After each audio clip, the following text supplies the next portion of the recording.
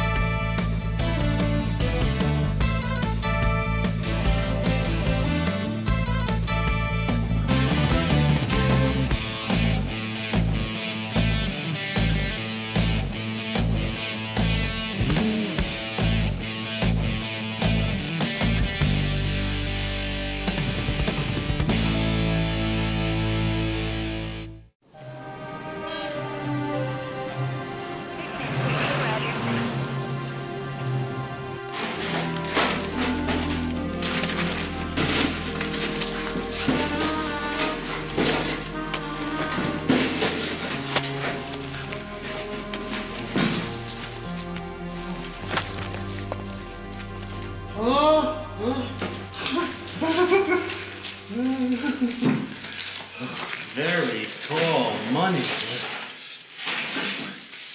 Like 200 G's. The last time I saw this much green in one place, it was that big vacuum cleaner thing in Vegas. That's right. At the dunes, they had a naked lady swimming in it. The beauty part is, we don't have to fence a nickel of this. It's all 10s and 20s, US bills. Easy to pass. Vance, you're a genius. Tomorrow night, Mimi and me, we're gonna be strolling through the mall like royalty, and I'm gonna pick out something nice for you. Just put it back. We're 8 minutes behind.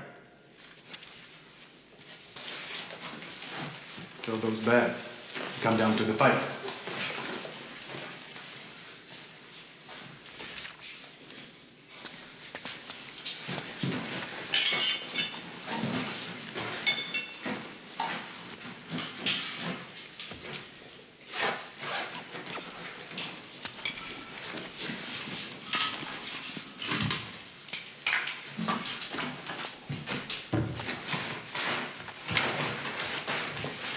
Forgot my smokes. Murray, crying out.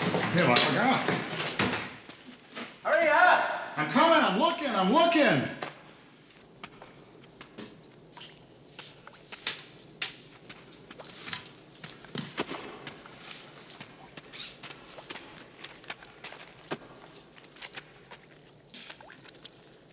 Hurry up! Tommy, 10 feet behind you.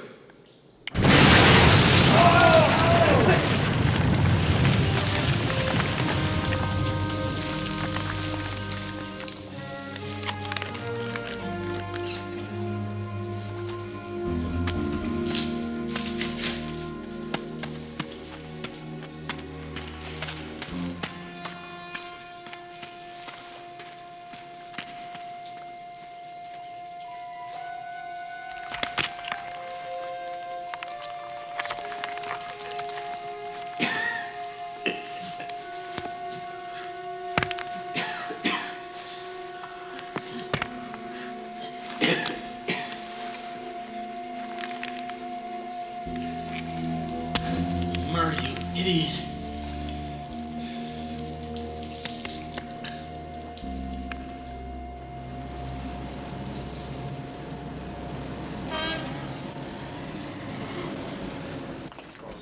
Thank you.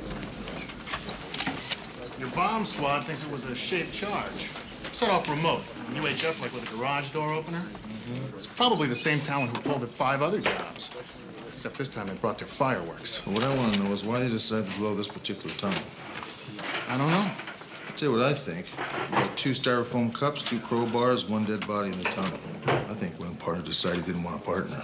But why suddenly decide to hassle Harvey Falk? He's the backdoor money here.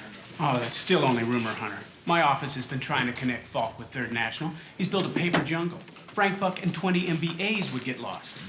Yeah. Well, thanks. You know what I think? This is Falk's bank. The lucky one is the corpse.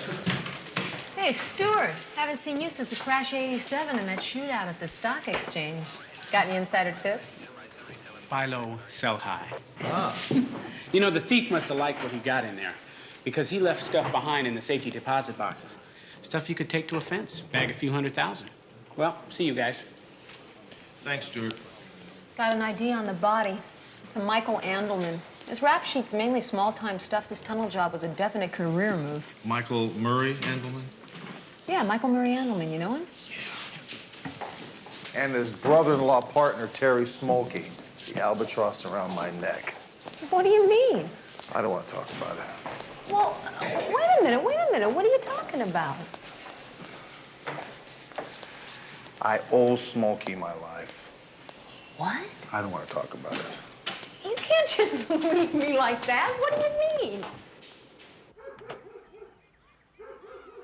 For 3 months you come home covered in dirt, you won't tell me why, and now it's all over the front page.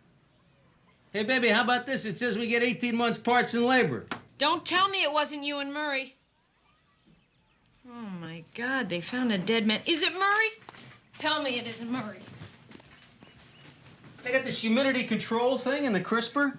You break a stalk of celery, you could go deaf. 3 days ago, I had a dream something terrible was going to happen. In my dream, I was going bald, but it's the same. I don't hear you saying I'm crazy, Terry. How could you let my brother-in-law die in the sewer? I didn't let him die.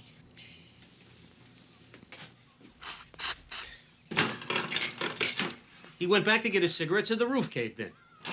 Believe me, baby, it was an accident. Oh, come on, how do you think I feel? I'm the guy who kept telling him to quit smoking. Oh, and when were you going to tell me he quit smoking for good? Thanksgiving when there's an empty chair at the table? Who got you two involved in bank jobs anyway? It's not your speed. This friend of Murray's you met, Vance, he'd pick out the banks, and we would do the digging. Third National was going to be our last hit, and then we were going to take our splits. And to top it off, I didn't even get the money. Vance made off with the haul from all 6 jobs, including a couple $100 grand in old bills. We owe it to Murray to get his cut for my sister. Nobody in this building ever rings the doorbell. These kids, they come up here, they take whatever they want. Beer, sodas. Cops.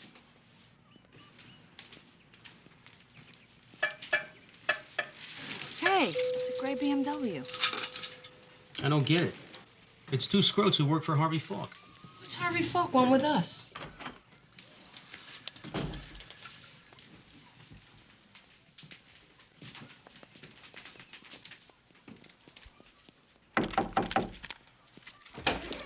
Gets! Oh, Hera! What a surprise! We apologize for not calling ahead, Terry, but we really do need a little contact. It's Mimi, right? We met once at a family weekend in Chino. Hi. Oh, Ma, you have done a lovely job with this place here, Mimi. It's subtle, yet still mighty comfy, you know? Yeah.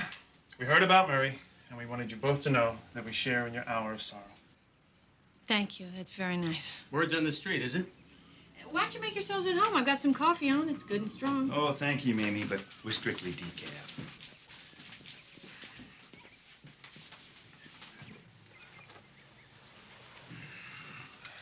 Now, as we mentioned, we both share in your loss, but unfortunately, Mr. Falk doesn't quite feel the same. Did Mr. Falk have something against Murray? No, not personally, Mimi. He was just upset because it was his bank Murray was robbing when he died. You robbed a bank owned by a vicious mob boss? Come on, guys. I'm not so stupid that I would rob a bank owned by Mr. Falk. No, the guy you want is this engineer named Vance. But I swear, I don't know how to find him. What a surprise. Mr. Falk gets his money today, or we're going to express mail pieces of your body to every state in the Union. Well, we'll let ourselves up. Mimi? Nice seeing you again, Mimi.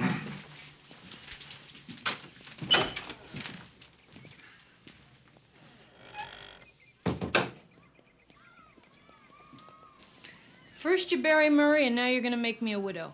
Go get our shares from Vance. I'm packing our bags for Cuba. I wasn't kidding, babe. I don't know how to find him.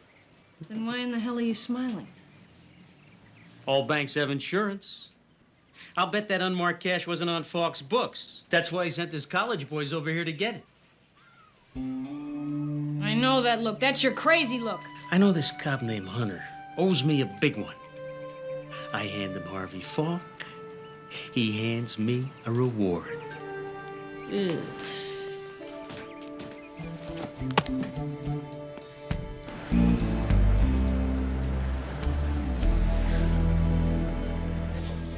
Smokey's ducked out on his last previous address. I have no idea where he is. Yeah, ditto on Murray Andelman. You know, those guys have only been off parole for 5 months. That's an awful lot of moving around. You remember Duckworth down in Records, don't you?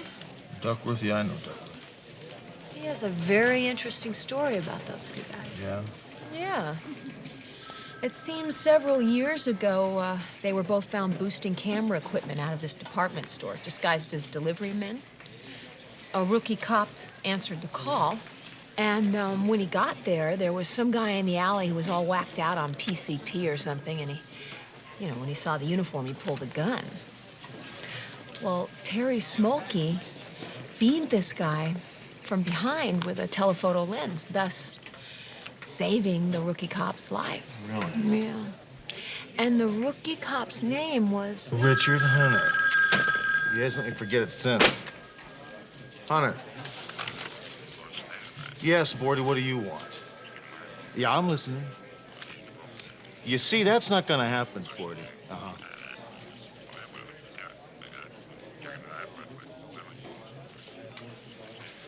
All right. Give me the address. Yeah. Yeah, you got a deal. I said you got a deal. You just made a deal with Sporty in less than a minute. Yeah, well, you see, Sporty's in the agent business. He just signed Terry Smolky. You found him? Well, actually, Terry found him. To negotiate. Do I smell a payback here? Hey, look, you can smell what you want. I'm gonna run this address. Oh, and listen, do all of us a service and do something constructive.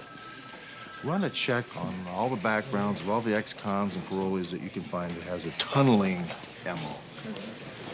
Say hi to Terry. Yeah, I will.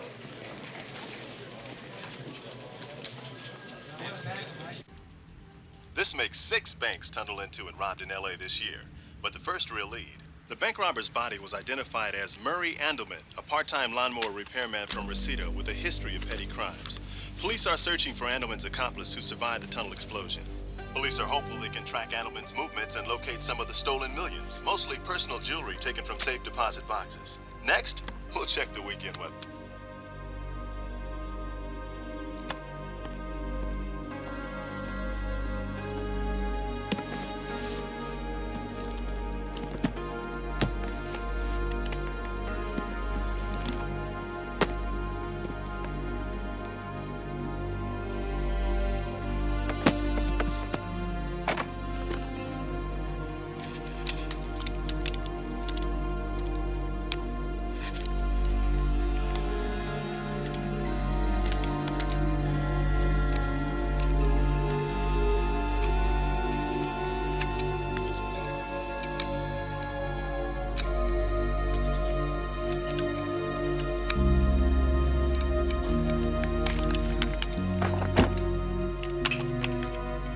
All I have is pimento spread.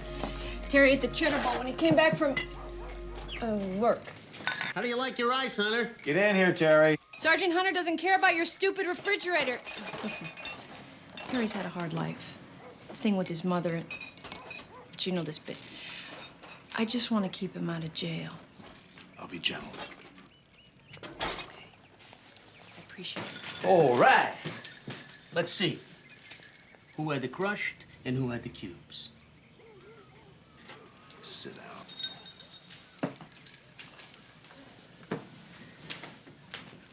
Isn't this great? To be able to sit here among friends, to breathe the air, to enjoy a chill drink. Life. It's really something, isn't it?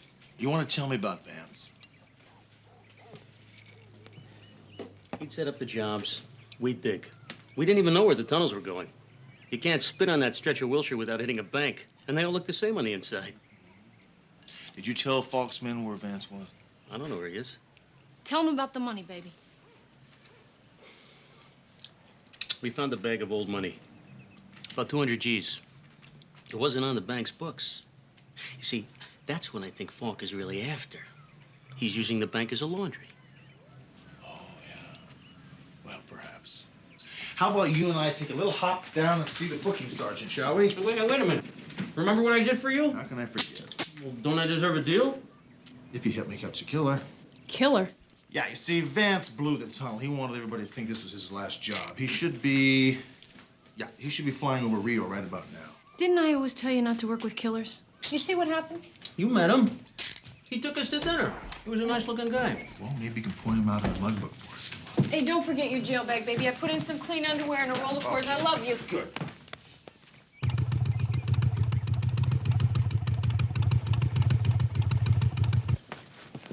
If it's possible, we always try to keep Terry out of Parker Center. You know that disinfectant they use? Yeah. His skin breaks out. Oh, well, let's monitor that.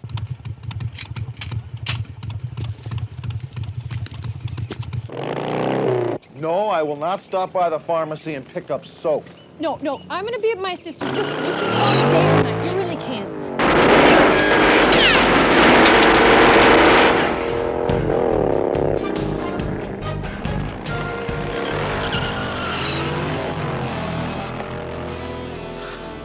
I'll bet my last nickel it was that damn Vance again. And no, we're not even. I saw him coming a mile away. Come on. Mrs. Smolky, don't worry about it. Hunter's going to be there. He'll be able to hear everything. Right. Okay, look, I'll have Terry call you at your sister's apartment as soon as possible. You guys got better pictures of me. This one's got to be at least 10 years old. You're supposed to be looking for pictures of Vance. Not here. I told you, he's never been inside. Okay, Terry, it's all set. All you gotta do is just let him talk.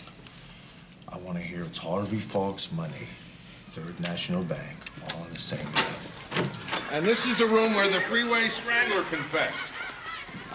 But it's in use right now.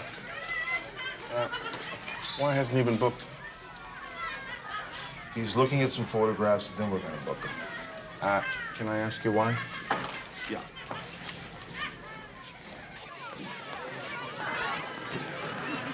What are all the squirts doing here? The little darlings are all from St. John Blazes. Commissioner's brother's a priest down there, and I got elected to give them a tour. Don't bang on the machines, kids! Kids, don't bang on the machine now. You all right, Charlie? Sure, I'm fine. Listen, the Feds got us a possible ID on Smokey's accomplice. Vance? No, Wojciech. Milos Wojciech. He's a Czechoslovakian national. Wanted on the continent for murder and a string of tunnel jobs just like these. I'm still hungry. Well, just hang on now. Lunch is at the morgue. The morgue, that's terrific. You take these kids in the morgue for lunch. Yeah, they got a great cafeteria there. Got that bone chicken teriyaki. Don't spoil your lunches, kids. Kids. So why haven't we, booked Terry Smokey? It will be a bit more, Mr. Falk. Harold, if you can't get it for under 100,000, it's not going to hang on my wall. It's a rare master, Mr. Falk. It's only a bunch of damn flowers on a table. Well, the rare flower. All right, 100-year-old flowers. Offer 'em 90. I want an answer by 6 o'clock London time. As you wish, Mr. Falk. Thank you, Harold. You look too serious, Getz. Some unsettling news on Mr. Smokey. What's he done now? 5 minutes after we had his line interdicted, he made arrangements with the middleman. Interdicted? We placed a surveillance device on Mr. Smokey's phone. It appears the middleman was successful in arranging a tete-a-tete between Mr. Smokey and a Sergeant Hunter. What cop would have anything to do with Smokey? Our sources tell us Sergeant Hunter's a bit of an overachiever. And Smokey is a little bughead who's going to try to play both ends. Go back to his place and interdict his ass until he talks.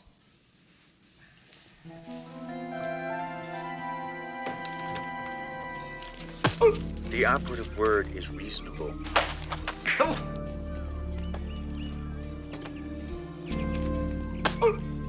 Us with you. You with us. You'll feel better once you've made a clean breast of it. Ow! I told you. I don't know how to fight for this. Shut up. As far as Hunter was concerned, I was just jerking him around to buy some time. Please. Please.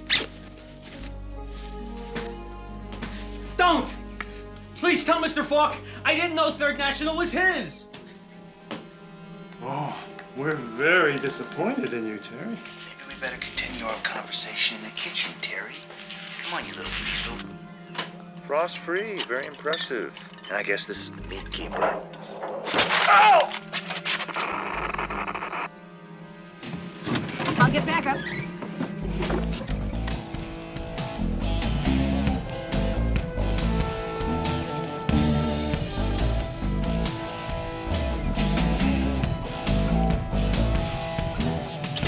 Terry!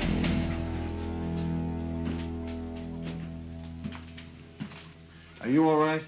Yeah, just bent the finger. You must be Sergeant Hunter? Yeah, that's right. You want to press charges? You know, home accidents claim more lives than our nation's highways. Think about it. Sergeant, it's broken, and I'm not surprised. You know, these A40 models, they've been around since the French Connection. Guess the mayor wasn't kidding when he said we needed new taxes. Yeah, why don't you take a hike? Let's go, move. You're supposed to be settling the debt between us. And you let Falk's college boys bust up my machine. I don't care about your machine. You know, I was 21 before I stayed in a nice motel. It was real hot. And they had this big ice maker down the hall. And you could take all you wanted. And right then I knew, someday, I'd have my own.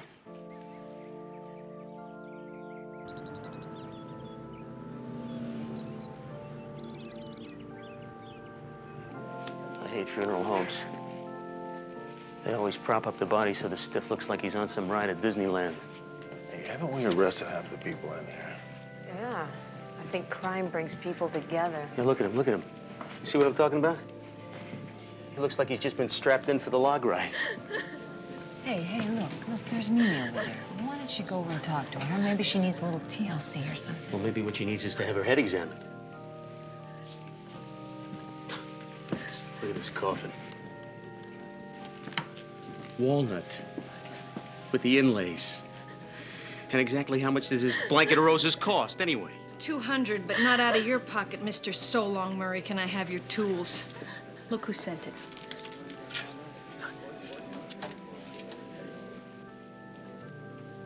Solly.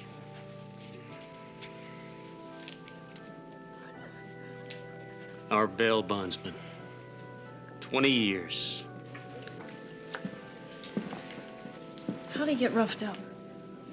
Two of Falk's men. I'm very sorry about that. Yeah, you know, we're still trying to figure out Oh, the throbbing. Oh, well, sorry, I just blacked out there for a second. Are you okay, baby? Yeah, I'm okay. And what about this Cadillac you got Murray parked in here, huh? That probably cost a small fortune, didn't it? Do you think I'd go cheap on my brother-in-law's funeral? He's dead. We could bury him in the refrigerator box and you wouldn't know the difference. You'll be in it. Hey, look, why don't we go to the back of the chapel? Maybe you need to cry or something. Good idea. Hunter, it's not her fault. Ever since we were married, I've done nothing but spoil that woman.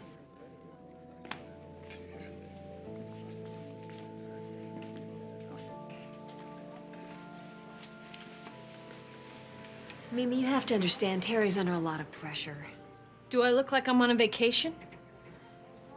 I'm sorry, it's just that living with Terry is crazy. He always says the next job's gonna be the big one, and it never is. Yeah, well, maybe if you went straight, your life could be a little easier. Don't you think I know that? No, Terry thinks he's Al Capone. You know the only time he ever pulled off a good job? He ripped off a coin shop. You know what that idiot did? He hid 30 grand worth of Morgan silver dollars in a barbecue pit. A week and 5 T-bones later, we had a river of metal running down the patio.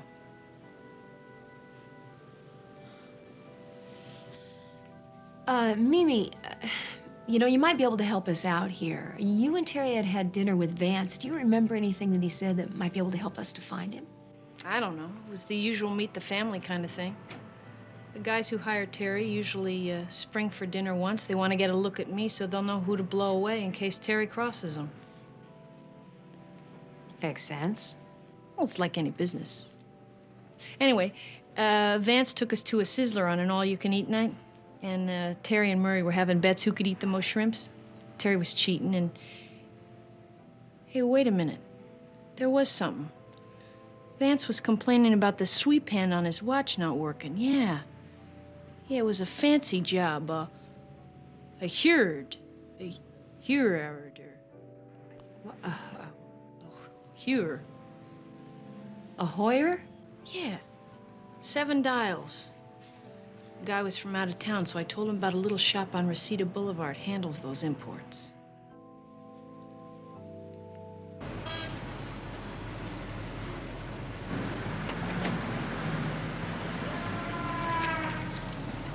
I have Vance's address. So do O'Hara and Getz. They were here a half hour ago. I wonder who told them. Good work. You better get over to Vance's.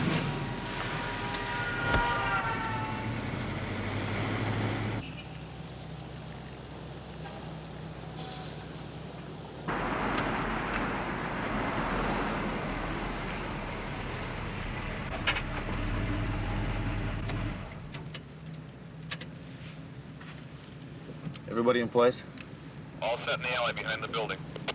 Good, I'm going in. I'll stay here with your buddy. Right.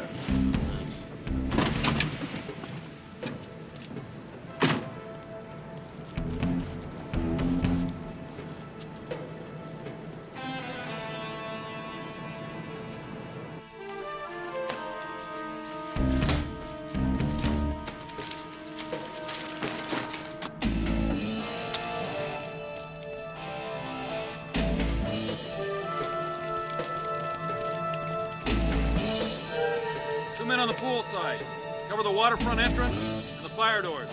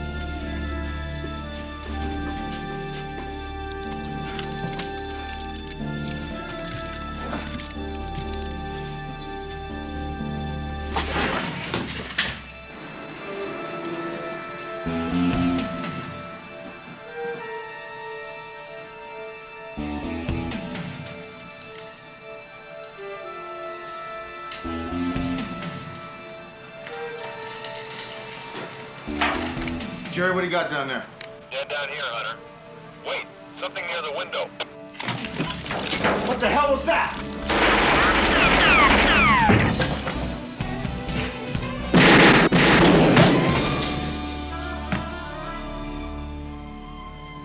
You all right?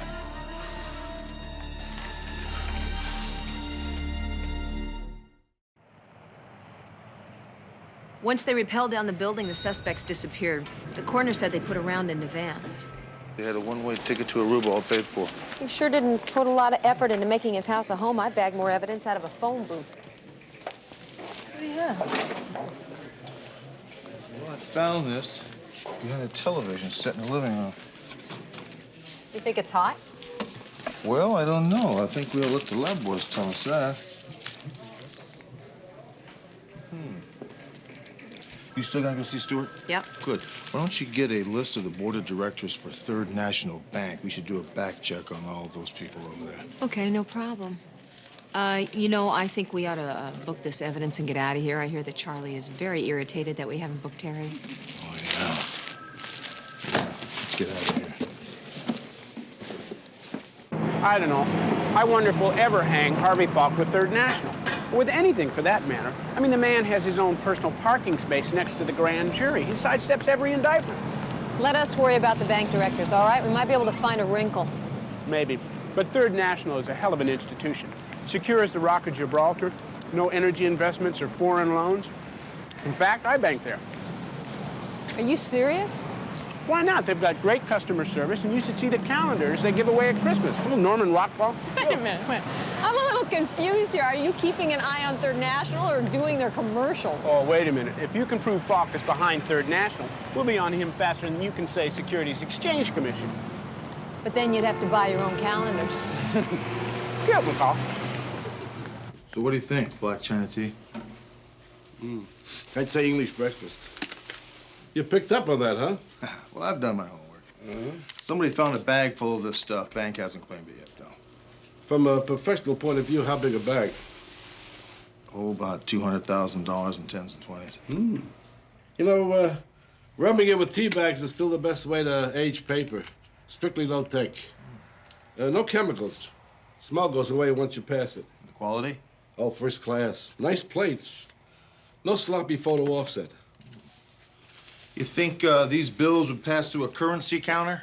No sweat. More professional curiosity. Where'd you find him? I think it was Third National Bank. Not Harvey Falk's bank. I got a bid in for their Christmas calendars. Big order. 50,000 pieces. You can put a good word in for me. It's a lot of calendars for one bank, isn't it? Harvey's got two. Third National and Cahuenga Thrift. But he's a tightwad. So you tell him for me I never paid my bid. Okay? Okay. Okay, thanks.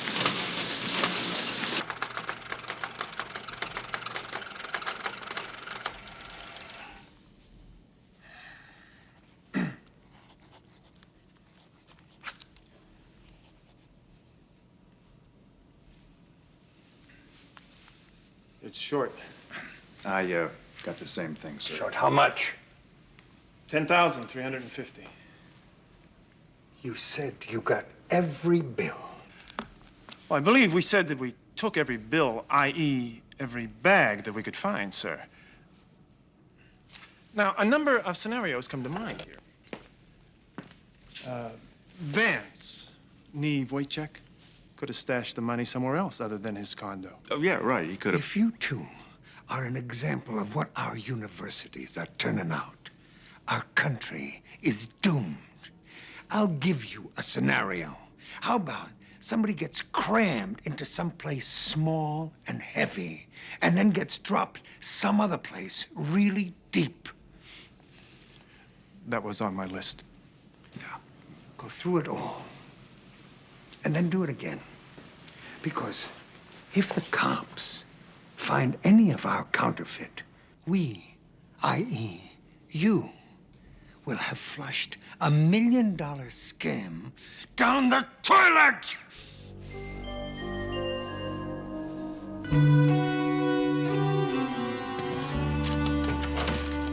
Hi, Terry. Hey, Hunter.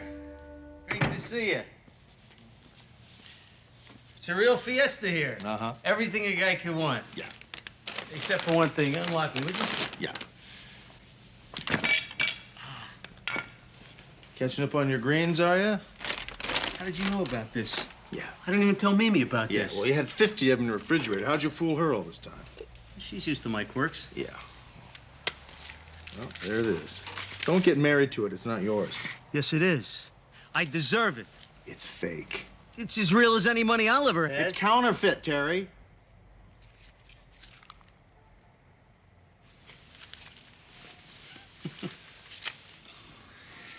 You know, I was wondering, lying here knocking back the champagne, what's Hunter's angle? He's got Vance. He can figure out who's got the swag. Why am I still on the loose, relatively speaking? What's he got in mind? Now it comes to me. This is Falk's funny money.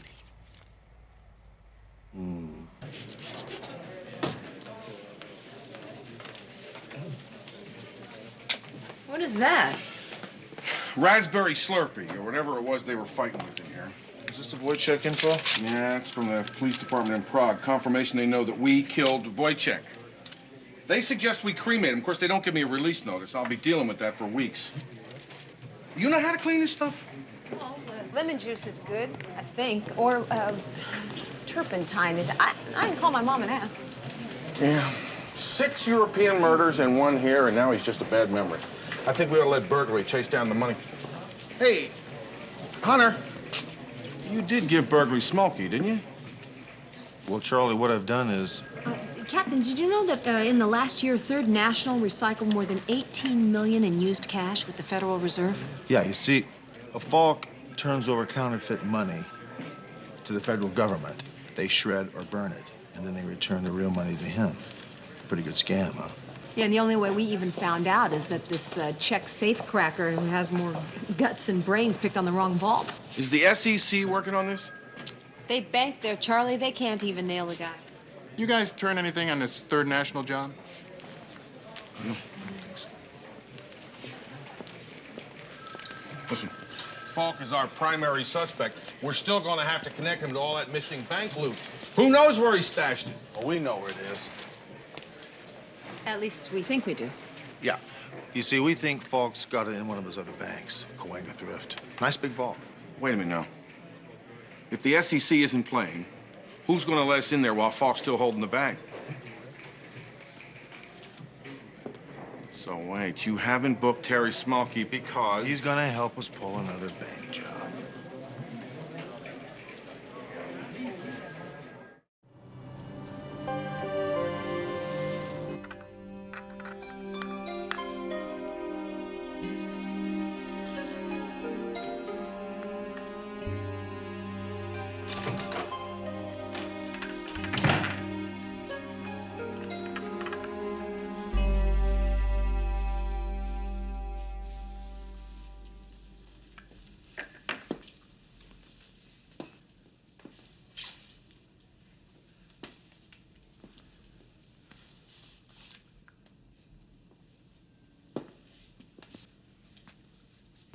You have mind-bogglingly bad luck. Just when I want a dog to kick, here you are. And you got some money missing. I'd like to help you get it back. You're a very generous man.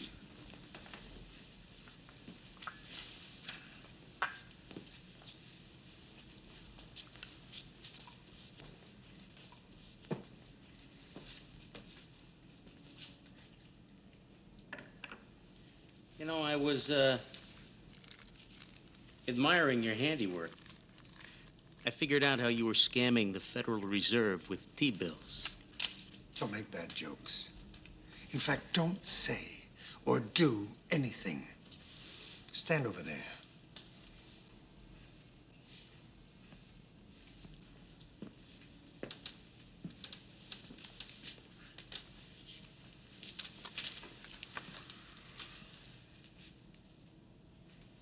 Yes, sir. It's one of ours from the Third National lot.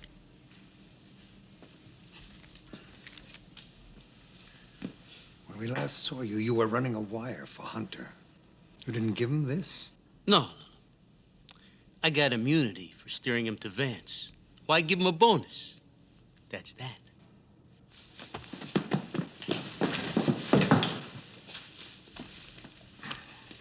And this is this. How much was this supposed to cost me? 1,010,000. It's not a bad deal. You can afford it. And you can't afford to have me give any of those to Hunter. What's to keep me from planting you right now? You know, sealed envelope to my attorney in the event of my death. Sent to the police. Like that.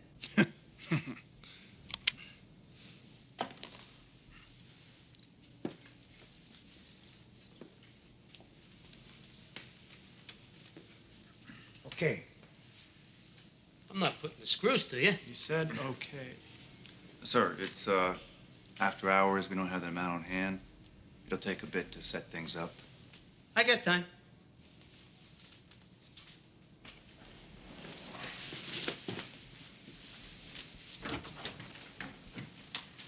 I rate the reliability of this man on the low to nil side. $1 million was Hunter's idea. The 10 grand he couldn't resist. I'm gonna close out our operation at Coenga Trust. Let the lawyers take the flak. But we have to do it fast before Hunter knows what's hit him.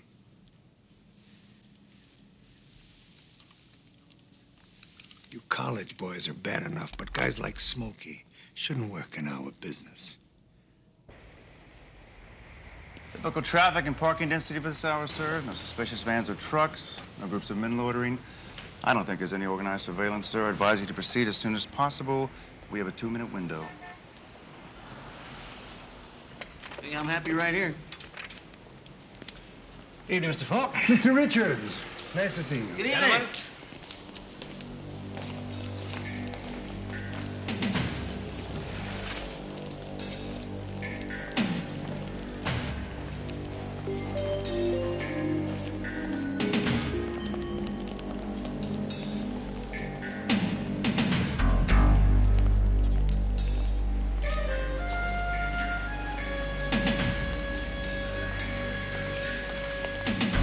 You to come down so late, Richards. I appreciate it. No problem. I realize I'm the only one who can override the time lock.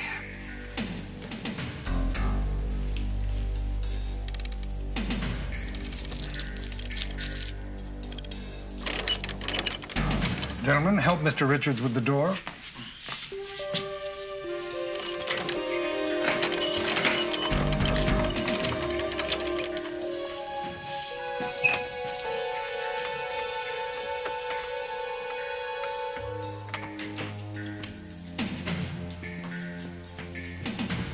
Don't you love the smell of money?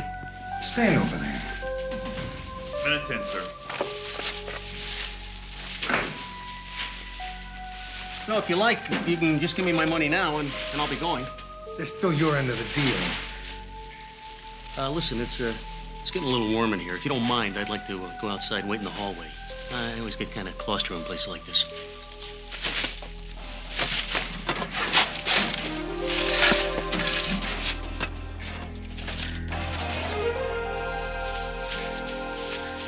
Go, take him with you. I'll get the funny money. Let's go. Come on. Hold it, Falk, right there, please! Get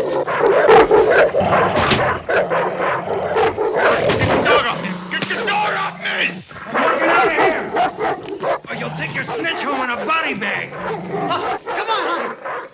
You can't do this to me! Hey, you can't do this to Mimi! She can't be left alone. She's got a lot of good years left! Quit whining and go out like a man. I'm warning you. I will kill him. Oh, come on! You owe me! You owe me! Hey, let the weasel go. It's okay. You can always get him later. Let him go! You can't do that, Terry. It's against department policy. I'll get in trouble. Trouble? What are you talking about? What are you talking about? Quit moving around. Department policy? This guy's getting ready to blow my brains out, and you're talking department policy? Listen! Ow! Hold it! Give me that. Cuff him. Get your dog off me!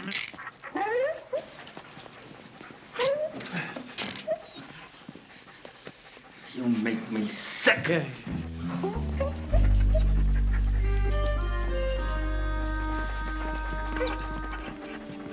Give me a second. I gotta tie my shoe.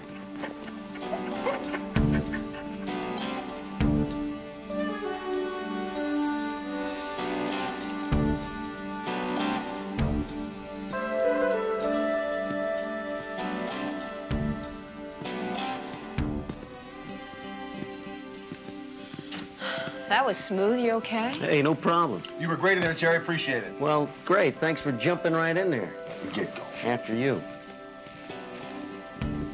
Oh, Honor? Now we're even.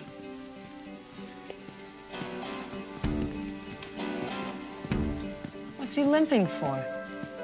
You see, he's got a diamond stuck on the bottom of his shoe.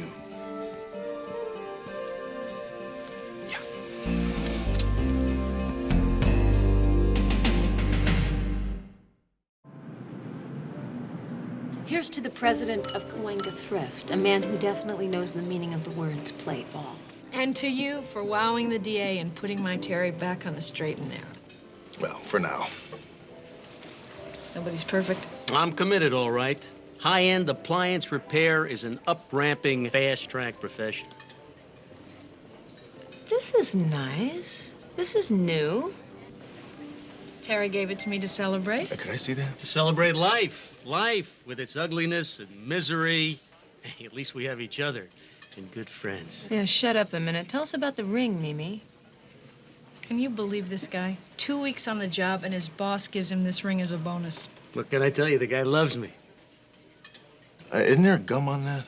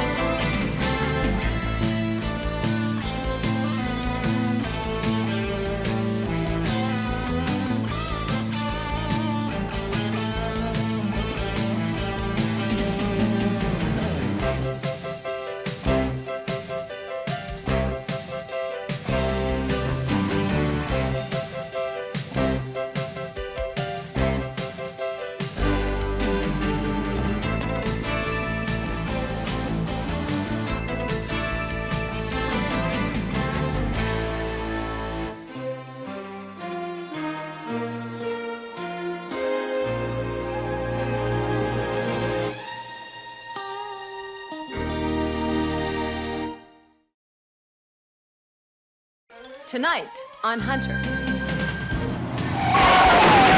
Coroner says Gordon was murdered about 10 o'clock last night. Is he dead? He was shot. You're accusing Dana of murdering her own husband. Didn't do it. But what if they're more than partners? What if they're lovers? You know, if I said something like that about McCall, you'd deck me. Your husband was killed in the line of duty. I thought I'd gotten over that. I want police protection. Hunter! Have a good night. Maybe he found something that got him killed.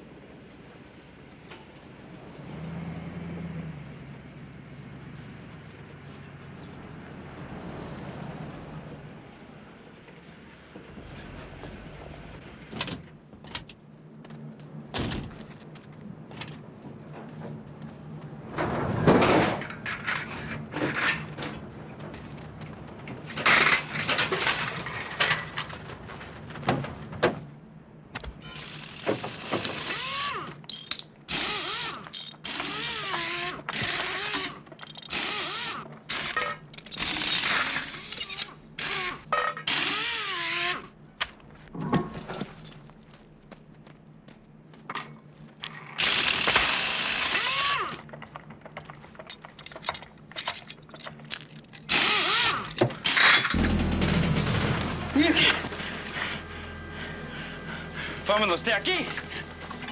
Get out of here, man. Come on, come on.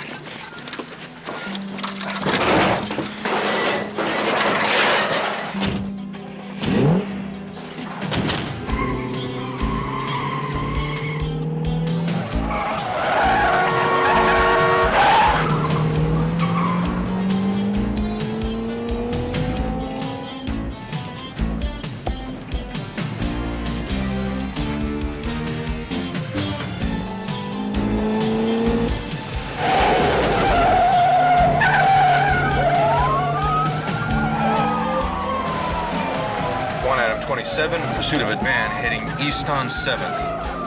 Roger, 1 Adam 27. Air unit assistance is on the way. Come on!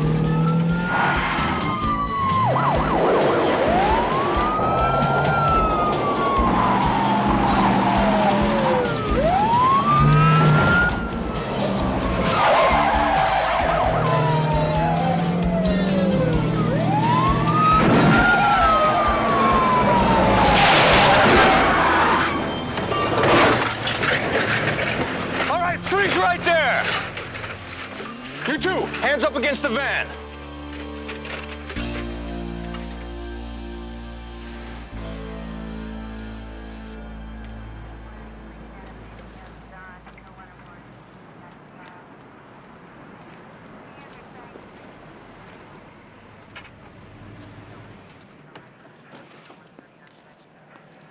What do you got? 187. Any ID? 44, get back to 4 Adam 32 at Imperial and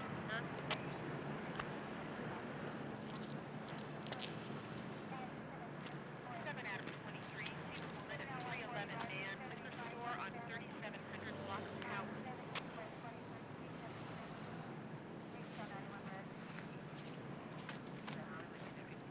7 L 28, meet the guard near Market loading dock.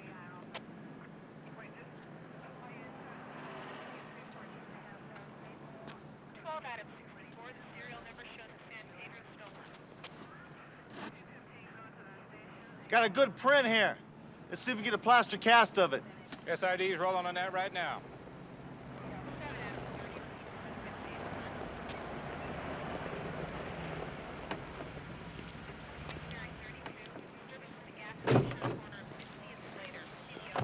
Hey, I got something for you. Sergeant Hunter.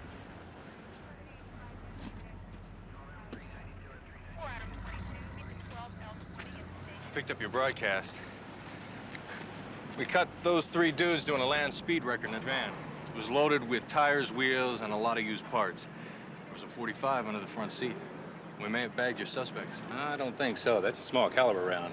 Yeah, he's been dead for some time. Rigor mortis has set in.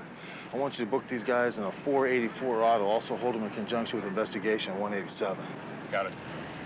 The murder of INS agent Gordon Lynch. Isn't that Dana Lynch's husband? Yeah, I'm afraid it is.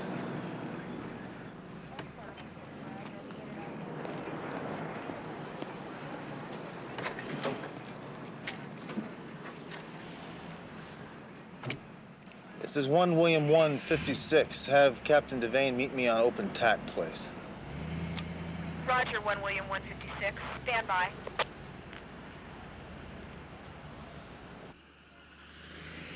Did you get him on the radio? All right, thanks. Dana's on our way in.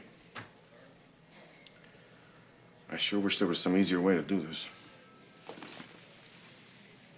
I've known Dana since the academy. I'll tell her. Okay.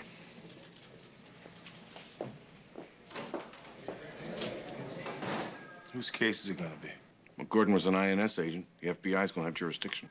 Charlie. I think maybe I could talk them into letting us share it, huh? I'd like to keep this one in the family.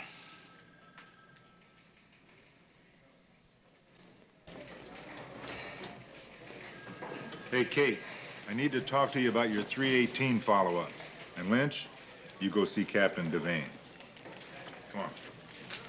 I'll talk to you later. Yeah.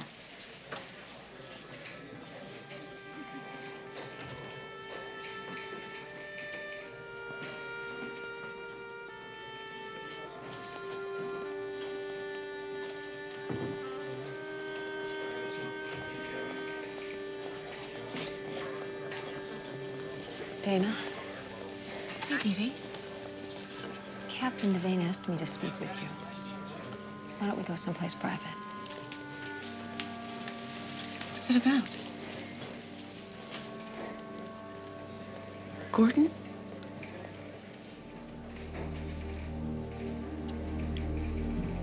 Has Gordon been hurt?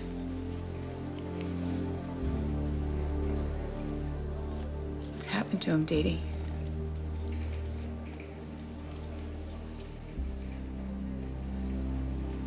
He's dead.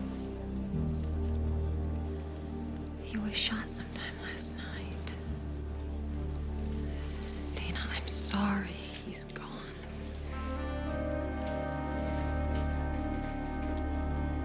Okay, the coroner says Gordon was murdered about 10 o'clock last night. Now, if he was working in the garment district like you say, how did he wind up at the First Street Bridge? I don't know. He radioed in his location about 9. He didn't mention what he was doing there. Now, Gordon was investigating a company by the name of A1 Employment. They're day labor brokers. They supply workers to the garment makers. Gordon suspected A1 was tied into a Coyote pipeline, but he didn't know how. Well, this list of companies that A1 supplied to, half of them have check marks and dates next to them. What does that mean? Gordon pulled surprise inspections on those companies. He was hoping to find illegals that A1 had passed off to its clients. Maybe he found something at one of the companies that got him killed. Maybe, but I have a hard time believing anyone got the drop on Gordon Lynch. He was the best new agent I'd worked with in years. Tell me, is there anything else you can think of that might help us with our investigation? Last night, our radio dispatcher got a call from an Officer Ellis with the Vernon Police Department. He said he wanted Gordon's location for a meet. Said he had some hot info. What time was that? About 9:30 last night. I checked with Vernon PD this morning. They don't have an Officer Ellis.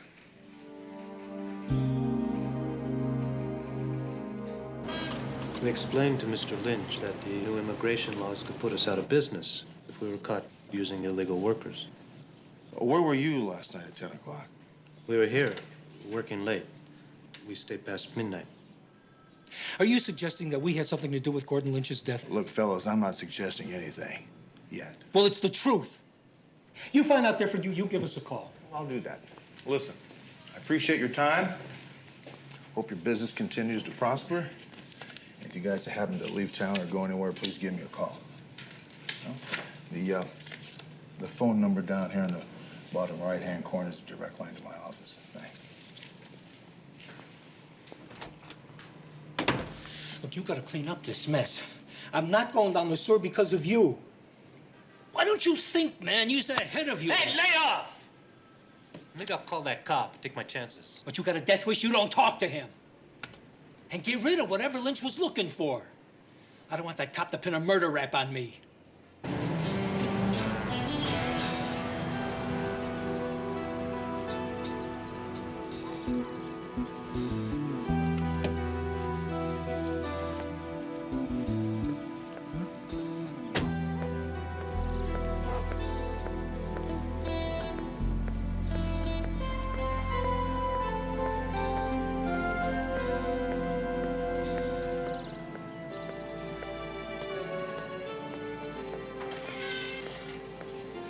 Hi, Glenn.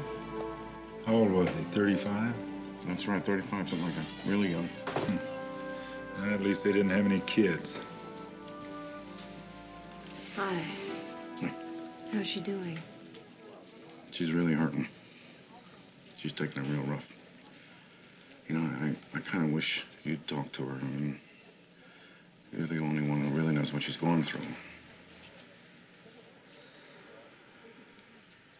Yeah. Thanks. Thank you.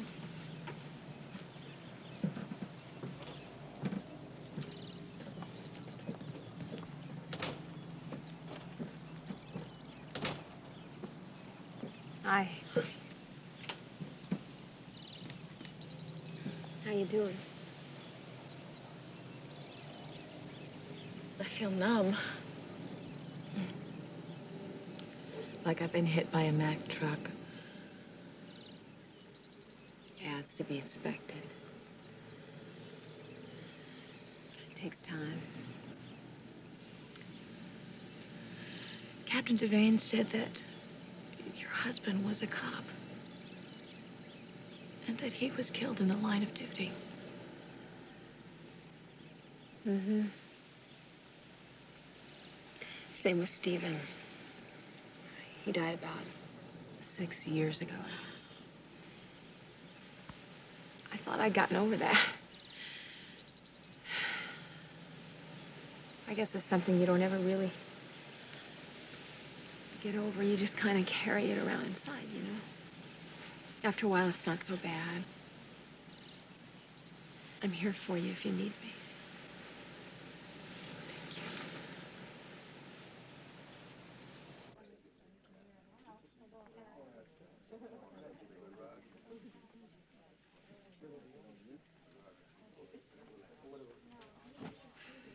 I've never seen a guy so happy to transfer to INS as Gordon. How long was he in the Border Patrol? 6 long years. He was wasted there. Gordon was smart, ambitious, paid attention to detail. The kind that gets promoted. That's what makes this whole deal so rotten. This the first agent you've lost? Hadn't even been with us a full month. Killed on his first assignment. What the hell? Call me if we can help. Thanks.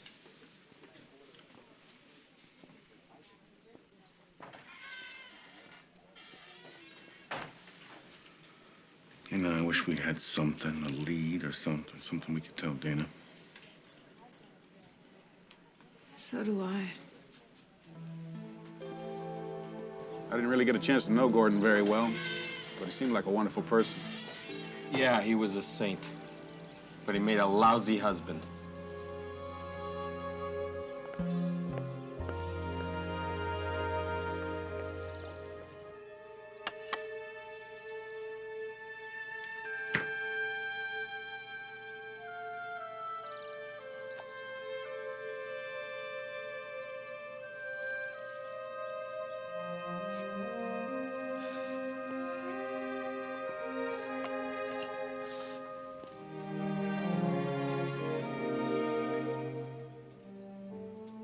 You shouldn't have stayed. Couldn't leave you like this.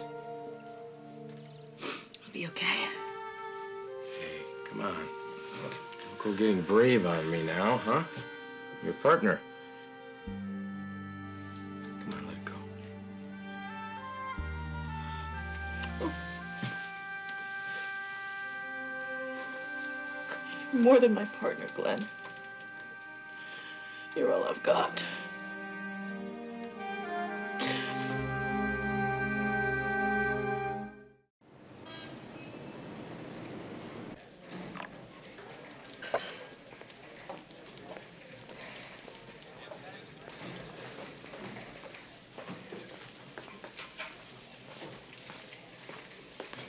You ran awfully early this morning, aren't you? Oh, I just figured I'd get down to business here. You know, I hate to feel like you need to take this load by yourself. It's not that.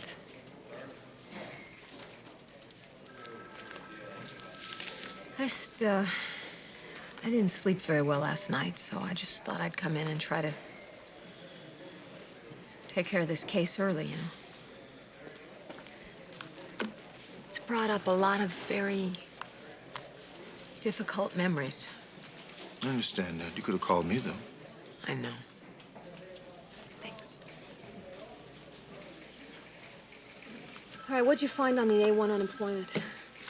Well, Rojas and Chavez are guilty of something. What? I don't know. Yeah, well, I've been sitting here checking through our files, trying to find anything on their clients that might be able to tie them into Gordon's death. That's a good idea. I'm going to visit the last company Gordon pulled an inspection on and work my way back to the first. It's gonna take a long time. You got a better idea? No, it's just that I think the sooner we get this case figured out, the better off Dana's gonna be.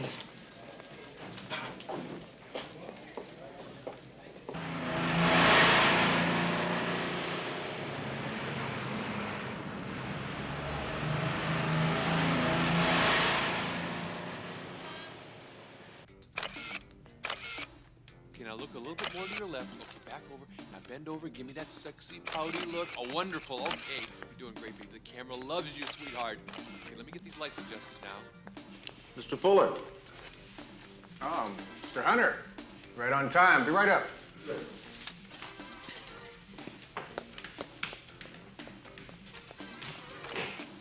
How you doing? Fine, thanks. Like to meet her? Right after we have a small chat.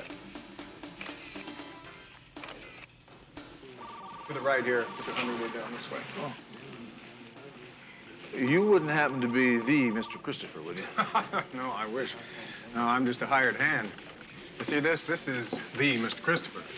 Computerized design plotter, model 6100. 5 years ago, Mr. Hunter, this company hired me to open this plant. They gave me 20 employees. Now, I'm proud to say that we have nearly 1,000 in various shops around L.A. My office is this way. Gordon Lynch of the INS pulled a surprise investigation here about, 3 days or so ago. Did he happen to hit you with any citation? No, we passed with flying colors, but that was just a partial inspection. What do you mean partial? Well, all he really wanted was the citizenship papers of any workers that were sent over here by A1 employment. Let me tell you why. No, I just figured that A1 must be playing fast and loose with the new immigration laws. So the next day, I just pulled the plug on them. You think that they might have been trying to slide some illegals in on you? Oh, I don't know, but I do know the times have changed. In the old days, every rag manufacturer in L.A. used illegals, and if they were busted by the INS, so what? But it's different now. Employers can catch up to thousands of dollars in fines for each violation. We don't need that kind of grief. What did Chavez and Rojas think about that? They squawked loud. I just said, thank you very much, gentlemen, but no thanks.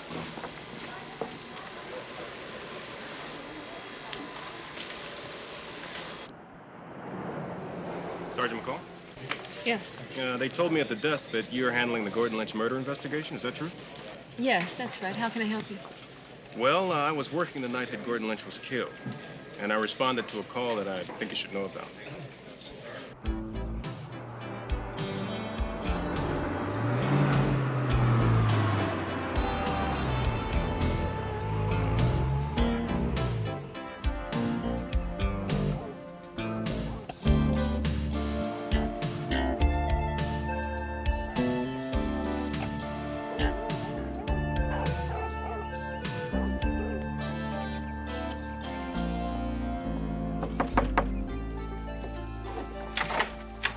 Robert Goodman?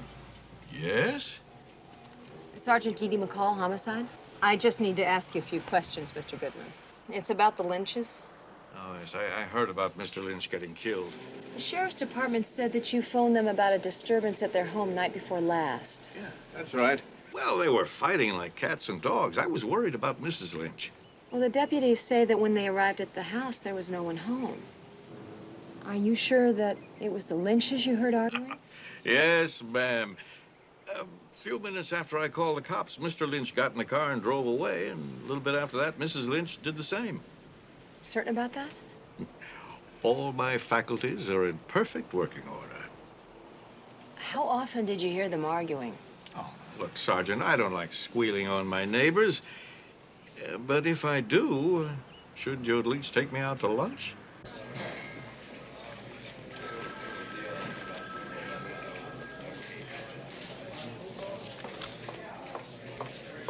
Hey, where you been? I called you an hour ago. Medical records. Been going over Dana Lynch's file. There are quite a few things she has not been telling us. You know, like what? Take a look at that.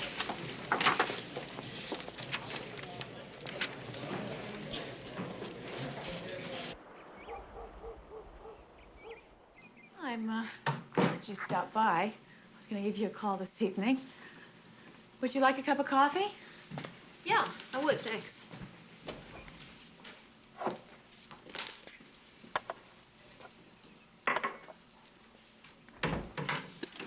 Dana, I have to ask you some personal questions about the kind of marriage that you and Gordon had together.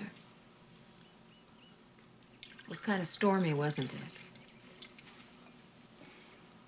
Gordon and I had spats, no different than anyone else. The sheriff's department has been here 11 times over the last 3 years. Your medical records show that you had a broken finger, 2 fractured ribs, scalp laceration requiring 12 stitches, and a broken nose. All off-duty injuries.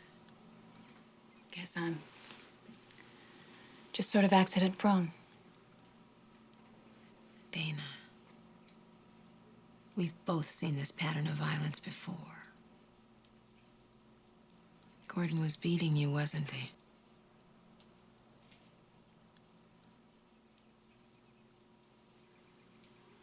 I'm sorry I didn't hear you. Yes. He beat me.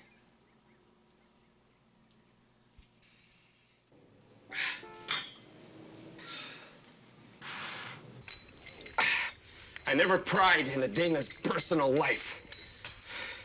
I don't know what was going on between her and Gordon. Oh, come on, Glenn, don't give me that. You spend 8 hours a day in the same patrol car with the girl. You know what the hell was going on. It was none of my business, all right? And when she was too beat up to come to work, you arranged for her to take some special days off. You even carried a workload for her. All right, I helped her out. So what? How long had Gordon been beating her up? From the time she got out of the academy and became a patrol cop. He was jealous. Tried to get into the department himself, and he failed. Took it out on her. Gordon said that I lorded it over him. That I made the police force and he didn't. He would get angry and he would hit me. Initially, I felt very guilty and confused, but then I realized that this was just an excuse. That he liked hurting me. Why didn't you leave him? I was afraid of what he might do to me.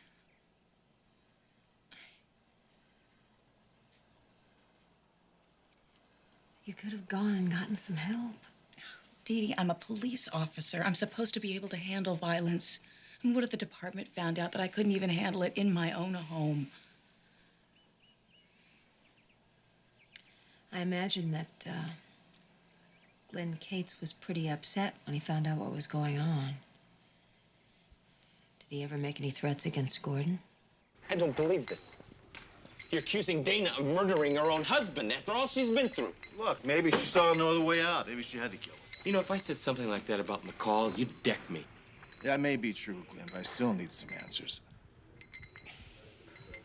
The night Gordon was murdered, Dana and I met at the pit stop for drinks. She was with me all evening. Are you sure about that? Yeah, I am sure about that. You know, instead of accusing Dana of all this, why don't you get up off your butt and find out who the real killer is?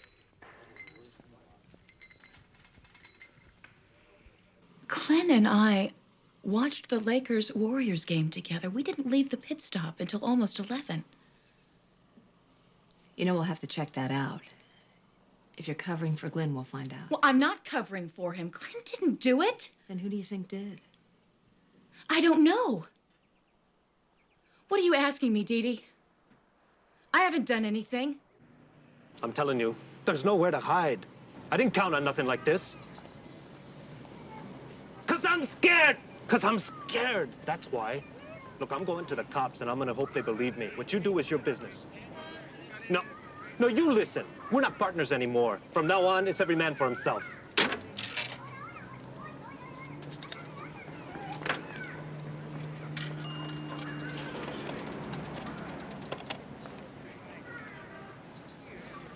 Hey, give me a homicide. Sergeant Hunter.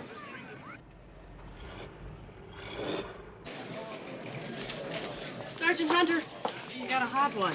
Mr. Augustine Rojas wants to meet with you. Said he knows who killed Gordon Lynch. Said he'd be at this address. That is a hot one, thank you.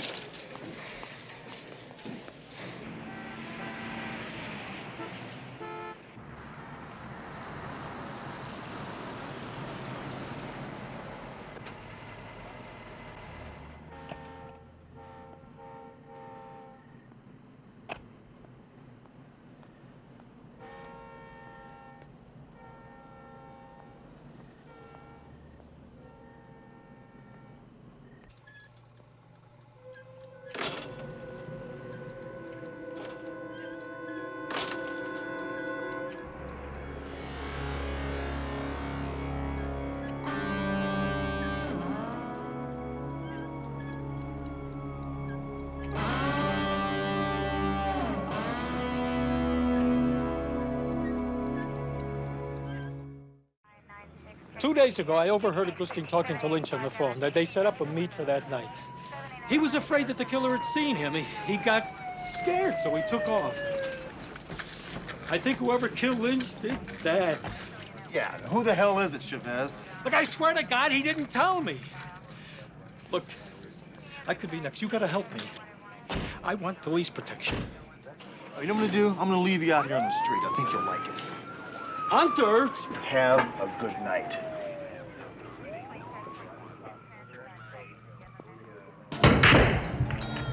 Did you see this couple here the night of the Lakers-Warriors game? It was 2 nights ago. No, but the place was jammed. Maybe one of the other girls waited on them. You want me to ask around? Yeah, would you please? Sure. Thank you.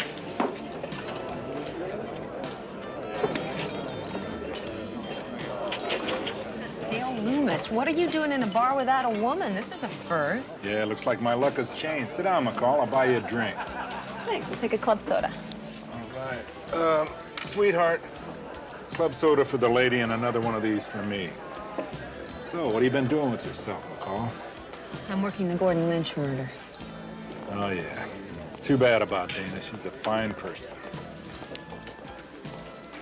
You know, Dale, if there's anything that you might be able to tell me on it, it certainly would help. What is this? IAD investigation? Could be. Well, it's not worth repeating, really. You know how rumors get started about male and female partners. Yeah, I know. So what happened? A couple of weeks ago, 2 officers were in the locker room telling jokes, being kind of raunchy. You know how guys get sometimes. Well, anyway, one of them made some cracks about Dana. Glenn Cates walked in, got an earful, and he just came unwrapped. Went for the guy. I had to break him apart before World War III broke out. Sergeant McCall. Yes. Linda said I should talk to you. Yeah. Why don't we speak over there? Sure. Thanks for the tip, Dale. Don't have too many of those. Medicinal purposes.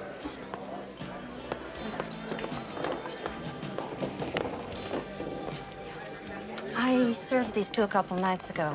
They came in and sat and talked for a while. Man got up and walked out like he was really angry. Do you remember about what time it was when he left? Yeah, just before my shift ended. About 9 o'clock. Thanks. Sure.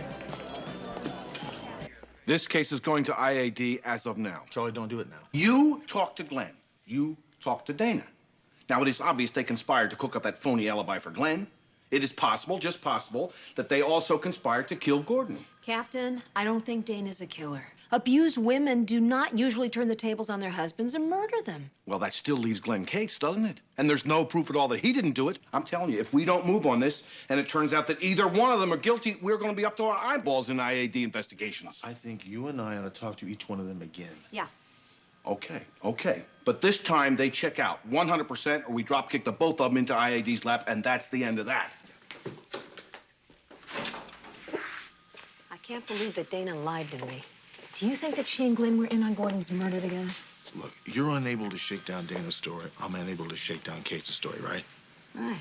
They're partners. They're trying to protect each other. That's what you and I would do. I know that, but what if they're more than partners? What if they're lovers?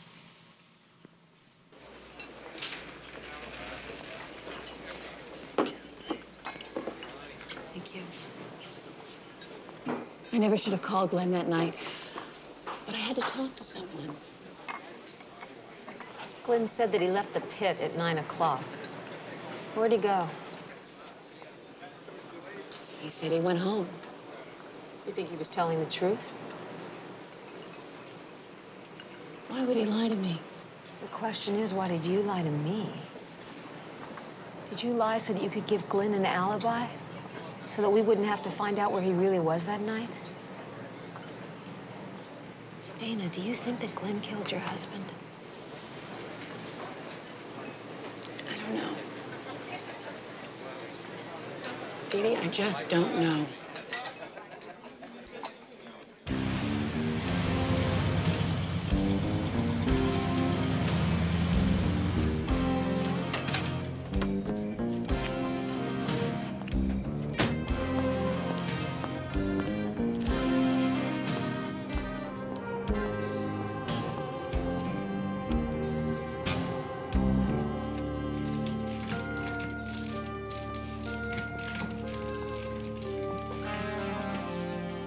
Hi, Glenn.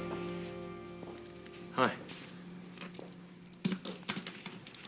It's a beauty. You do good work. Thanks. You into classic rods? You know, I checked your alibi the night Gordon was murdered. You left the pit stop at 9 o'clock, not 11. Where'd you go? Right here. Worked on the car a couple hours. I don't think so. You met Dana at the pit stop. That's when she told you that Gordon had been beating her. You left angry. You contacted the INS to find a location on Gordon. And you went to the First Street Bridge and you killed him. You want to run that one by me again? I think you killed Gordon, Glenn.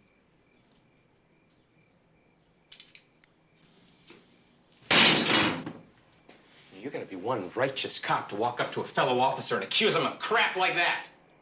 You having an affair with Dana? I wish.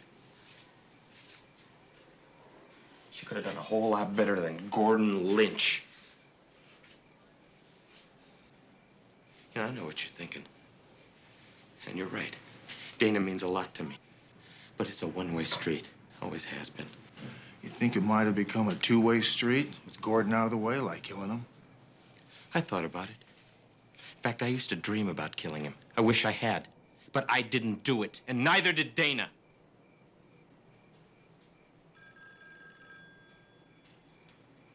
Can I get that? Yeah. Thanks.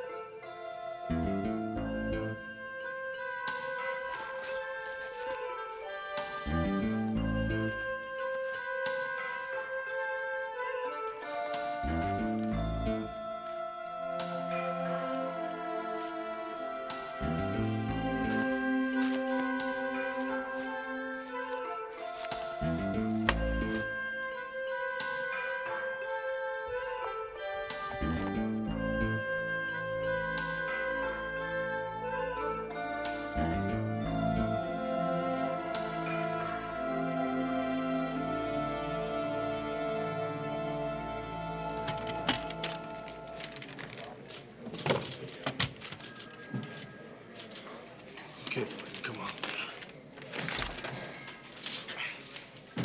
Thunder, this is stupid. What kind of case do you have against me? Boot prints that don't prove anything. It proves you were there the night Gordon was killed. Take your watch off. Come on. I did not kill Gordon Lynch. That's it. Oh, Glenn. You better get yourself an attorney.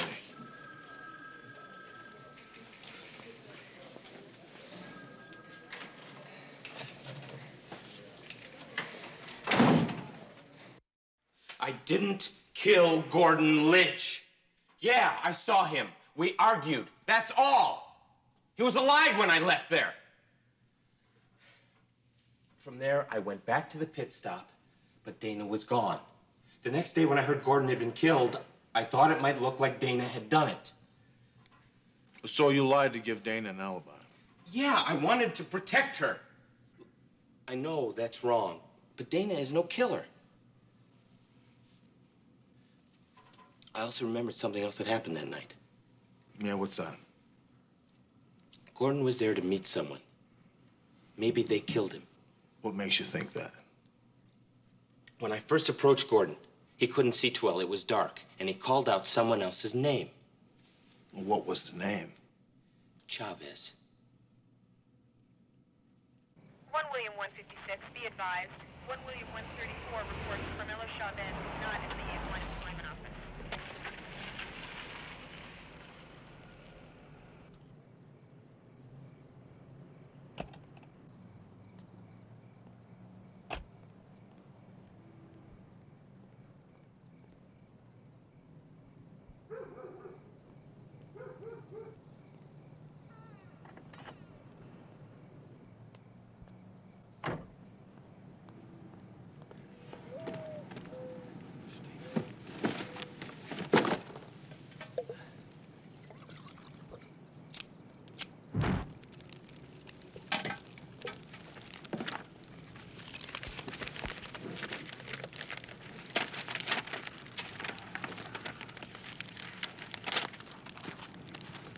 Just a second, Chavez. You lied to me. You said it was Rojas that met Lynch at the bridge. It was you, wasn't it? I was helping Gordon Lynch with his investigation. Look, I found out that Augustine had another partner. They were using A1 as a cover to smuggle illegals into the country. They made it look as if I was behind it. I confronted Augustine. He got scared and he decided to turn himself in. That's why I met Lynch at the First Street Bridge. Look, I'm not INS. All I want is Gordon's killer. I don't know, maybe his other partner followed me and killed Lynch after I left. Why didn't you tell me this before? Because I knew you figured me for the killer. I just decided to shut up. Well, you don't believe me now, why should you believe me then? You know what I can't believe? I can't believe you don't know who the silent partner is. Look, I swear I don't know. I broke into Augustine's place trying to find it. You got the papers there, huh? Augustine forged my name on a lot of them. He was setting me up to take the fall for him. He was my best friend for years. And now he was trying to screw me over. Why? Money. Augustine Rojas brought in over $4 million, according to these books, in 36 months, and he split it with a partner. He kept hundreds and hundreds of accounts on workers, and I would bet that most of them were illegal aliens. He had to be funneling them through the garment district. Skimming checks, eh? Mm-hmm. He charged the going hourly rate for day labor, and he wound up taking half of it for himself. If these workers were illegals, there's no way that they could even file a complaint. Yeah, we still have no idea who Rojas' partner is either. None. I don't think it should be too hard to find out. Though we find out where these workers are employed, we'll find Rojas' partner. Yeah. See if you can find a Jesse Rodriguez and a Lupe De Leon in here. Who are they? Employees of the month. You know I have always cooperated with the INS, but this is getting to be a little ridiculous. Come on, 2 inspections in 1 week? Most of the workers Rojas was running tabs on are still here on the payroll. We also checked their citizenship papers. Some of the best forgeries I've ever seen. You know about this? No, of course I don't know about that. Is it all right if I take a look at this? Why, now look, it says right here. Every one of these workers was supplied to us by A1 Employment. That means that either Chavez or Rojas is behind this. No, Mr. Fuller. We think that you and Rojas were the brains behind this. Rojas ran illegals into L.A., and you counterfeited their work papers in the company print shop. Why would I do something like that? Well, I think $2 million is a real good reason, don't you? You see, Mr. Fuller, we have search warrants, and we've looked at your bank accounts. We're gonna find the money. It's just a matter of time. Notify backup he took off.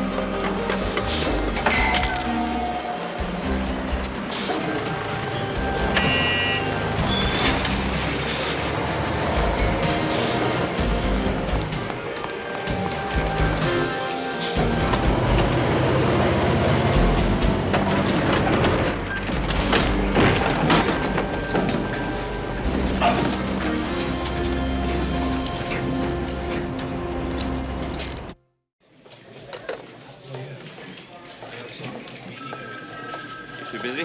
Hey, how you doing? Hi.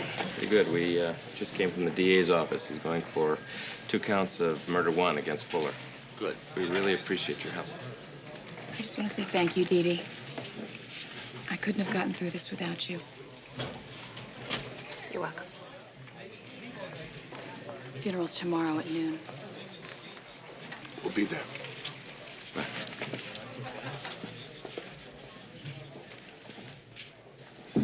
They're very lucky to be partners. Yeah, just like a couple partners I know. Well, thanks. No, I didn't mean us. Abbott and Costello. We're having a film festival at the Hurley Theater. Let's get out of here.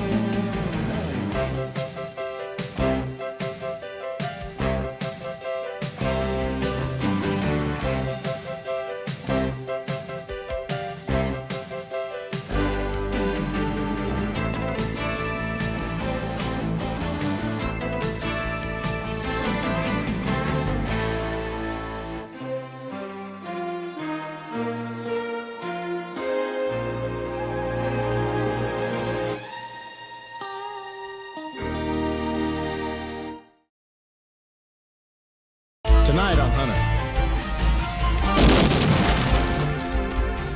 Well, these guys know you're a police dispatcher and that you work the swing shift. They're gonna kill me if you don't help. Whoever stole that burning barn's got a big job planned ahead.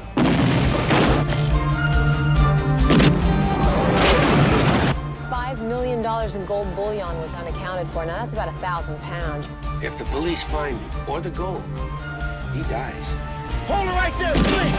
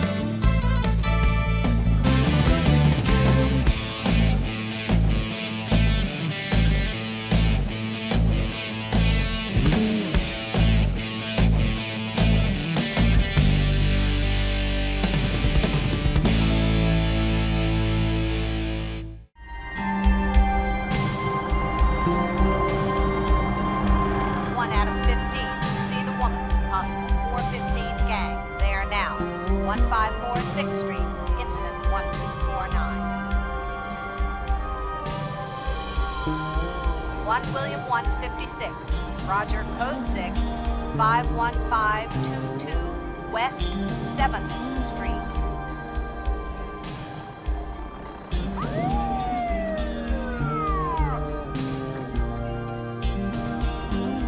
Adam 6, go to TAC 2 for Adam 24. Adam 6, go to TAC 2 for Adam 24.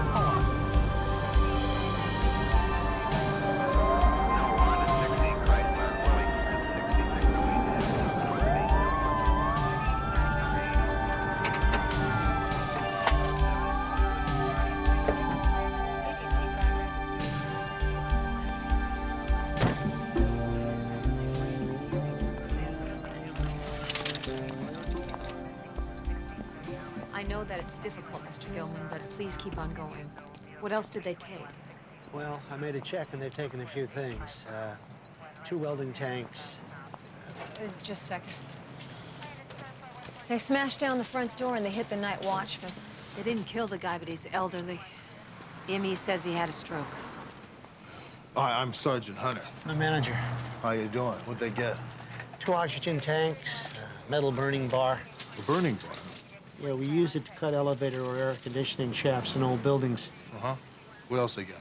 Box of goggles and masks, half a dozen ear protectors, and a sweet old guy who never hurt anybody. Thanks, that'll be enough for now. Thank you very much. We have a witness who saw the license plates on a large rental truck that was leaving this building. Well, whoever stole that burning bar has got a big job planned ahead. Yeah.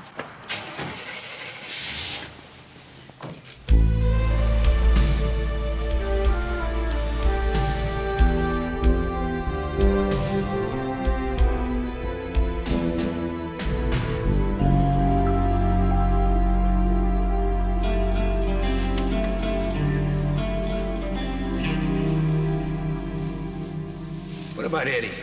Fine, no problem. Just gonna wave us through the gate. Uh-huh. You talked to our other friend. Just now. It's all set. We don't have to worry about the alarm. Well, that leaves our loose end. The guard inside. Just like you said. Take care of the guard's telephone, take care of the guard. Phone cable is buried. Can't cut it. So I did just like you said. How did the kid react?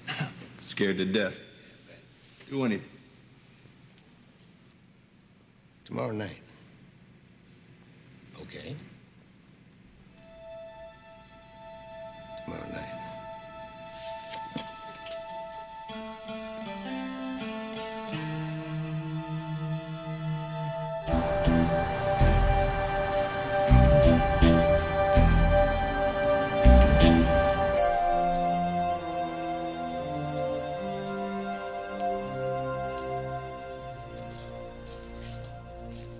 Cates. What's going on over there? It's Rockland's second day without his training officer. Pulled the car over, the guy got out with a gun. It's a standoff. Really? 1 Adam 43. We're responding code 3 to assist 1 Lincoln 19. We're 1 block south, turning the corner onto 5th Street. How far away is he? About 30 feet. Are you properly deployed behind the door of your car? Yes. Can he hear the sound of my voice?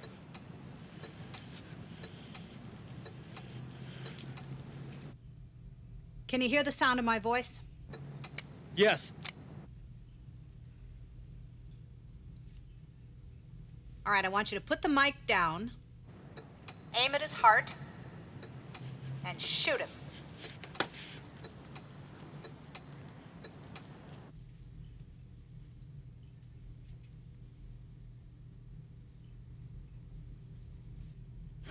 Okay.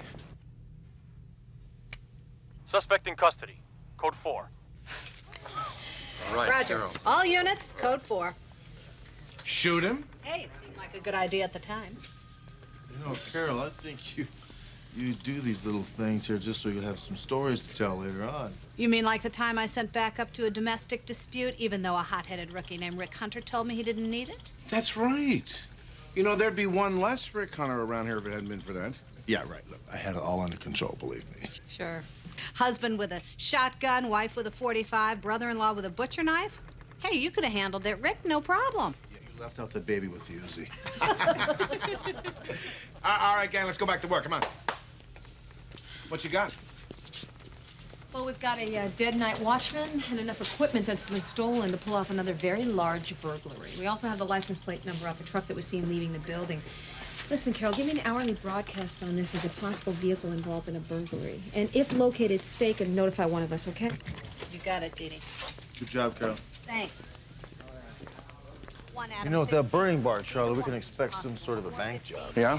We tried to follow up the truck rental agency. The place is locked up tight. We couldn't locate the manager. We'll hit it again in the morning, though. All right, let's start with the obvious. Call the parole index, get a printout of all recent parolees with a burn job MO.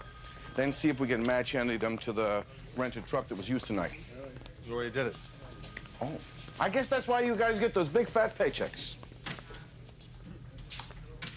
Fat? Mine's practically anorexic.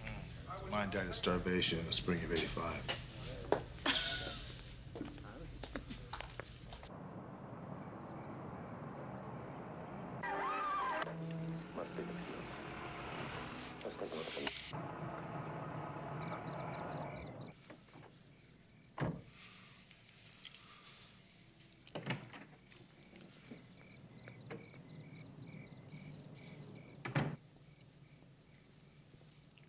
Hi, Bobby. Boy, what a day I had. I wish you could have been there. Mom, we need to talk. What is it, honey? I'm in really big trouble. Bobby, what is it this time? These friends of mine, I owed them some money. Honey, I thought we took care of your friends last month. Honey, I asked you not to get back into those card games. How much is it this time? $40,000. $40,000? Just listen, Mom. These friends of mine, all of a sudden, I don't owe it to them anymore. I owe it to these other guys. What are you talking about? These other guys, I guess they bought the IOU, and I owe them the $40,000. Where are we going to come up with that kind of money? I don't know, Mom. But if we don't, they said they would kill me. Well, they've got to know I don't make that much. What do they really want? Well, these guys know you're a police dispatcher and that you work the swing shift. And at 11 o'clock tomorrow night, you're going to receive a call from the west side of town. They want you to delay reporting it for 30 minutes. I can't do that, Bobby. That's my job. It's just 30 minutes, Mom. I mean, it's no big deal. The call comes in at 11 o'clock. You don't report it until 11:30. Bobby, I can't do that to the people that I work with, the people that I work for. They depend on me for their lives. Well, what about my life, Mom? These guys said they were going to kill me. Tell them that my calls are monitored, that I can't get away with it. They know you're only being taped, and that nobody listens to the tape unless there's a problem later on. They just need to buy some time. They said nobody's gonna get hurt, and they'll forget about the money, and they won't kill me.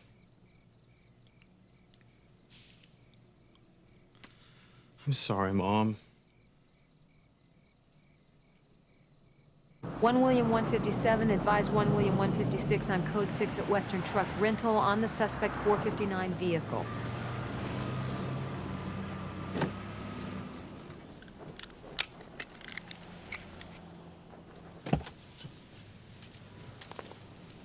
Are you Sergeant McCall?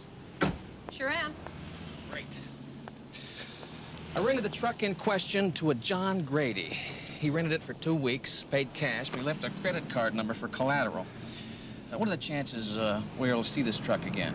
Oh, pretty good if they're going to use it in another burglary. They'll probably dump it in some out-of-the-way neighborhood, and we'll find it a week later, you know. With no tires, no radio, no engine. Yeah, well, you know. Take a look at these. Recognize any of them? I think, yeah, that's him. Paul Rosario, huh?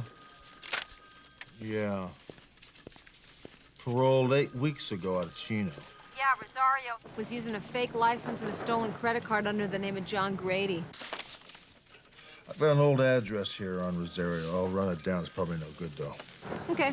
I'm gonna go check with this parole officer and see if he's been reporting. Yeah, good. See you later. Thanks.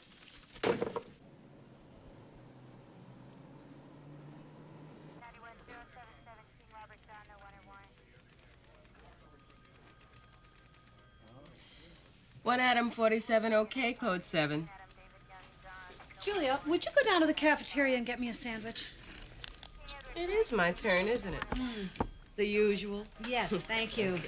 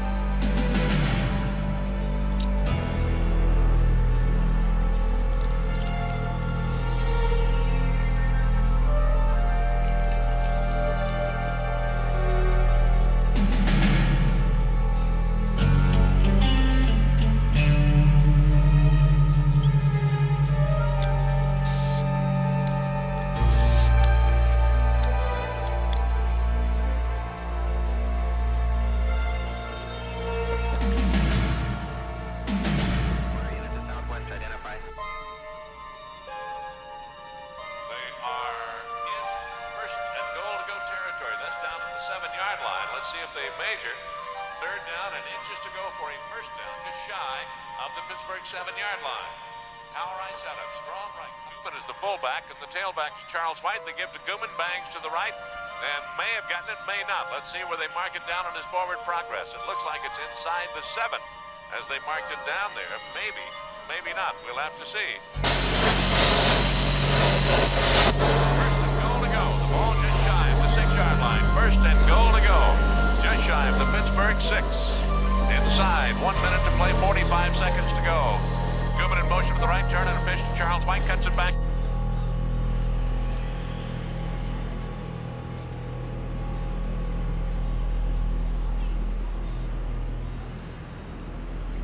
Inside, hurdles a man inside the 5, loses the ball in the end zone, and it's recovered by Pittsburgh. They blew it down and dead at about the 3-yard line of Pittsburgh.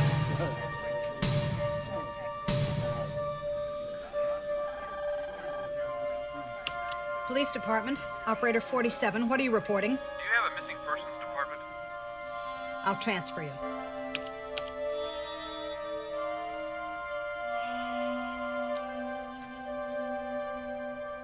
And the Rams get a break with 30 seconds to go. The clock continues to run. 26 seconds to play in this first half. When the Rams... 16 plays for the Rams, consuming 8 minutes and 50 seconds of time. That's John Robinson kind of football. They come out, pop.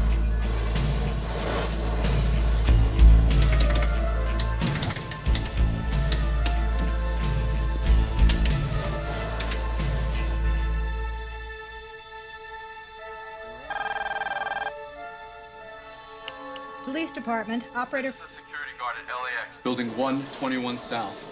Look, the alarm's not going off. Someone is burning through the front door right now. We're rolling. Do not confront the suspects. Repeat, do not confront the suspects. Yeah.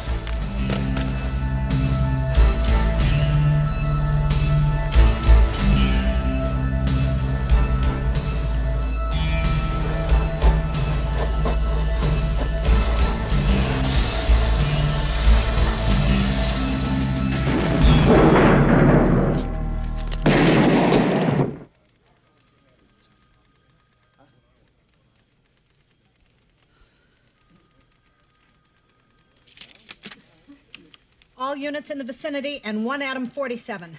459 suspects there now. Building 121, LAX South. 1 Adam 47, your call is code 3. Be advised, there's an armed guard inside the building. Possible vehicle involved is an 87 GMC U-Rent. License 1, Ocean. You bitch. Sure. She double-crossed us, man. She just put us out over the radio. Come on, let's go. Let's move. All right, take it easy. They'll probably be here within 5 minutes.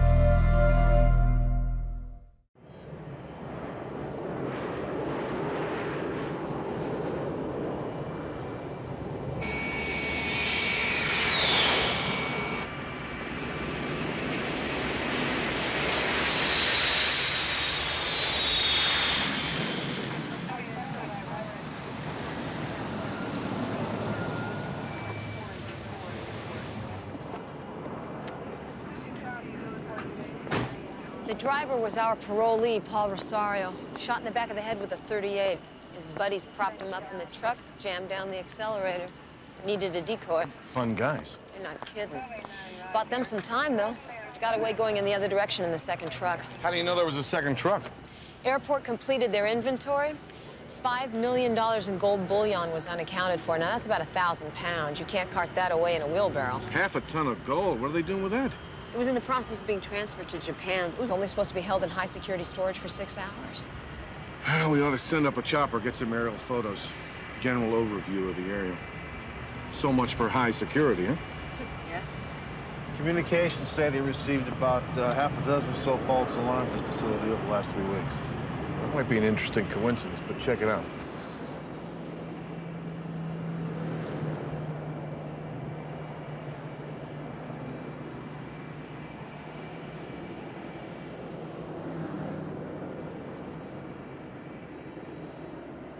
When the cops leave, it's all ours.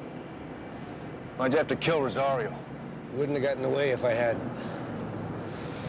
The guy was a snitch. You can't afford that kind of loose end. They're moving it.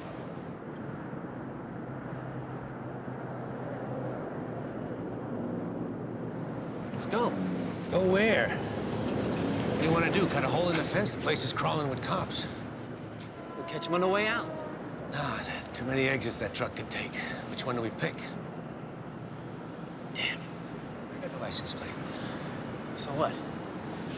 We can trace it. You seem to forget we got somebody on the inside. Yeah. A lot of good it did us. Rosario's dead, and we still don't have the gold. Yeah. Well, this time it's different. This time we got leverage. Let's go use it.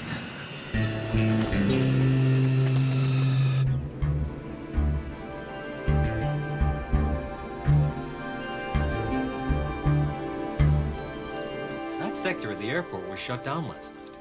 Why? An intermittent bug, the worst kind. What do you mean? It's a foul-up in the system that you really can't trace because it's not regular. It happens randomly. We've notified the police 7 times in the last 25 days on what turned out to be false alarms from that part of the airport. I'm sure you people were as tired of it as we were. So you shut it down last night to put a trace on it? For a half hour, our resident wizard thought he had a handle on the problem, so we accommodated him. And he was right. He found a bad ship. Well, unfortunately, the airport got hit and 2 people were killed. Where's the repairman now? Home. He works the swing shift. I'd like to get his home address and his work schedule for last month. Sure.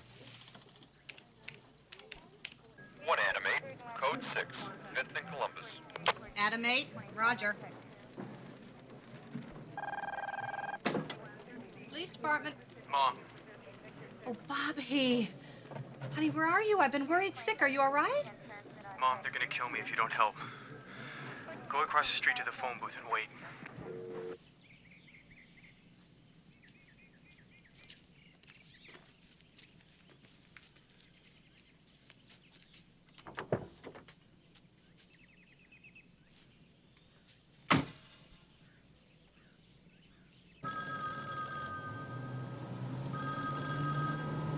Bobby. Lady, you screwed up real bad last night. Now, if you ever want to see your kid again, you better listen real close. If you hurt him. Hey, I got a flash for you. I'm the one holding the cards here. Now, are we absolutely clear on that? I'm listening. I want you to keep me up to date on the investigation. I'll call you back in 6 hours at this number. You tell me everything they've got. I also have a license I want you to run. You got a pencil? I'll remember it. 1Q9776. I also want you to find out where it is. Listen, it could take me at least 2 days to do that. Your kid doesn't have 2 days.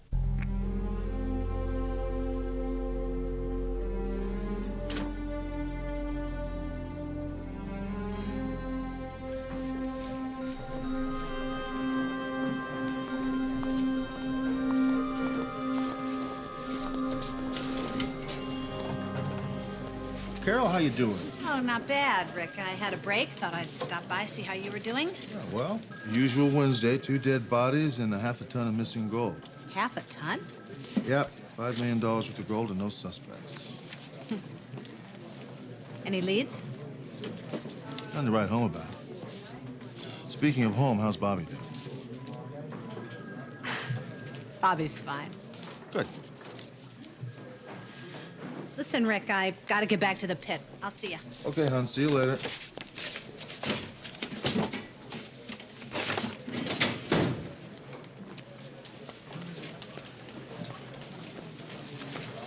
Hey, how you doing? Good. What'd you find out? Paul Rosario's cousin, Eddie Mayatico, worked at the loading docks at the airport. He may be involved in all this. You think that Eddie got the burglar's clearance to drive through the airport gate? We'll know soon enough. Did you find him? Not yet. What do you got? I have the days and the hours that our alarm repairman was on duty last month. And I also have a list of all the false alarms that came in from the airport. And guess what? Great. What? They match. They do? They do. Great. I'll get right on this. I'll run this down for you. You want to run it down? Yeah, why not? Smoggy day. Just soon have you staying here with air conditioning. You know, sometimes your compassion as a human being towards me, as a fellow human being, is just absolutely amazing. I'm an amazing guy.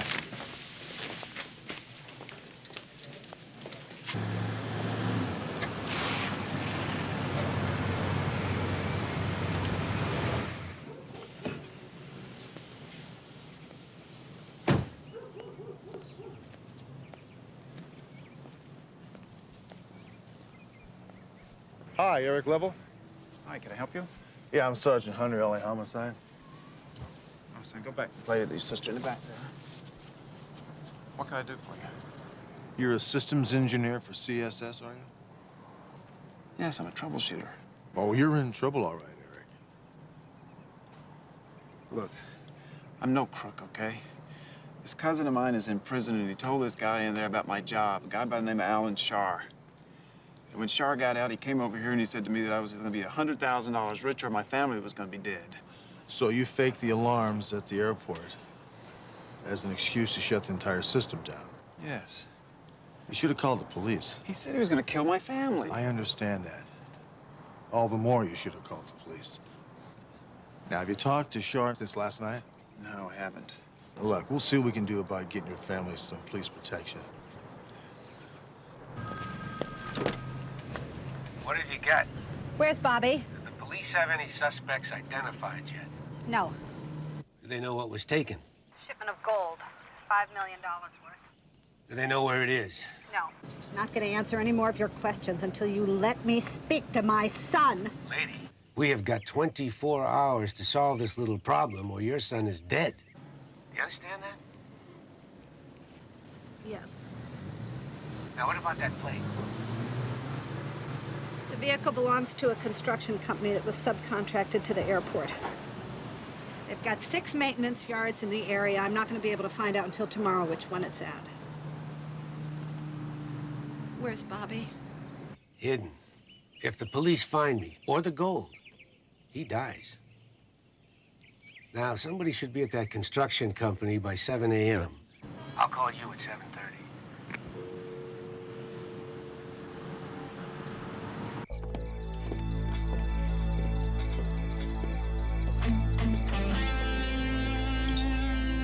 Where are we going? Shut up and walk.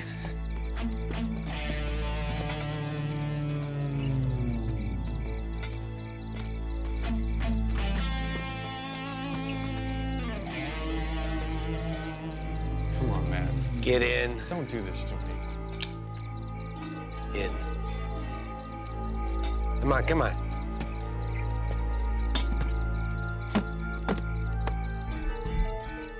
Now, cover up.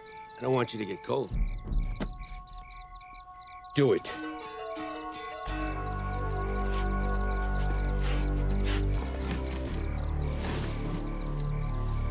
Hurry up, hurry up. You know, you're lucky you're still alive. If you weren't my insurance policy. But you are.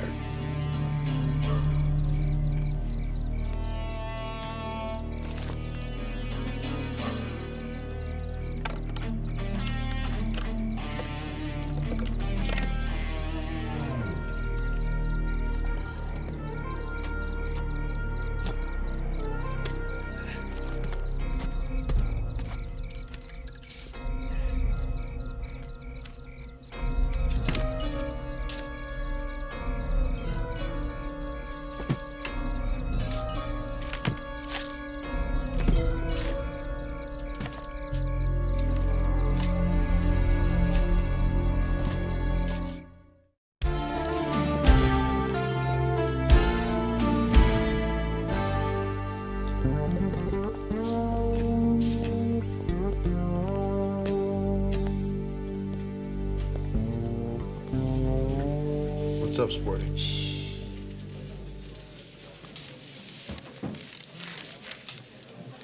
I'm a little subdued today, Arlen. I ought to be, considering I've been risking life and limb for this chump change you offered me. Oh, yeah, how's that?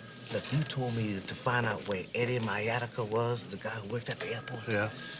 But you neglected to inform me that Eddie Mayatica was himself involved in that airport burglary, the Alan Shaw airport burglary. So what?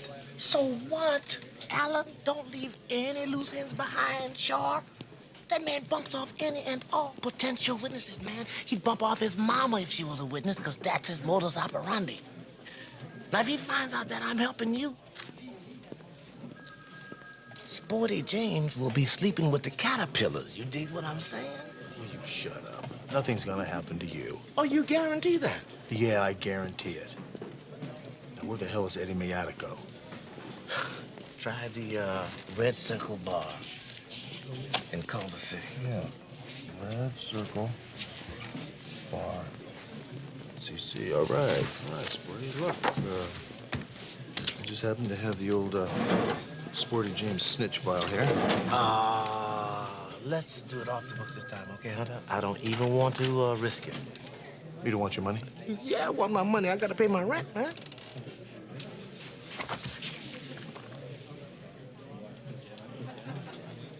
My God, what was I thinking?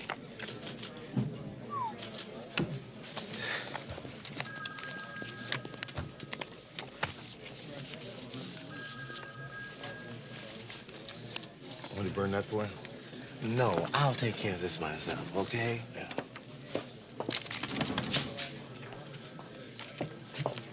What were you thinking about?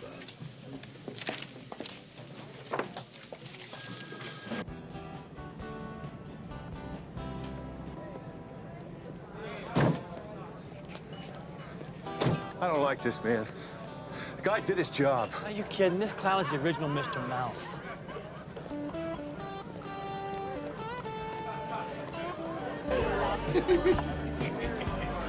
Give everybody another drink. Whatever you want. I'm a rich son of a gun. Hey, thanks, Eddie. All right, Mayatica. Eddie.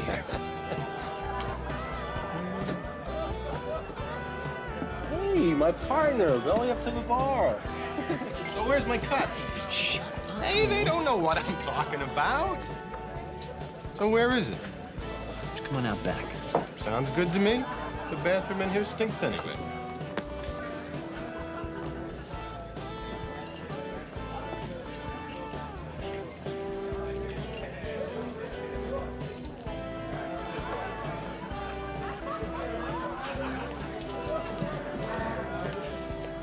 Excuse me. Oh, hey! You got a big mouth. Hey, come on! I didn't say anything to anybody. What about the bar? Come on, man! I didn't say anything. Hold her right there, police.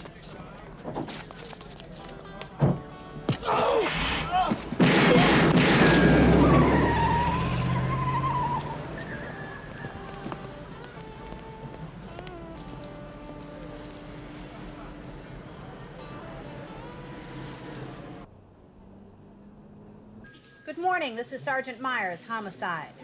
Are you the manager? Yes, I am. 1 Adam 9, want only Robert Queen 239.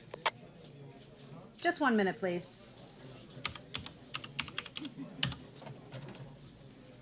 One Adam 9, no wants. Thanks, Carol. Thank you for waiting.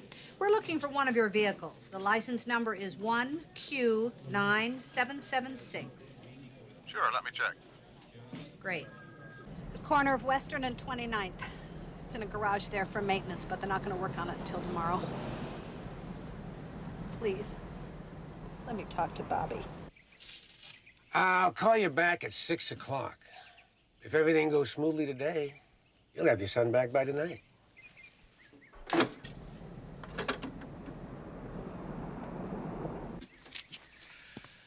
We have a date with 1,000 pounds of gold. Can't believe you and me are the only ones left. Yeah, it's too bad. Good men are hard to find, too.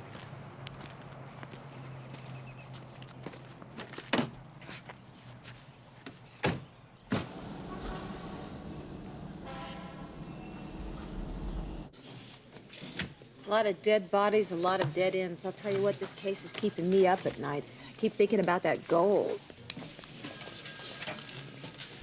Maybe he never got it out. What do you mean? Well, up till now, we've been working on the assumption there were two trucks. Nobody saw a truck near the airport or leave the airport. We haven't been able to find a truck. Maybe the gold's still there. Maybe he didn't get it out. So you think he hid the gold and he used Rosario as a decoy so that they could escape on foot? This is as good a scenario as I can think of. Well, then where would he hide 1,000 pounds of gold? I don't know. I think we should take a look at these aerial photographs again.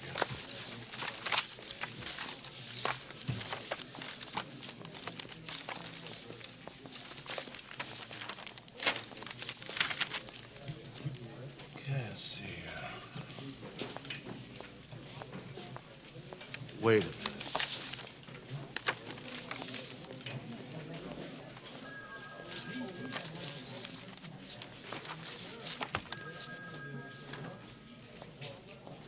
That damn water truck. He knew he couldn't get the gold out in time. Right. And the airport cleared the truck after we released the site. It wouldn't have taken him more than 3 minutes. Give me airport security.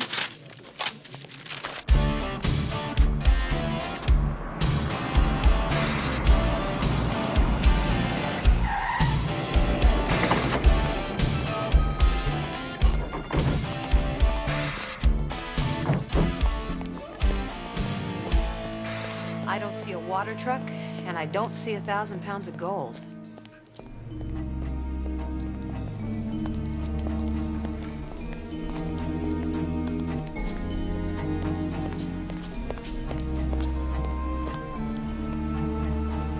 And all they left is a dead body.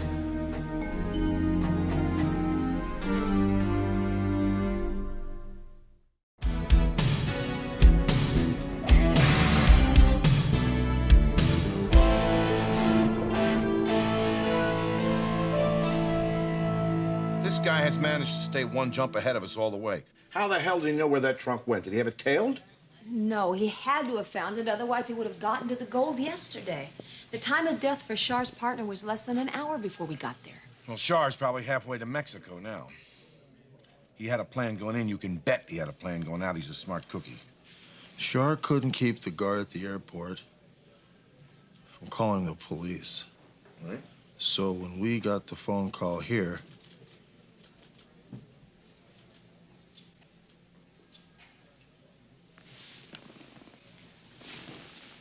just as come with me.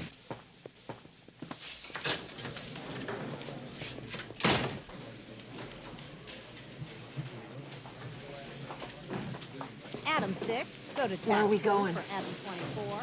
Tape room. Adam 6, go to tack 2 for Adam 24.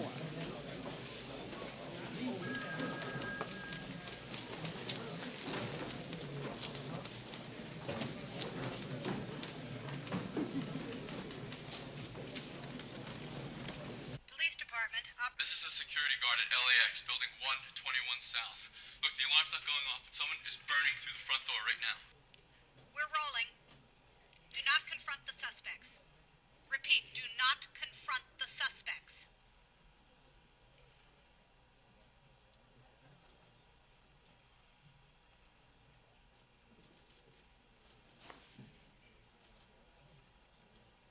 All units in the vicinity and 1 Adam 47. 459 suspects there now. Well, shut this off for a second. LAX. Carol James does not wait that long to respond to any type of emergency. Not unless she's got a real good reason. Pull up all of her tapes. You don't have to go to all that trouble. Char kidnapped Bobby, and he gave me the license number of a truck. I tracked it for him in-house. Carol, why didn't you come to us then? Dee Dee, he said he'd kill my kid if I double-crossed him. I couldn't take that chance. But I did put a trap trace on the payphone. Good girl.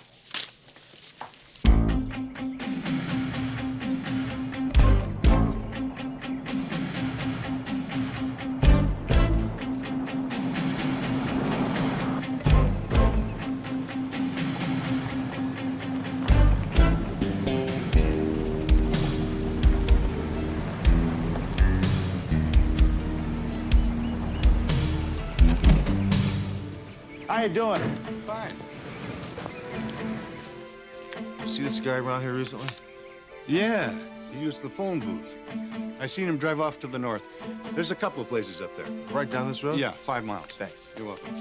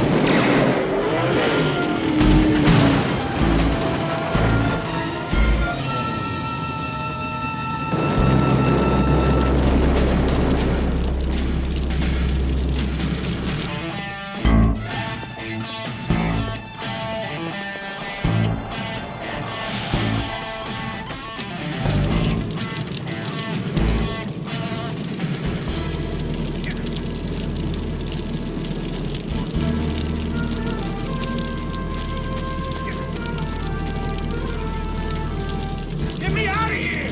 Where's Bobby? What are you nuts? Come on! I got all the time in the world out here, Char. Where's Bobby? Next to the water suck in the ground. Now come on, come on! Take him. You come with me. Hey! You buried Bobby over here. Here we are. All right. Look how long he's been down here.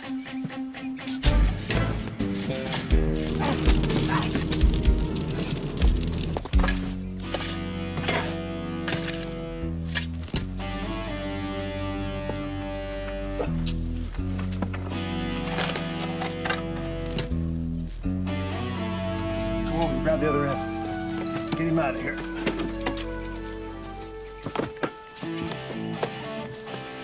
Come on. Come on, you all right? Come on, Bobby. You all right? Get a paramedic. Okay, come on, let's get him out of here.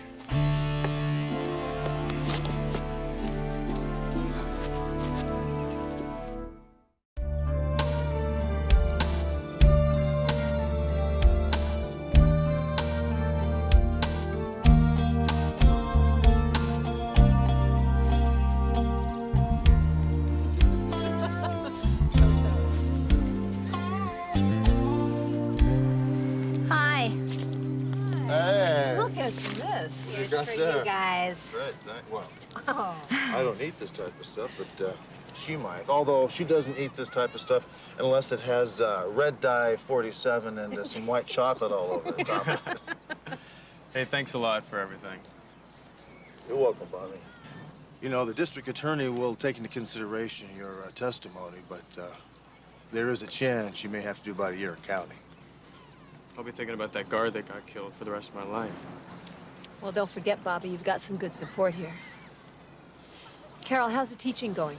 Oh, pretty good, Dee Dee. Thanks. I'm doing my best with the next generation of dispatchers, but I miss the excitement of the pit. You know, I want to apologize to you guys again. I should never have taken matters into my own hands like that. The two of you are more like family than anything we've ever had, and I should have trusted that. Well, listen, enjoy your fruit. We'll see you later. Okay. Bye. Thanks a lot. Take care. Bye.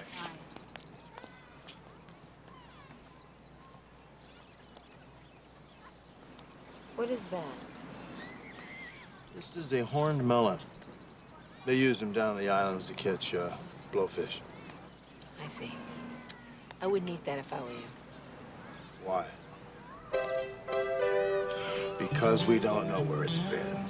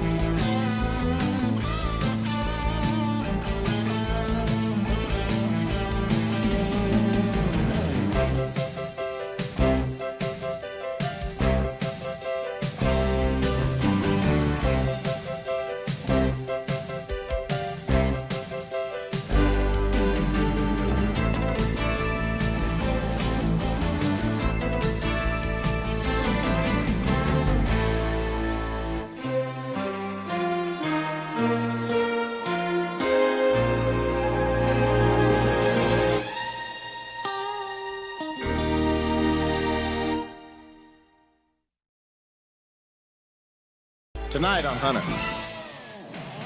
Los Angeles is a city under siege. As Angelinos lock their doors in wonder, where are the police? Hunter, I'm back in town with a bang. Let's go see the Dean of Boys, shall we? Johnny gets even. Everyone creates their own death, and that's why they created me. Free! It's been a long time, Hunter.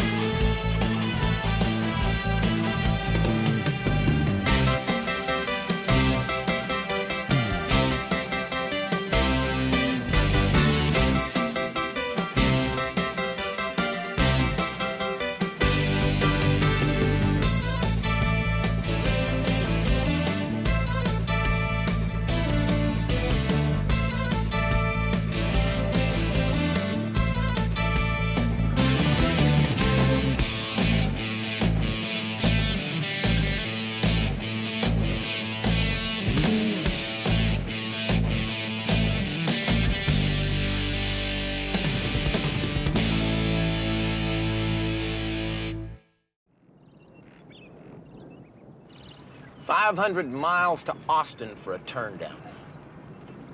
No AC. Hardly worth the gas. Austin Control, on repeater station 5, Texas Ranger Unit 411, still in transition. Copy, Austin. You're the goddess. Oh, Spooky Witch doesn't even sweat.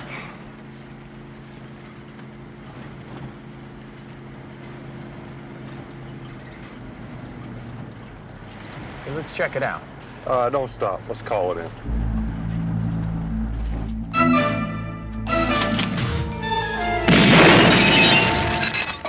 Get out! Come on! Better do it, he's crazy. Get your hands up!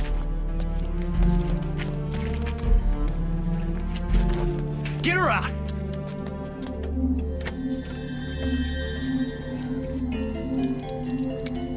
Come on!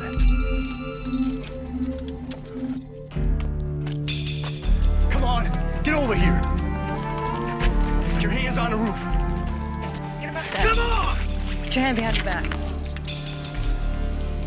Other hand. Get out. Good girl, baby.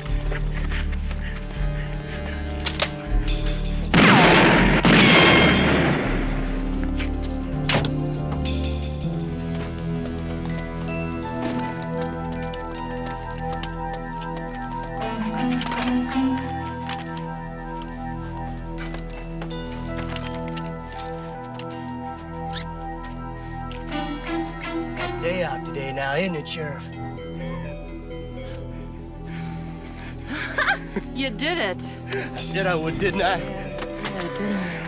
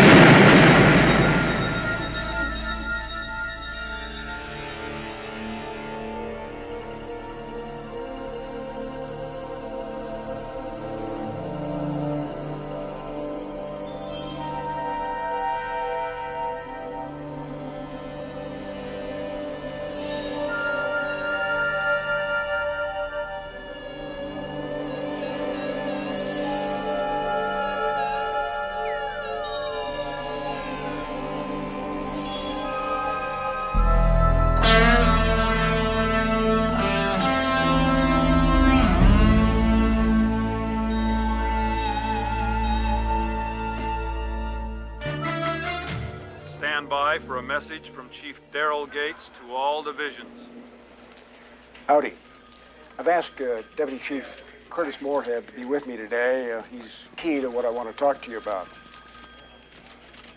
I'm going to have Chief Moorhead and his Neighborhood Emergency Task Force work with you. I want you to plug in your ideas to his task force. And I think working with Chief Moorhead, that job is going to get done. Hey, Hunter, come here. And we're going to target certain communities, those communities where crime is really going off the chart. That'll be our first effort. You know how I feel about you in this department. We just got an updated telex on Iris Smith's Great escape. department. No details on her accomplice yet, but the manhunt's been expanded to the New Mexico border. Texas Rangers think she's heading west. Yeah, I just pulled up the file. Listen, I spent the morning over at City Hall talking with the top brass. The chief is busting our humps. Crime stats are up, money for police is down. You know the story. So the word is deliver. Don't go out there looking for trouble, huh? I never do. I'm also confident that I can count on you to work with Chief Moorhead. That's most important. I'm going to be working with my friends in the media, updating them each week on our progress, and I'm confident that I'll be able to tell them each and every week that crime is going down. This job is going to get done, because you and I, Chief Moorhead, we're going to get it done. Go get him. Thank you very much.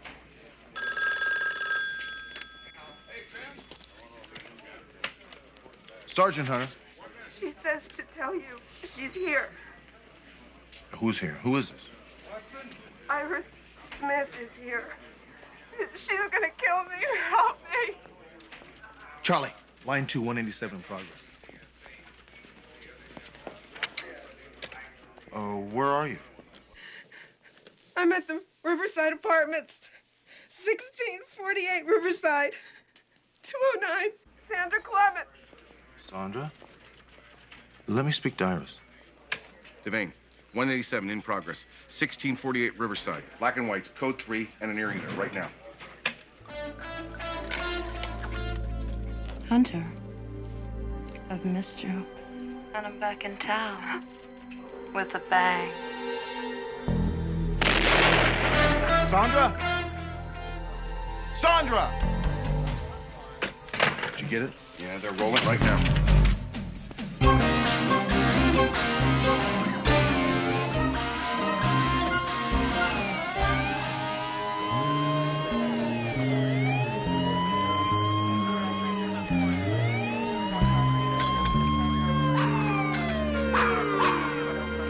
Sergeant Hunter, this lady's been waiting about an hour. She has some information for you. Thanks, Sergeant. I don't know whether it means anything, but I was walking my dog crossing the street, and 2 people ran out of that apartment. 2 people? Mm-hmm. A man and a woman. The man was bigger. I started to cross the street, and they nearly ran me down. I was going to report them anyway. I got part of their license plate. It was 242, and it was a green Mustang, and the plates were black and white. Black and white? That might be Texas. What is your name? Helen Fleck. Helen Fleck. F-L-E-C-K? Yes, uh-huh. Okay, Mrs. Fleck. I'm going to have a police officer who's a sketch artist get a hold of you as soon as possible. See if you might be able to help us identify the 2 people you might have seen. Oh, fine. Well, thank you. Thanks very much, Mrs. Fleck. Appreciate it. Come on, darling.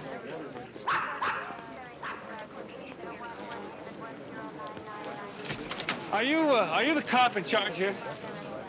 Sergeant Hunter, what can I do for you? Sergeant, I'm Jack Small. My daughter and I live around the corner here. Debbie goes to the school where Mrs. Clement teaches, taught. A woman's been killed here. I mean, what is it? Gangs, black, white, Hispanic? What are we looking for here? Well, Mr. Small, I'm working on a homicide here. And whatever information we have to release to the public, you'll be able to read about it in the newspaper in due time. You know, we're all sick and tired of reading about it in the newspapers. Dad. No, wait a minute. Now, listen, Sergeant, I'm a fireman. I know how this city operates. We get reamed when we're on a fire, and it gets out of hand. Well, if you ask me, this city is out of hand. And somebody better do something about it before it's gone. And we're reading about it in the newspaper. Yes, sir.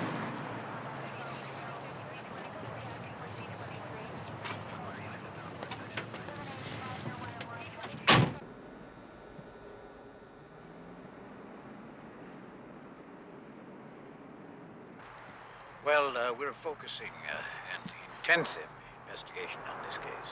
And can you confirm the rumors that her Who's death that? is related to the prison break in Texas and the manhunt for Iris Smith and her partner? Well, rumors, they're not important. What we're doing is, we're going to wage war on all degenerates, and we're going to win. The streets here, in the neighborhoods, and Into the oceans white with foam. Turn that back on.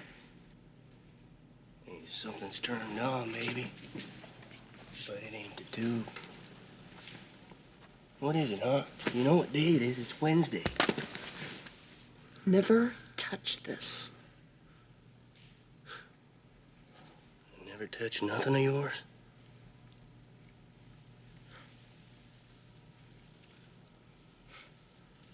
Took me 8 years on death row to see my plan and plotted in here. Most people go through their whole life and never see. I saw in one blinding flash of light. Everyone creates their own fears. Everyone creates their own death. And that's why they created me.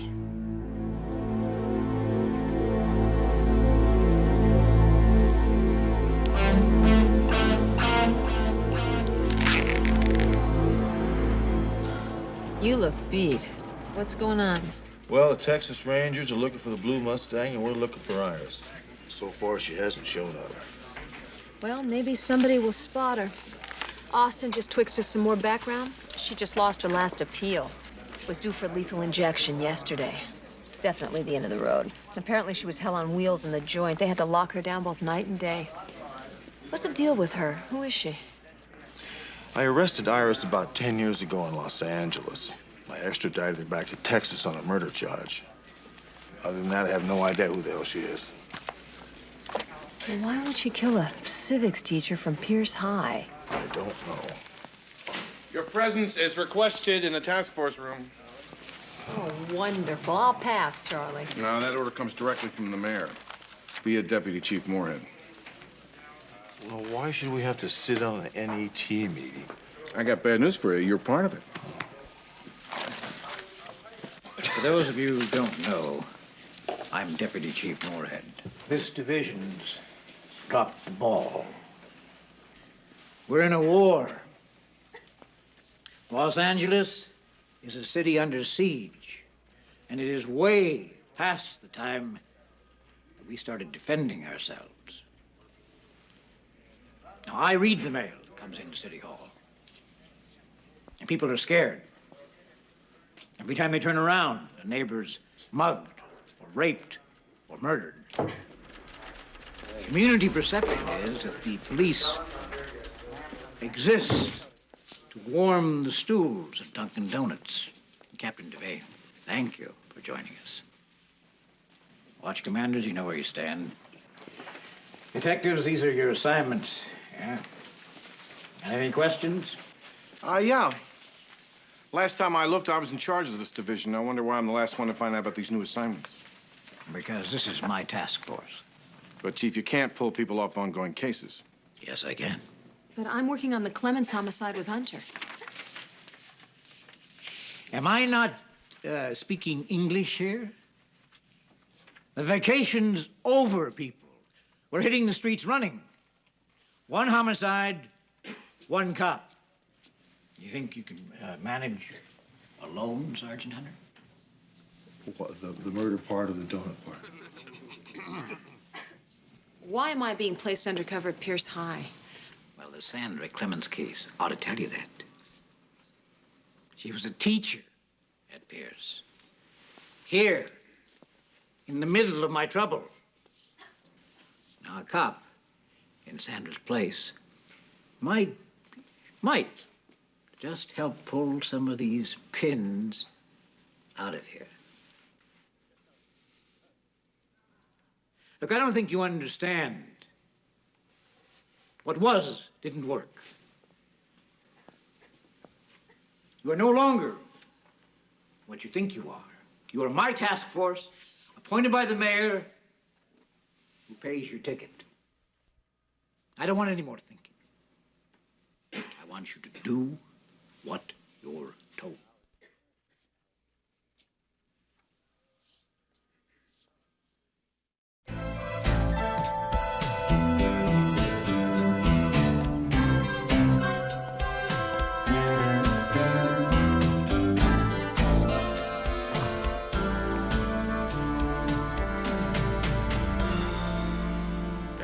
You know, it's not a good idea to leave your stuff on the curb here. It won't be here when you get back. I live upstairs. My name's Jack. I saw you moving in. Well, hi. I'm Dee Dee Woods. Jack Small. Nice to meet you. You got any help here, or can I give you a hand? And I would appreciate that, thanks. I've just got a full trailer and an empty apartment. Hey, great. Welcome to Mar Vista. Well, thank you. Assistant principal at Pierce High arranged it for me. Roger? How'd you run into him? Oh, I'm gonna start teaching gym there in the morning. You know about Sandra Clements? Yeah, I heard. Used to live around the corner.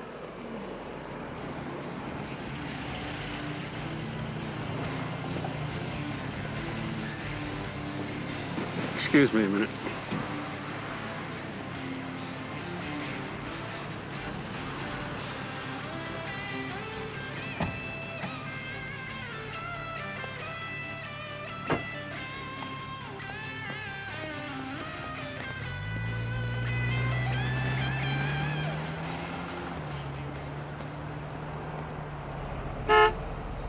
Hello, Landry.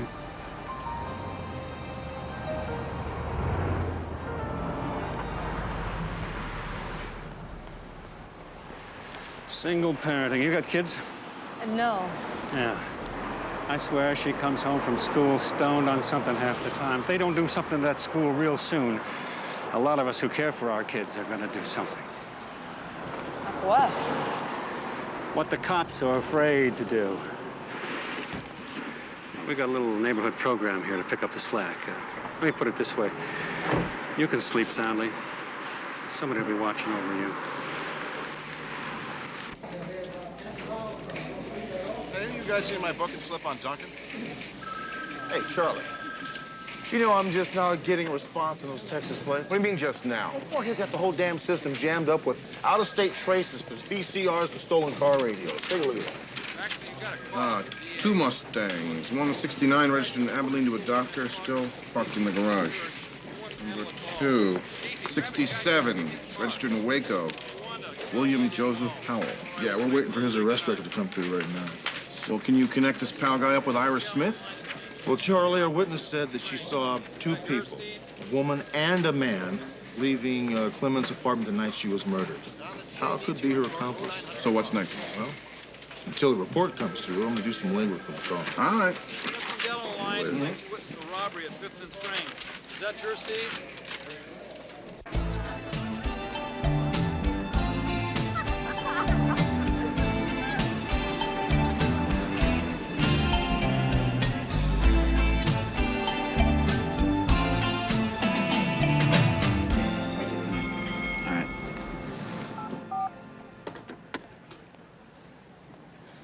Well, hello, darling.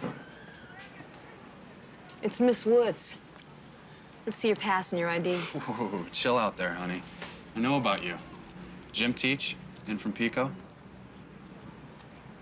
I'm Johnny Youngblood. I'd like to see you do a little floor exercise. I like athletic women. Yeah? Well, maybe when you grow up, you can find one that likes you. Let's go see the Dean of Boys, shall we? Yeah. Hey, look at Johnny. Yeah, just keep laughing, puke.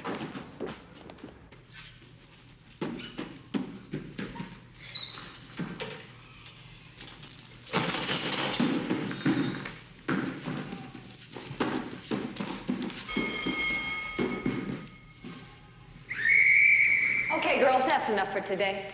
Go on, take a shower.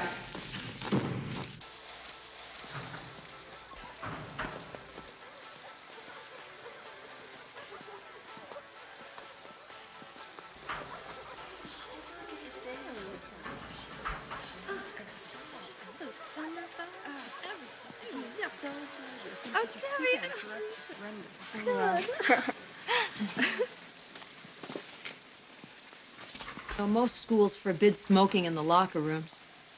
But, you know, I'm new here. Maybe by the time I learn the rules, I will have forgotten your faces. Bye. She thinks she is. Debbie, having met your dad, I don't think he'd be too happy about this. Well, you'll tell him, huh? No, I think he got enough going on at home without me butting in. I don't like what I see, but I'm not going to go running to your dad. Why not? Isn't that what adults are supposed to do?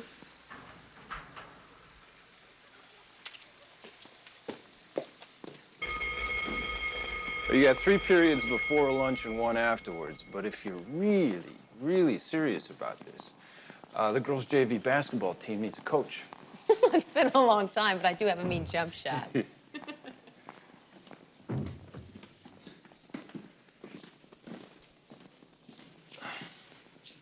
You know, there's something that I should have passed on to your partner about Sandra Clemens' death. Well, I've got some time. Why don't we take a break? Good. How about in my office? Yeah. Oh, Roger, I'm glad you're here. I want to show you something. Don't go away. Just try, Jack. Try 225. That's Jack, what are you doing? Oh, I want to show you. You knock it off, Small. This is school property you're destroying. Shut up and stand back, Landry. Look, I can't let you do this. Stop it, Jack. Come on. Call him off, for God's sake. This is a school. Take a look at that. Get out of here right now, Jack. I mean right now, or I'll see you in jail. This is no way to handle things. Well, then you handle it. My daughter buys this poison here. And it's your school. Nobody stops her. Nobody. If you won't, I will. And I'll find the source and burn it out. Come on, let's get out of here.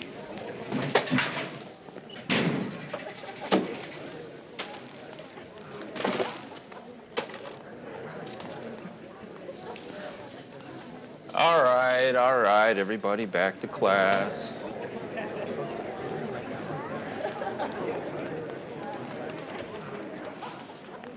Welcome to Pierce. Shall we? God, what a dweeb.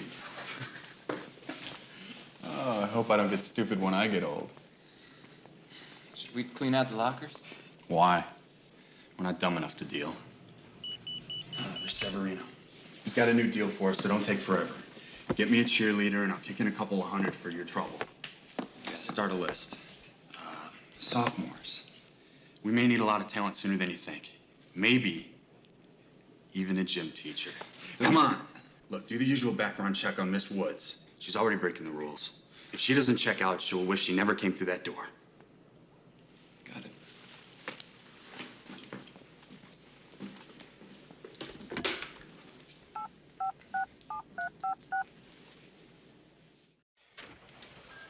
Thank you. Okay, why don't you tell me what you have in...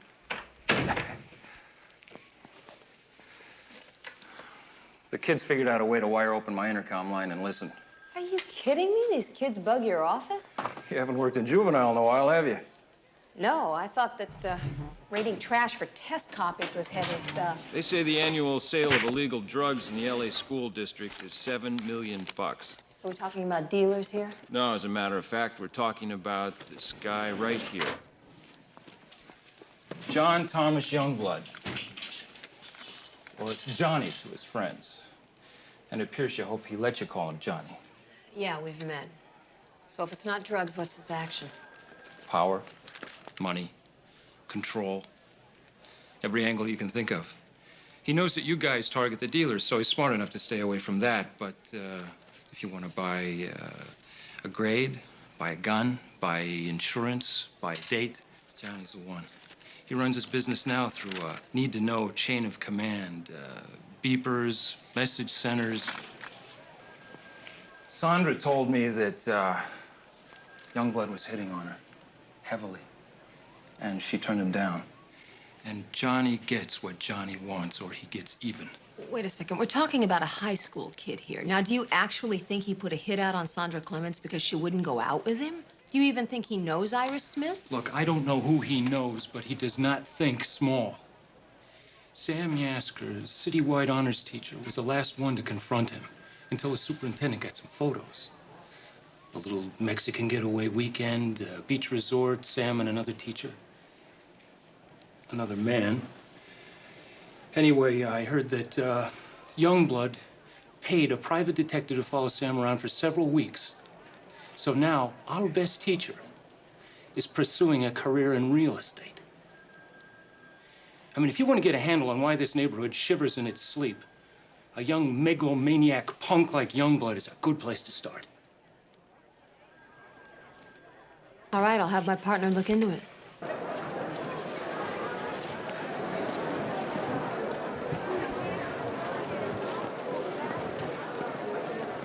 Johnny Youngblood? Yeah, what? I'm having my lunch. Sergeant Hunter, LA Police Department. Oh, I thought he was Royal Canadian Mounted Police. Investigating the murder of Sandra Clements, a teacher here at your school. Yeah, I heard about that. I understand you knew her personally. I asked her out on a date. Are students dating teachers nowadays? Yeah, but she turned me down. Doesn't happen very often. So you pressed her. Hey, wait a minute.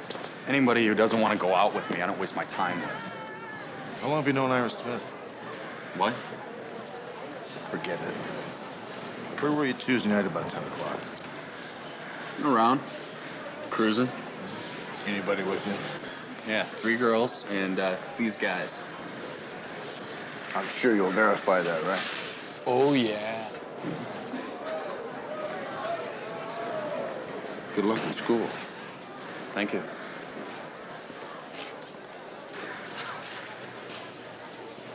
Jolly Green Giant didn't come after me on his own.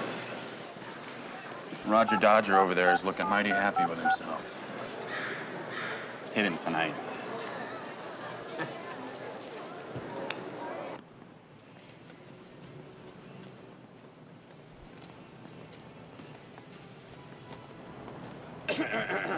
That seat's taken. What are you doing here, Sporty? My usual thing. My man Malcolm cooks up a fantastic New York steak au poivre. Join me? No.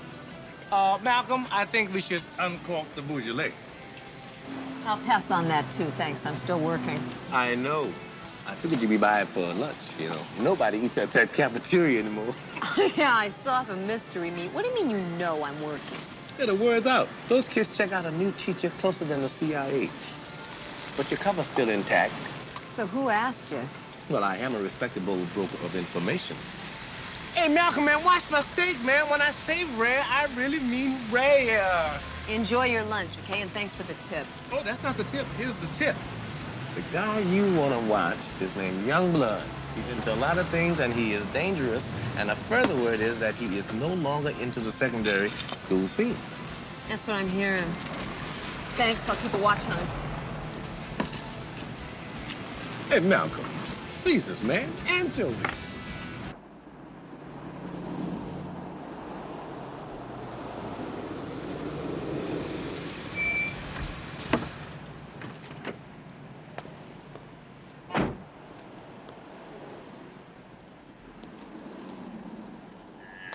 Hey.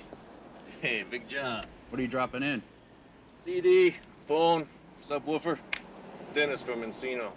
Poor guy had his whole system ripped off last week. You recognize it? Should I? Oh, it just looks like your handwork. Not personally, Gare. Not anymore. A subcontract. Oh, yeah. Give me 20 for his alarm code. Hey, you got it. So what's up? Well, big money from the East is interested in your product. These are heavy hitters I'm talking about, Johnny. There's even tougher customers on the food chain. What, you don't think I can handle it? Oh, no, my man. I think you can. I wouldn't be fronting you. You're getting your cut. Hey, shut up. You don't know everything, smart guy. Not even a little. I can make big things happen for you, Johnny, but you gotta understand something. My butt's on the line here, too. You gotta deliver. Same as always, Gare. Not even close. Come into my office, my young friend. Let me explain the facts of life.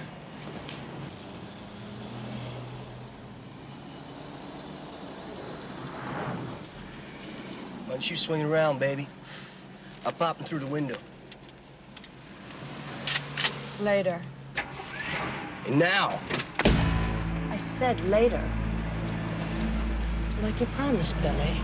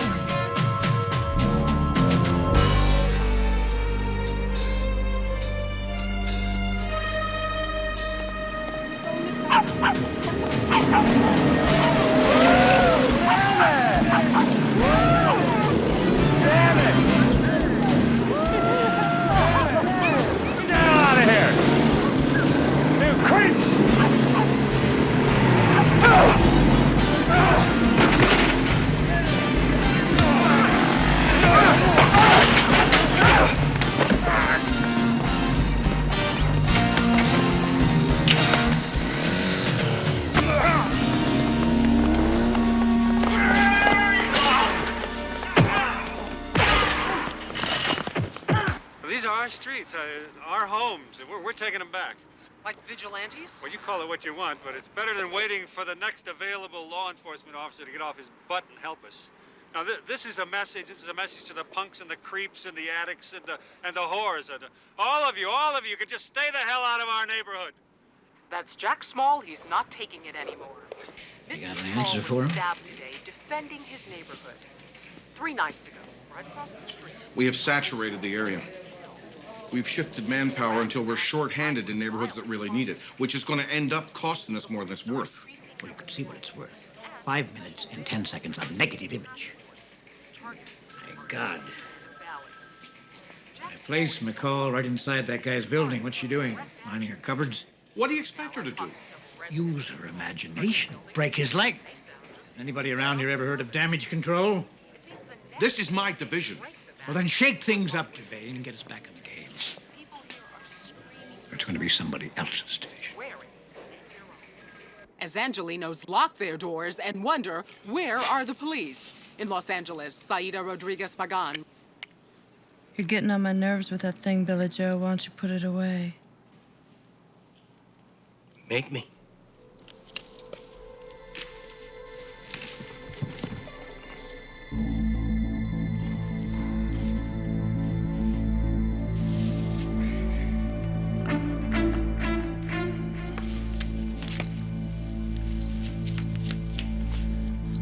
I'm getting a drink someplace.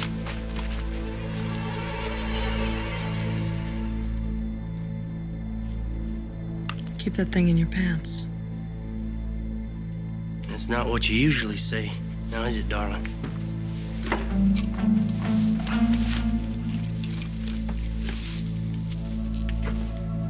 I'm going out for a bucket of chicken. Be careful.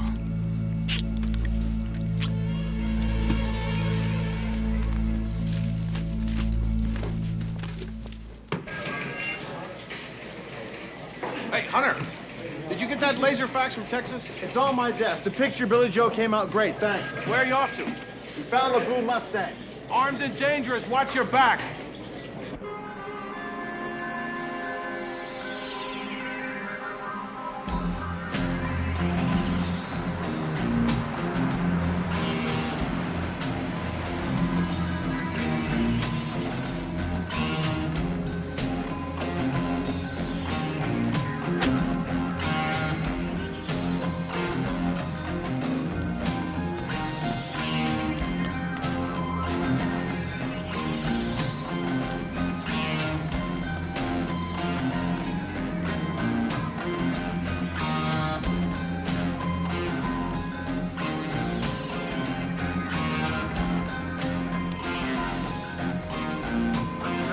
Several North Hollywood streets. That would count involved in what might be done in family crime. The source quotes mayors and county attorneys over police response times reportedly getting longer. Quick, violent crimes like mugging and purse snatching before help can possibly arrive. The feeling is general lawlessness is fueling an atmosphere close to anarchy. Also, tomorrow we'll take a detailed look, community by community, to see how likely you are to become a victim just by walking outside your own home. Police force is spread too thin to be of any real effect. We'll be keeping a close watch on developments to learn if increased police presence has a positive effect.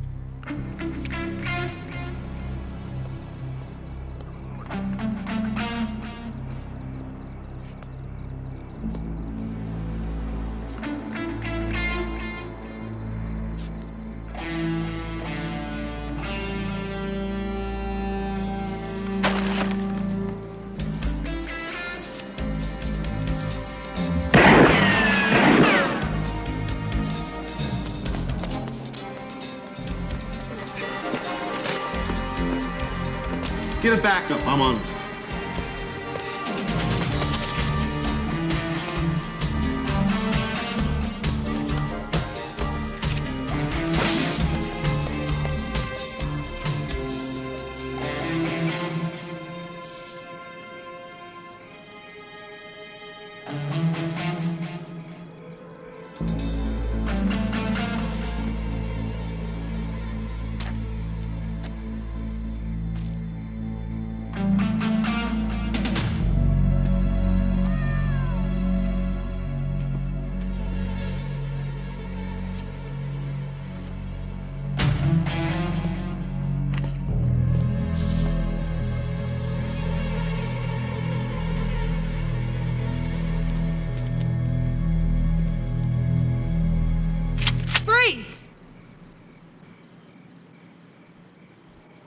Been a long time, Hunter.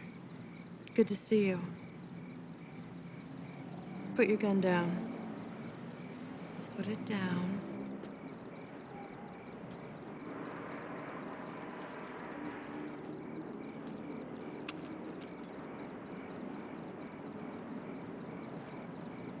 Now walk over to that tree.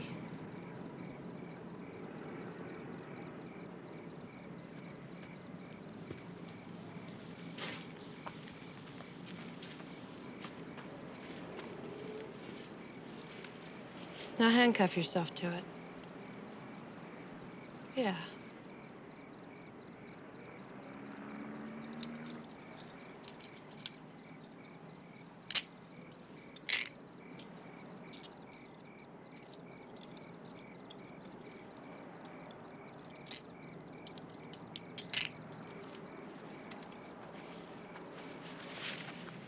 Comfortable?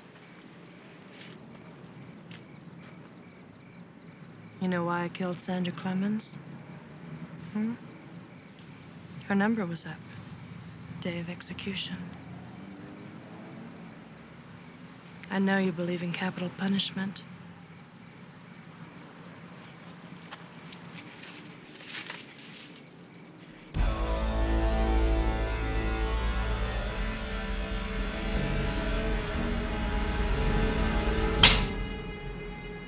Lucky you. Day of execution.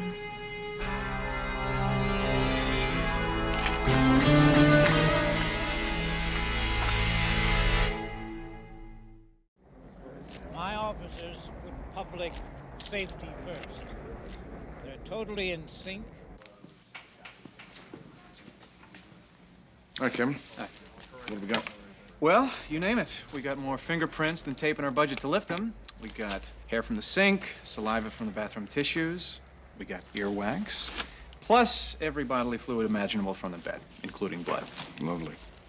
Look, I gotta get back to the lab. Why don't you drop by in a couple hours? We'll try to make you happy. Okay, good. Thanks, Kev. Great. Thanks, Kevin. Say, you all right? You don't look too good. Yeah, I'm all right. You don't look too good either, Charlie. How you doing with Moorhead? We'll push through that. Listen, I hate to ask you this, but why do you think she didn't shoot you? My number wasn't up. Say, Hunter, how long were you stuck? Oh, just a couple of minutes, Charlie. Jensen and Marcoli were back in now. So did you get anything? Yeah, I think I might have. I see Moorhead's got everything under control, huh? Well, Guy's first, the master of saying absolutely nothing. Our killers aren't going to slip past the kind of manhunt. You know, I'll bet you he did the classic bureaucratic risk-benefit analysis. Conclusion, the benefits of this kind of publicity crap far outweigh the risk of being proved wrong later. Are going to be Well, hang in there, Charlie. report on that. You made headway tonight, buddy. Come on. Community a favor. Thank you. Good night. Hold it. I saw you and Devane making faces. Now, that dog and pony show you just saw was for your benefit. What am I supposed to do, thank you? Well, somebody's got to start blowing smoke. Or do you want to read on page 1 how you left yourself handcuffed? Listen, Chief, those things happen. You know that. You think you're bulletproof, don't you, Hunter? Well, here's my scouting report. A hot dog. His time was coming.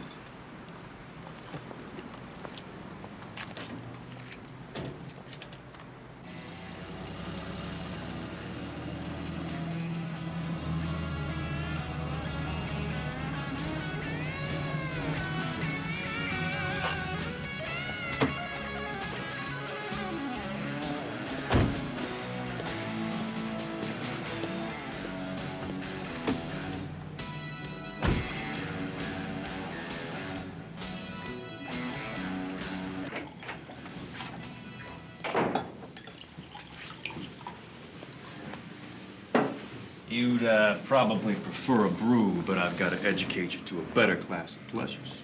You're about to earn them. Chateau Margaux. So, what are we doing here? What's going on? A little celebration.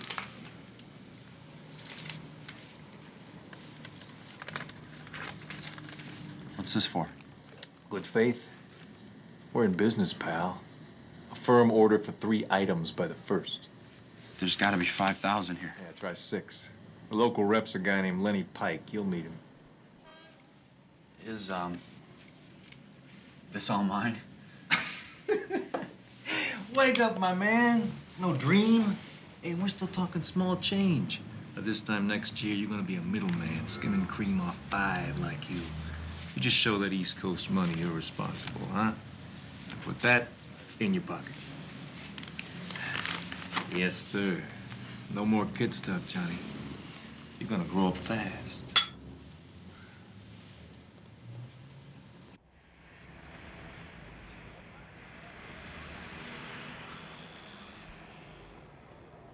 All right, Charlie, come on in. Look, in going over this calendar, 3 days contains some form of code here. What, numerology? I don't know. But one of the dates, 3 days ago, has been marked off. That's the day Sandra Clemens was murdered. First astrology, now numerology. I mean, what's next? Phrenology? Why do these freaks always get their orders to kill from some other dimension? Remember that Zodiac killer up in the Bay Area and Son of whatever? Son of Sam in New York City, right? Wait, you took Johnny Youngblood off? Yeah, I don't think there's any connection between Johnny Youngblood and Iris Smith. Certainly, I don't think she's in town to do any hits for him. Yeah, but that partner of hers would kill you for reading his newspaper. Yeah. So what do you think this code represents? Potential victims? Well, I don't know, but if they do, the day after tomorrow, whoever owns that code's gonna be dead. It's gonna be a long week. Yeah.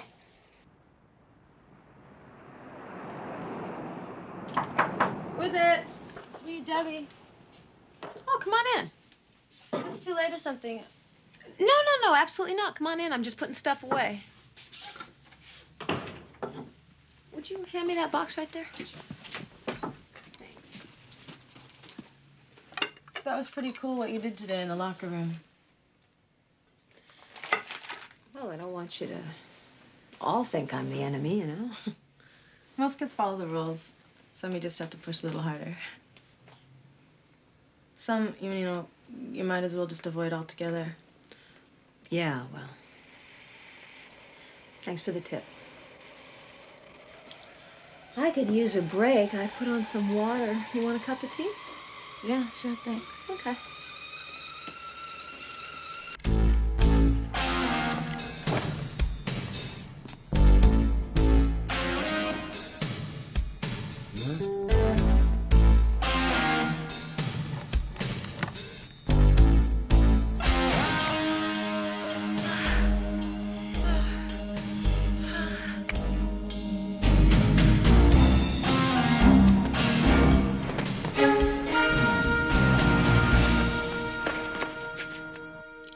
See your mom much?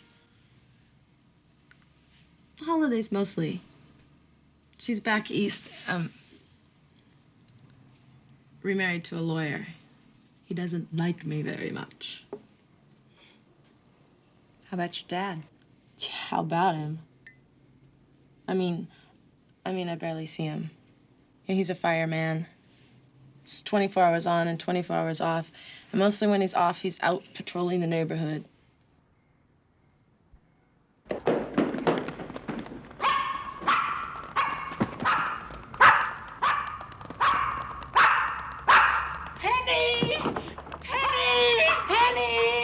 What's the matter? They ran out of Landry's apartment. Who? Robbers. Call 911. What about Penny?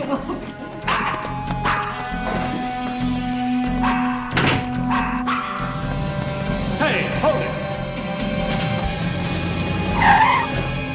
You get the guy on the right!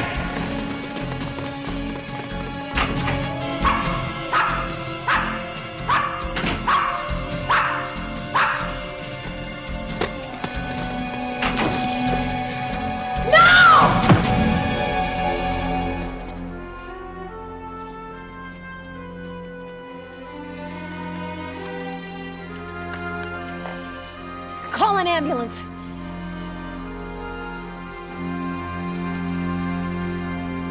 Come on, kid, breathe.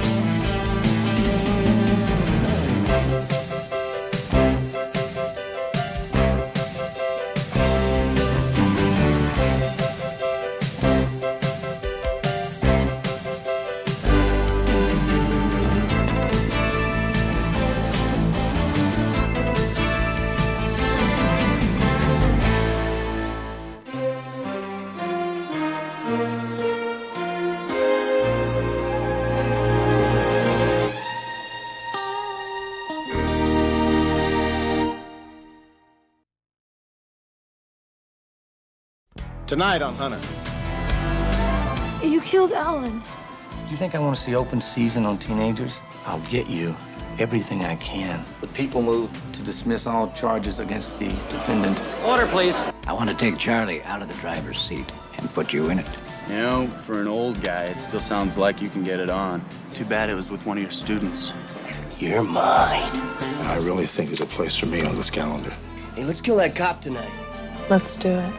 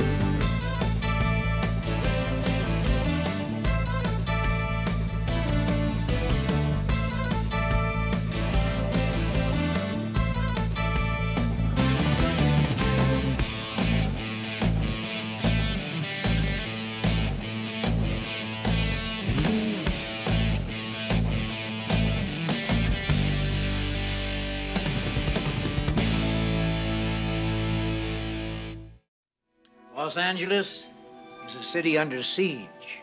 Texas Rangers think she's heading west. Last week on Hunter. Hunter, I've missed you, and I'm back in town with a bang. My daughter buys this poison here.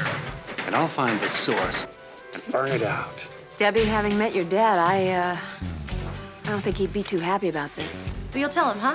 I mean, if you want to get a handle on why this neighborhood shivers in its sleep, a young megalomaniac punk like Youngblood is a good place to start.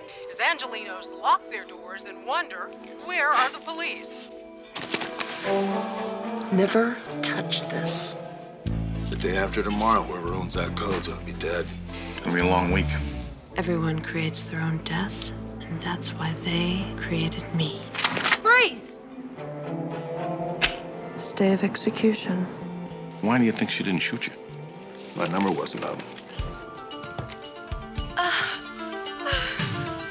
Hey, hold it!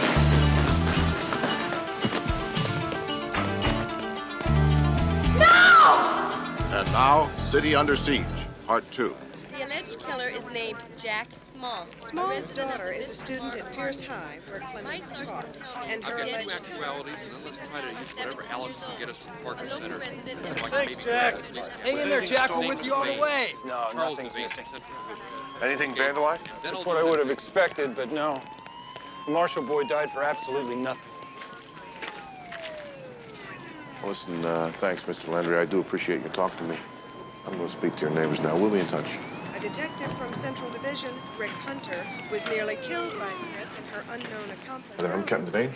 Near a North Hollywood motel where the fugitives were reportedly staying. You okay? I keep thinking if I'd broken cover, he'd still be alive. Come on now. You couldn't have known that Small would flip out like that. Go for blood? It's this whole neighborhood. I mean, look at these people. They like it. It's as if in some sort of twisted way they get some kind of power back. How are you going to explain this to Alan Marshall's parents? Looks like I'm going to be the one to have to do it. Landry and Alan Marshall. All this stuff kind of leads back to that punk, Johnny Youngblood. Somehow you've got to find out why.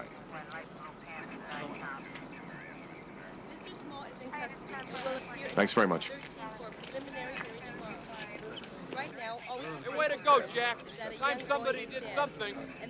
I've got a 20-second lead and then go to tape. Right. Stand by. 3, 2. Violence has once again shattered the deceptive calm of this San You killed Alan. community. The police say an enraged mob ordered a masked burglar and thief. Identification of the deceased awaits no match.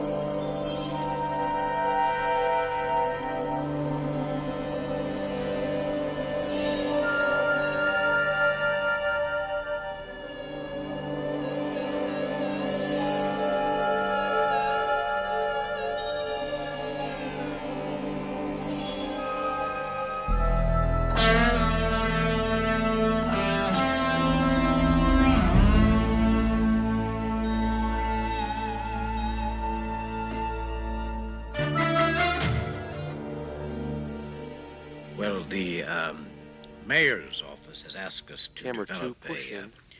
a neighborhood Ready, emergency camera 1, task force to Ready, 1. send a message to the criminal element in this town that it's over for them. Yet, and I am citing a recent FBI report, Chief Moorhead, violent crime in Los Angeles increased 15% last week. Yes, but the auto theft is down, and the robbery is down, and vandalism has, it's a big city. I mean, countywide, we've got 12 million people, and every day, obviously, there's going to be a few who are going to make a little trouble. Make trouble? Like Alan Marshall, a 16-year-old high school student beaten to death by an angry mob? I didn't say, at least I don't think I said, that we still don't have some problems. Wasn't Marshall killed after the formation of your target task force on the same block as Sandra Clements, a teacher at his school? I'm not conversant with every case here, but if you want me to agree, with your facts for the sake of argument, what's the point? Perhaps police power versus mob rule, and who wins. Maybe only the crooks. But we'll leave it right there.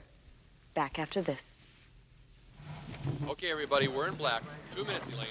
Chief Moorhead. Chief Moorhead! Chief! What the hell did you say to him, Elaine? Felony arrest, Foothill 10, Rampart 29, Pacific 18, Central Division 6. And you got nothing in robbery.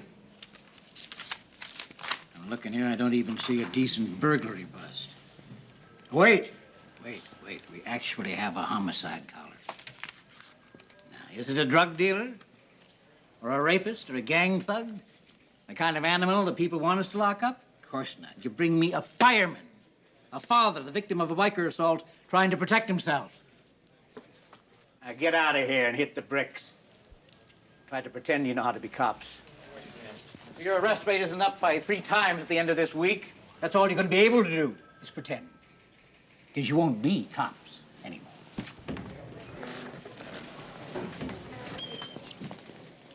I need some fresh air. What a jerk. You're letting this thing get to you too much. I'm going to ask him to spring some bodies loose in the task force to help you out. We don't do that, do we? I'll handle it. Now, what's the story on this calendar business? Oh, well, come over here. According to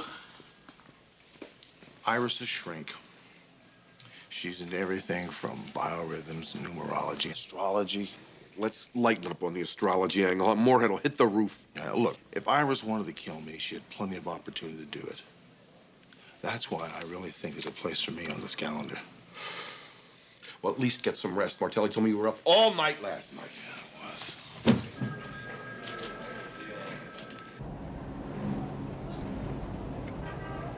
I can't prove intent. No way. Come on, Clayton, can't the DA at least give me a murder beef here? No, not even second degree, not with this. Hey, I'm on your side, McCall. Honest to God. He's a cretin. He deserves more than he's gonna get, but I can't get it. No jury is gonna send this man up for 15 years.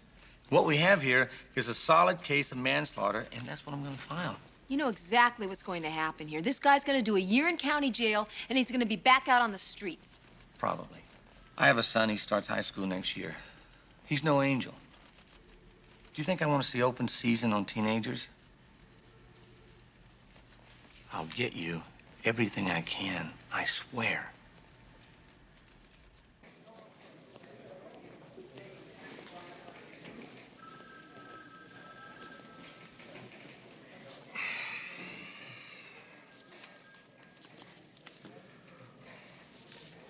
You wanted something? Well, lunch, actually. I had to spend 20 minutes updating the chief. I got you a turkey there.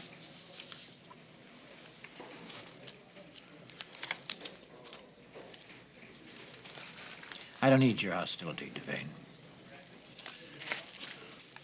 Comes with the sandwich.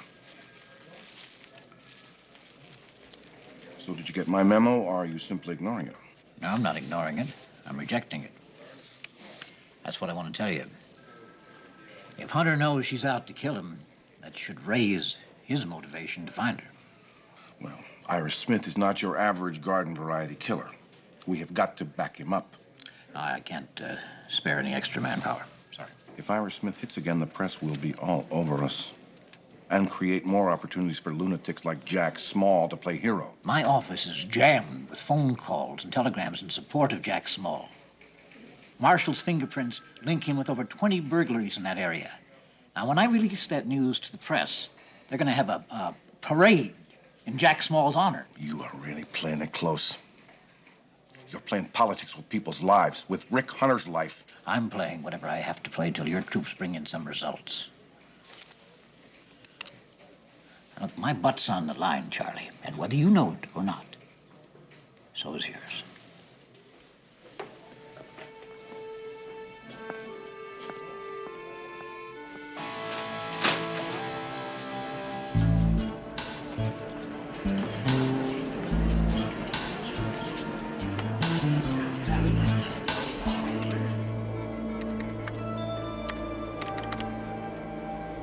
Okay.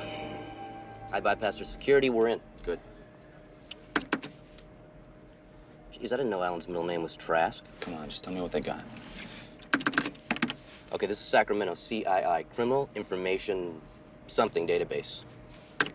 They should have the works. Wow.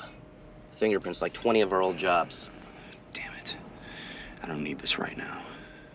I mean, who knows who's crawling around this place? Lender's probably got narcs and plants everywhere. Roger Dodger is in our pocket. Yeah, maybe. Dupe that tape and I'll pay him a little visit. Already done.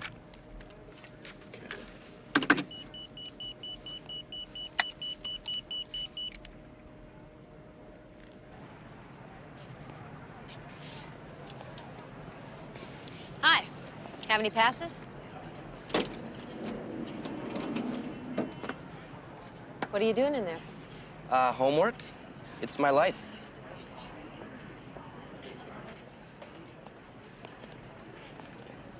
This is very cozy. You wouldn't be selling drugs out of here, would you, Charlie? I'm the kind of guy who just says no. Can I come in? Hey, mi casa su casa. Gracias. This is a nice setup here. Thanks. You going to Alan Marshall's funeral?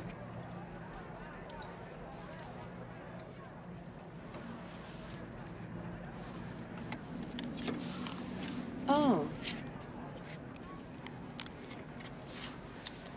Oh, all right. I'll see you later. Where are you going with those? Well, it says right here, do not remove from computer lab. So I figure I'll return them for you. You don't have to thank me.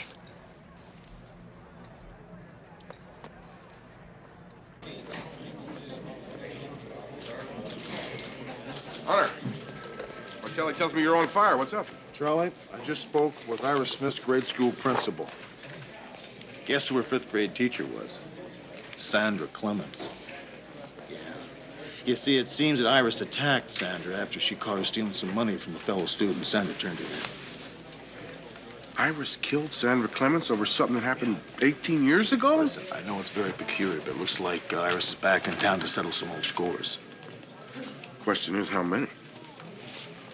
Well, to answer that, we'll have to find out who belongs to these dates. Wait a minute, this is today. We're running out of time.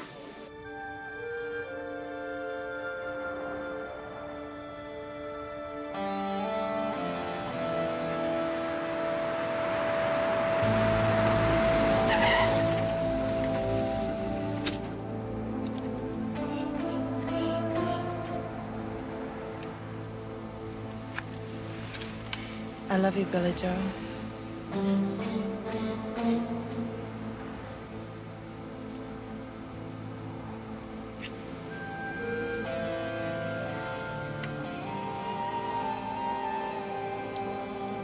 Let's do it. Homicide. Hunter? Yeah, Sergeant Hunter, who's this? William Joseph Powell. Iris wants to talk to you.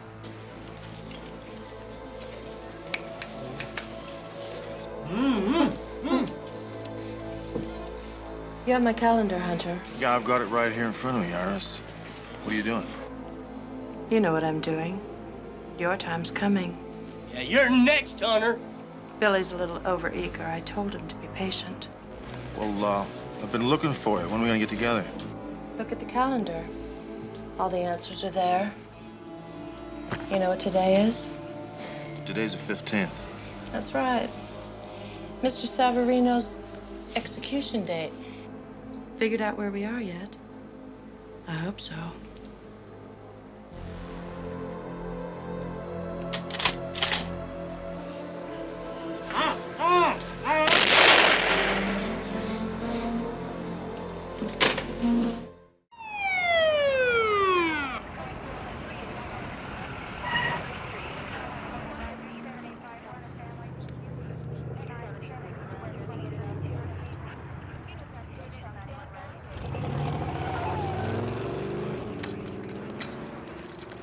Make sure that I get a full property report on this stuff. Maybe we can tie some of this junk into Alan Marshall. So, do you think this razor belongs to Billy Joe Powell? I don't know. I'll find out, Charlie. Fair enough. Kelly! So, you saw the getaway car? Yeah. How do you know it was a getaway car? Well, it was going around the corner going, and then you guys got here. What kind of car was it? 70, 73 Lincoln, white.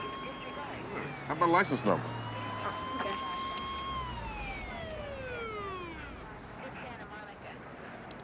Oh, I didn't have any paper.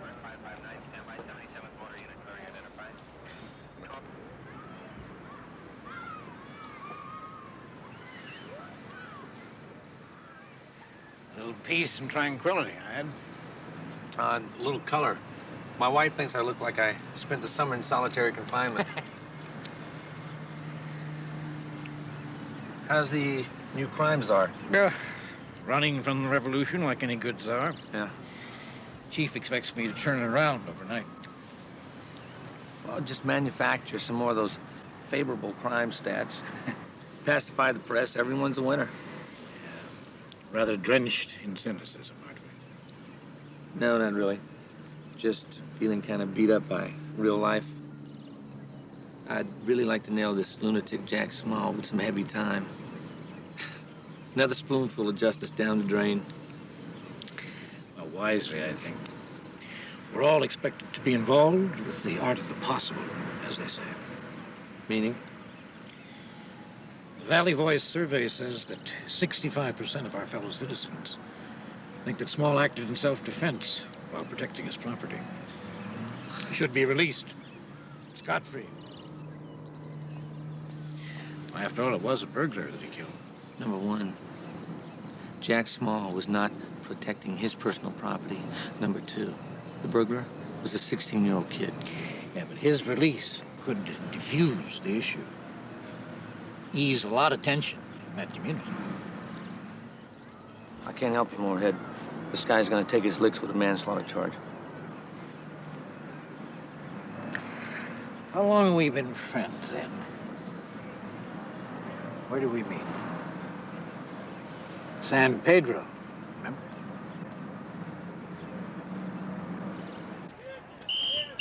Let's go, girls. Move it. Move it.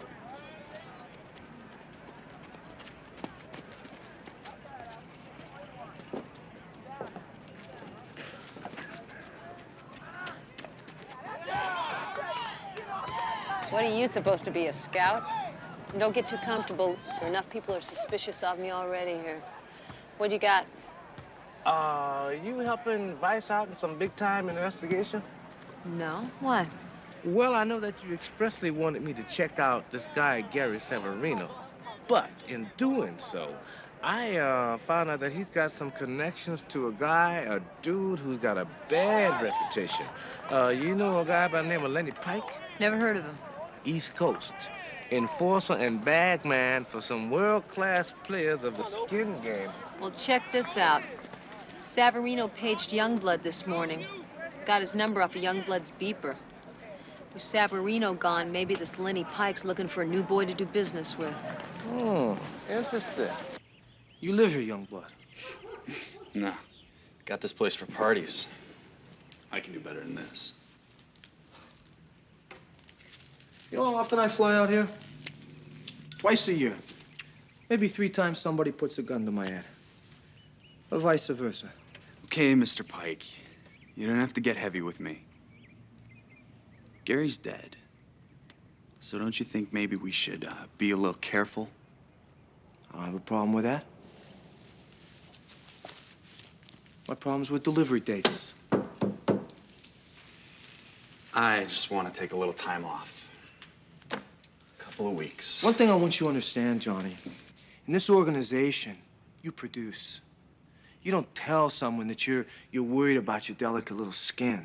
Hey, I'm just trying to be sensible, all right? I understand sensible. You're sensible from my point of view. My boss takes an order. Say, some guy with too much oil on the ground, no fun in the palace. He'll pay you plenty for what you do, Johnny. Apple cheek first-timers, real McCoy. You wouldn't believe how many guys like that there are. So sensible to me is, I tell my boss, no problem. Now, do I have a problem, Johnny?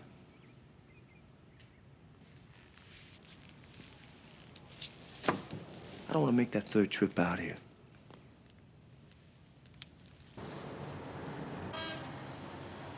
Your Honor, the department's position is to oppose bail in this case. I also have spoken to the parents of the victim, and they asked me to express their vehement opposition to this defendant being released on bail. They feel, and I happen to agree with them, that to do so would not be in the best interest of justice, and signify that the law enforcement agencies in this city consider a brutal vigilante-style murder like this to be no more important than a traffic violation. Very well. Mr. Trent? Thank you, Your Honor. Your Honor, as you know, bail is not meant to be punitive, but only to ensure the appearance of the accused for trial. Since Captain Devane has gone so strongly on record opposing bail, may I ask him a few questions? Captain, did Mr. Marshall's death occur as a result of his fleeing a burglary? Yes. Did your investigation tie Marshall to other burglaries? Yes. Captain, do you have any information, anything at all, that would indicate Mr. Small would leave the jurisdiction of this court? No. Your Honor, I'd like to ask a reasonable bail be set, say the sum of $5,000. Your position, Mr. Clayton? I have no objection, Your Honor. Now, hold on a No second. objection, Your Honor. Very well. Bail is set in the sum of $5,000.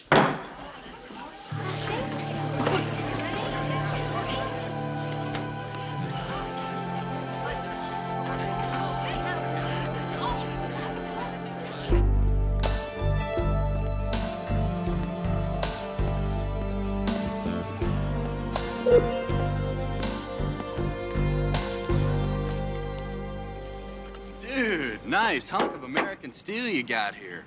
Snappy, I'd call it. It's after hours, young blood. Get off the ground.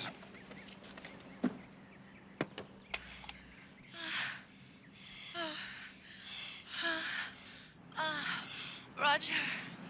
Roger. Roger. Turn it off. You know, for an old guy, it still sounds like you can get it on. Too bad it was with one of your students. Give me that. Now, let's not jump to conclusions. I'm not here to take your parking place away. The new gym teach, Miss Woods, she a cop. I know the young lady that you're making music with on my tape, and I can prove that you were with her. If the school board ever found out, you'd never teach again.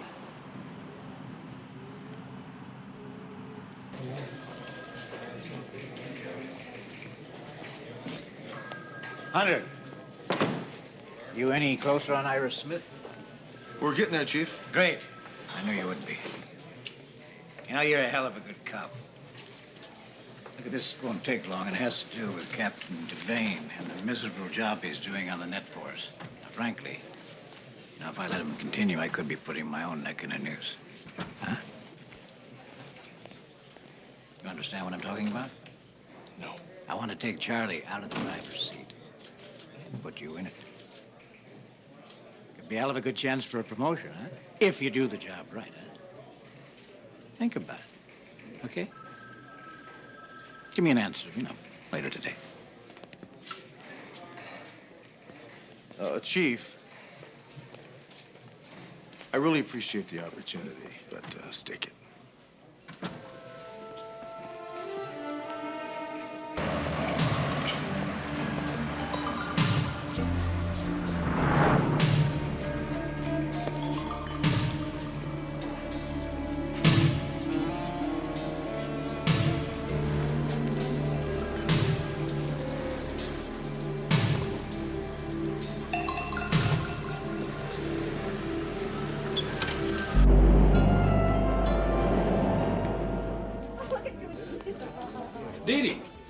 Dee, listen, did you see Debbie today? No, I haven't seen her. She skipped school today. Yeah, she didn't sleep home last night. I'm a little worried. I have to track her down. Come on in, have a drink. We're having a celebration. You obviously made bail. Yeah. Well, you don't seem very happy. Come on, have a drink. No, I'll pass. Thank you. Here's to taking another criminal off the streets. You actually believe that, don't you? Do you think that you've personally made this world a better place by removing a kid who stole some radios? You are pathetic. Pathetic? We're claiming back our streets. Alan Marshall is responsible for half the burglaries in this neighborhood. He got what he deserved. Got what he deserved? Do you think you had the right to just eliminate him? What? He was meaningless, no chance for rehabilitation. Just execute him. Is that it, Small? Come on, lady. Rehabilitation, the prisons, a revolving door, courts, no cops. No, it is fear. Fear of punishment that is the glue that holds this society together. And we're getting it back in this neighborhood. Now, it's the flaming liberals that want to keep the criminals on the street. Really? Well, don't forget where you're going, Small. Maybe after a few nights in a steel room with some real cons, you'll become a flaming liberal yourself. You make me sick.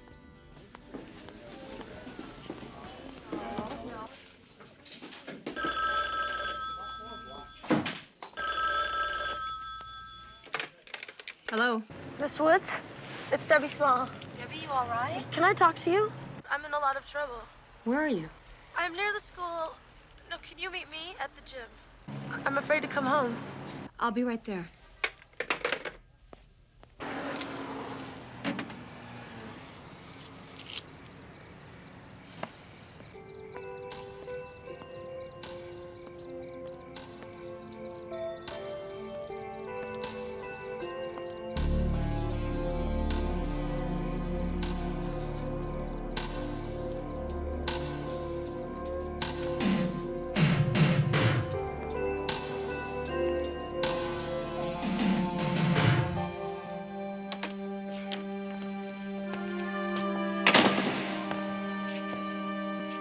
Debbie?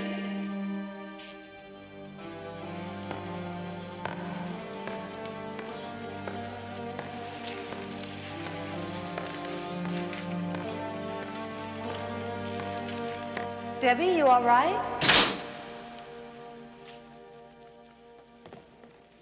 Over here! No, over here. You're in trouble now. Hey, come on, what is this? Better duck! Turn off the light, come on! Dee, over here! Hey, Sergeant, over here! Back here! See target!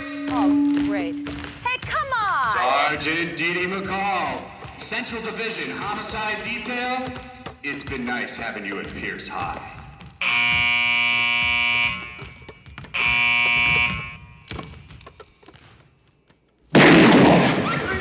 Yeah, you better die! Hey, what are you looking at over there?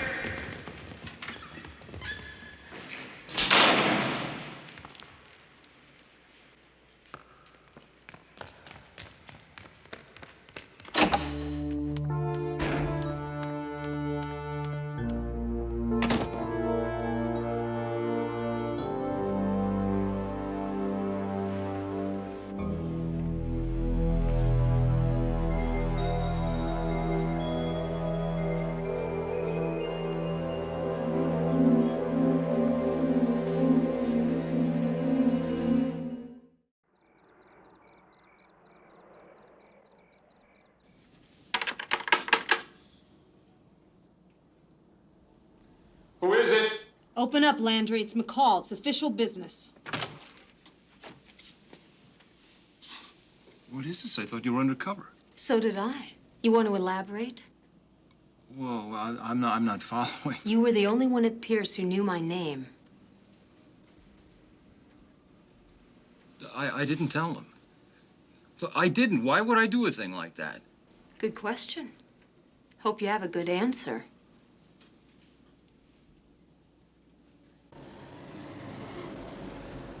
Can you tell me how a trained, experienced homicide detective is outwitted by a high school punk? Roger Landry was the only person at that school who knew I was working undercover. No. Half the student body knew about it. So that's it, huh? That's it? I blew my cover, case is closed? You try to stick that in my file and I'll stuff it right up your nose, sir.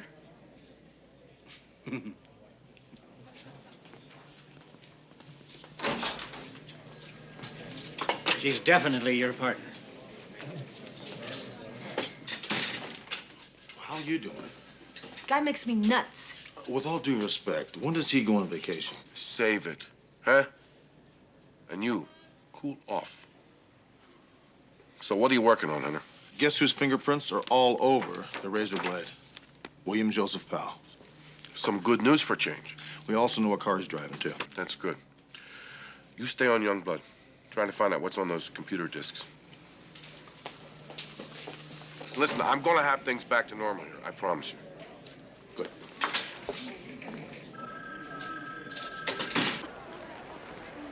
Yo, Allison, wait up. What's going on? Not much. Haven't seen you around lately. I've been around. How about you? I haven't been close enough to you. Want to do something tonight? Like what? I don't know, take a ride in my van. Sure.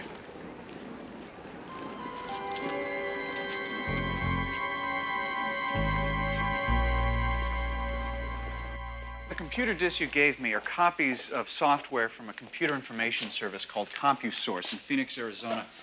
Got the PC hooked into them right now. What kind of computer information? Oh, everything. Typical computer hobbyist service. News, games, stocks, free programs, nothing unusual. You can connect up to it using any regular telephone line. Youngblood's a subscriber to their data storage service, kind of an electronic file cabinet. Well, that's smart. He keeps his records and receipts off paper. Right. He unloads everything. He can use any cheap computer and the phone in his van. I'll get a warrant. You're going to need two. One here and one in Arizona. But I'm going to warn you, it's not going to do you any good unless you can read this. I've been peeking into his data. Apparently, Youngblood uses an encoding program to scramble up his records. All we get is page after page of hash. What code? Could be any one of 20 simple programs. All the kids know them. Anybody with a computer can use a code as hard to untangle as those used by the Defense Department a couple of years ago. Well, you're brilliant. How long will it take you to break this one? McCall, send me to Washington. Get me into the basement of the CIA. I'm still going to need a couple of weeks. Otherwise, it's going to take me a little bit longer. Oh, come on. Can't I get something on this guy before the turn of the century? Well, if you can get me an interstate wiretap, you might. Then the next person that calls and uses Youngblood's CompuSource account will know who he does business with.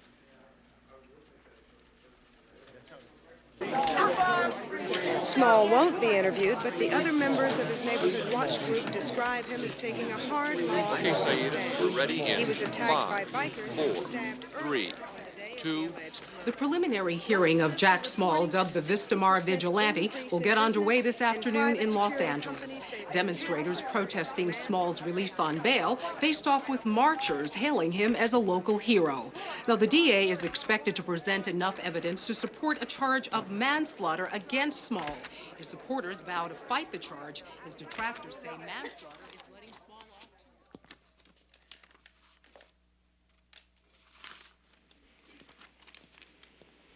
Mr. Clayton, are you ready to proceed? Your Honor, I've discussed the case with my superiors, and in the interest of justice, the people move to dismiss all charges against the defendant. Order, please. Order in the court. Would you care to clarify that decision for the record? We feel there's more than a reasonable doubt as to whether the defendant used unequal force. We're willing to accept his claim of proper self-defense. Order, please. Very well. Case dismissed.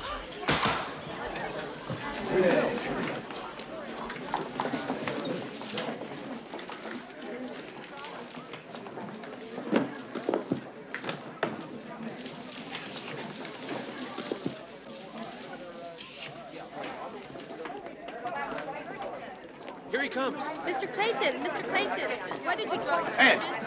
Can we Ed, have a what the hell is statement? going on? How do you answer Marshall's parents? That's terrific. Mr. Small, how does it feel to have all charges against you dropped? Well, naturally, it's, I'm pleased, I'm delighted. I don't have to go through the ordeal of a trial. But any happiness that I feel is outweighed by sorrow. The sorrow because of a community that was coming apart at the seams. A young man by the name of Alan Marshall died.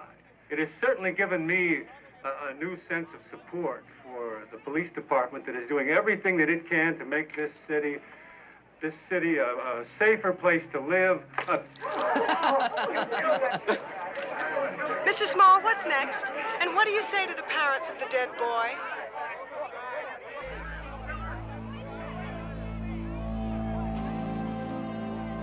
You're mine.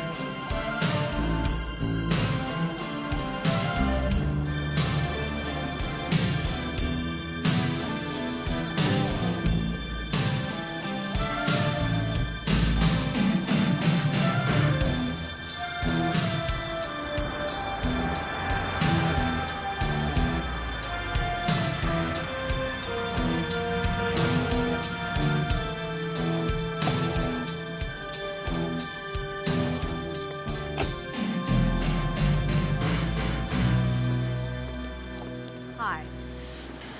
Could you help me? I'm looking for a girl. Her name is Debbie. She hasn't done anything wrong. I just really need to speak with her. No, huh? All right, look, if you do see her, will you call me, please? Call me collect. No, you keep that. Thank you.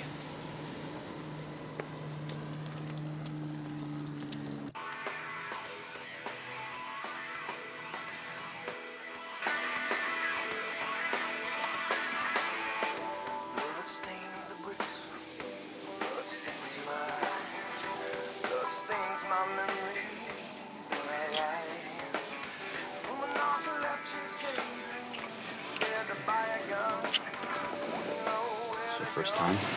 Yeah. Wanna try something special? Sure.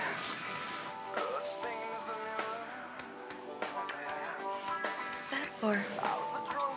Let's just pretend we're in the movies.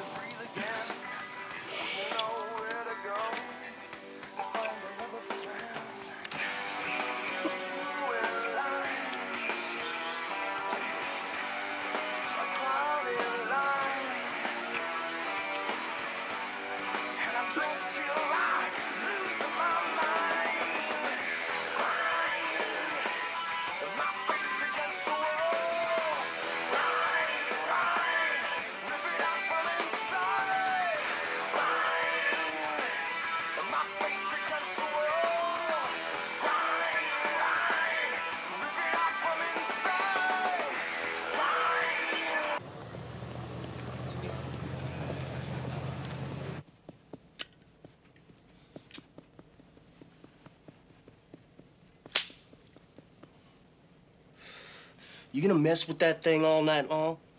Yes? Hey, let's kill that cop tonight. No. Well, I'm bored. I need some action. Haven't I been treating you right? Well, you know what I mean, baby. Remember how it was when we first met? Huh? Well, I was kind of hoping we might do the same thing again. I don't want to do that anymore. Why not? Hey, most of them are asking for it. People only die when the time is right, Billy Joe.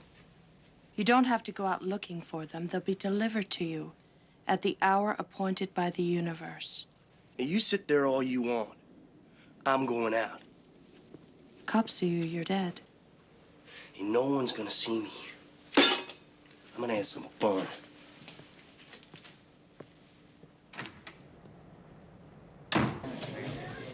Hunter. It's Charlie. Remember the Hollywood hooker slashings about 8 years ago? Yeah, 14 mutilated women. It was your case, still unsolved. Right. Now, I arrested Iris while I was working on that case. I found out she was wanted for murder in Texas. After I extradited her back to Texas, those slashings stopped. Okay. You recall what kind of weapon was used in the slashings? Razor. Right. Was Billy Joe Powell in Hollywood then? Powell grew up in Montana. The state police there lost track of him in 1974. We busted him 4 times here in Los Angeles between 1975 and 1978. That's when the slashings took place. That's right. Billy later turns up in Texas. His first arrest is 6 weeks after Iris is extradited. Right. He's following his lover, isn't he? Where does that leave you? Now, Iris told me all the information I needed to know was going to be found on the calendar. I have an idea we're going to hear from her pretty soon.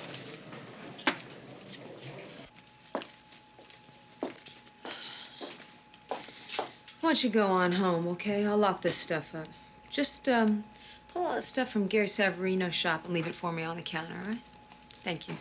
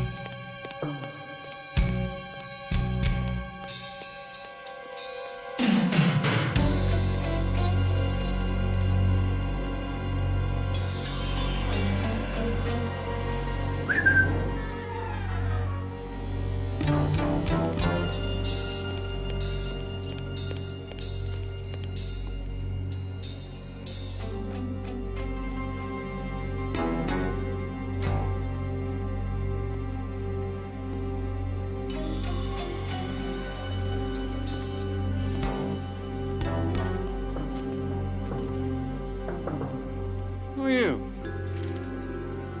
Hey, what are you doing here? You're the fella on TV. Aren't you that big hero, Jack Small? Yes, I am. Well, I was hoping I'd find you.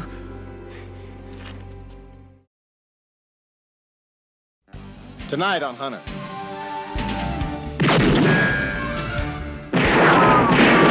Division commander taking on a deputy chief. You're gonna regret you ever heard my name.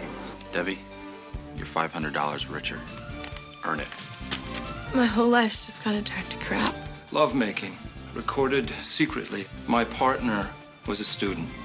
Why don't you and I have a little chat? Meet me at the observatory. Freeze right there!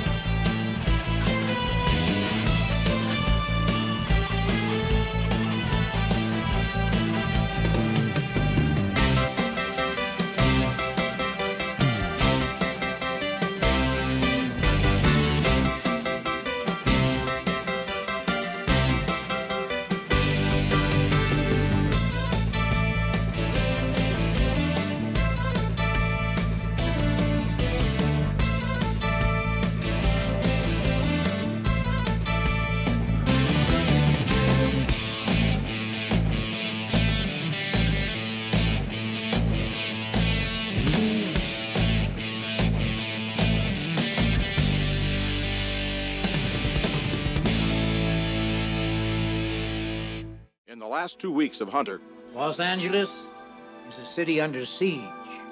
Hunter, I've missed you, and I'm back in town with a bang. I mean, if you want to get a handle on why this neighborhood shivers in its sleep, a young megalomaniac punk like Youngblood is a good place to start. As Angelinos lock their doors and wonder, where are the police? The day after tomorrow, whoever owns that code's gonna be dead. Freeze! Stay of execution.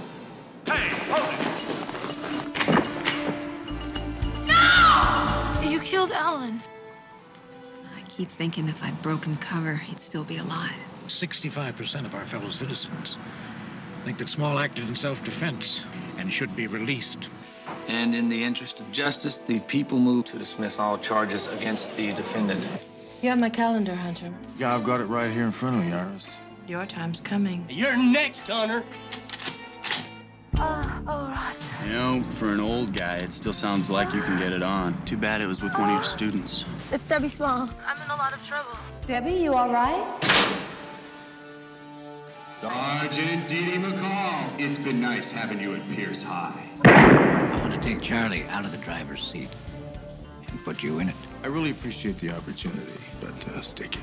Hey, let's kill that cop tonight. You don't have to go out looking for them. They'll be delivered to you at the hour appointed by the universe.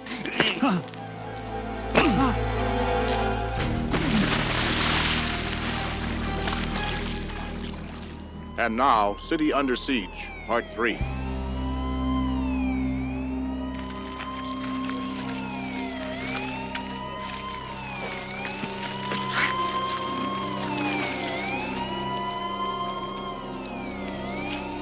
Is it Jack Small? Yeah. What next? Any suspects? No. Some neighbors heard a scream around 6 this morning. They didn't think anything about it. They figured it was some kids playing.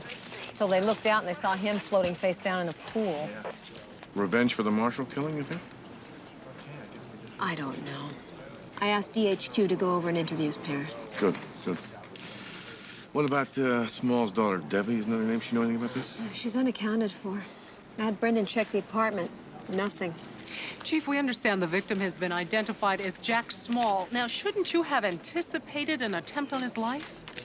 Well, we're fully aware of the controversy surrounding Jack Small.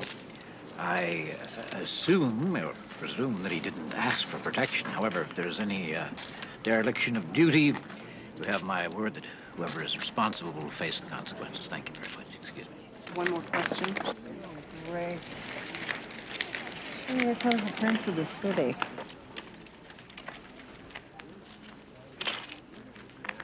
What do you got? Don't color it. Stabbed to death. No wits, no suspects. Huh? Tell me something. What did you do before you became a cop? I was a secretary. Good. You'll have something to fall back on. Excuse me. Well, another stellar performance by your people. Why wasn't Small provided with protection? He had plenty of protection while he was still in the county jail. Are you suggesting my complicity in his release? I know Ed Clayton. He's a damn good prosecutor. He wouldn't roll over on a case like this unless he'd been persuaded. Devane, you've been skating on thin ice for some time now. And the task force has fallen on its collective ass. And because of your incompetent leadership, the department is under severe criticism. Our reputation is number one. Well, say it's suffered. I think it's time that we relieve you of your responsibilities, bring in some new blood. I know all about your offer to Hunter. It's about what I'd expect from you. You know, Curtis, you've made a career out of bobbing and weaving, making sure the stink doesn't stick to you. Well, I promise you, I am going to find out who is responsible for putting Jack Small back on the street. And when I do, I'll bet you a barrel of Powers, Irish, you don't survive the scrutiny.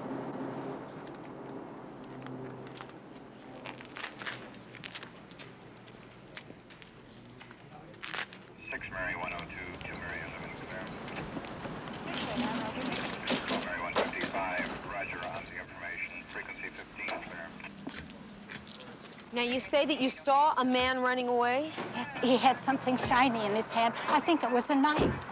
Can you describe him for me? I already have for Sergeant Hunter. For Sergeant Hunter? What do you mean? You should have his picture. Your artist drew him last week. Is this the man that you saw? It's him. Do you think he might come back here? No, Mrs. Fleck, I wouldn't worry about that. You'll be all right. Greg, take Mrs. Fleck inside. Tell the watch commander I want her checked hourly. You'll be fine.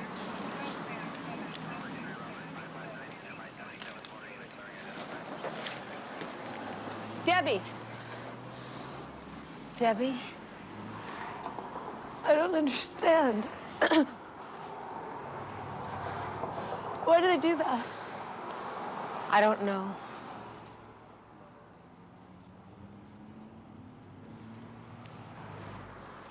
Last month on my 18th birthday, he gave me this teddy bear, and I thought it was really stupid.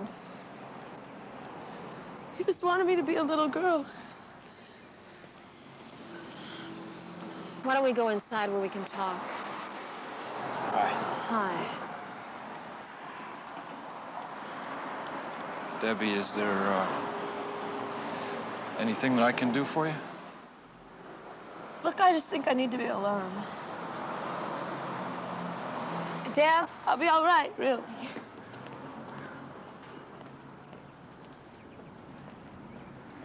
I think we need to talk. What about? A lot. I have some free time this afternoon. Good. Come by my office.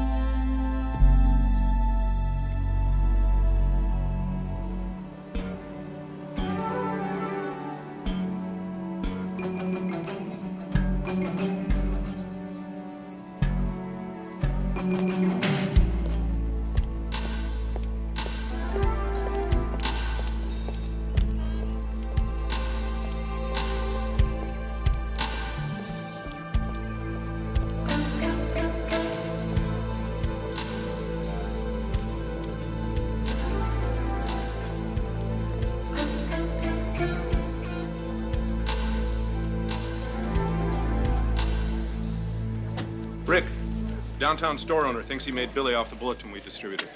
First and Adams. Thanks, Rick.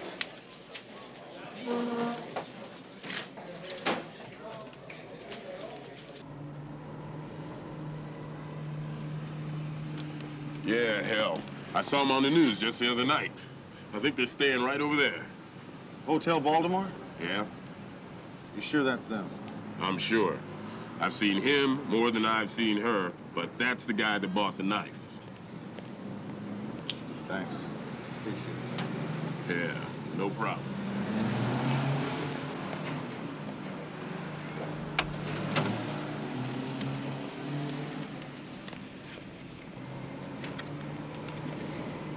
This is 1 William 156.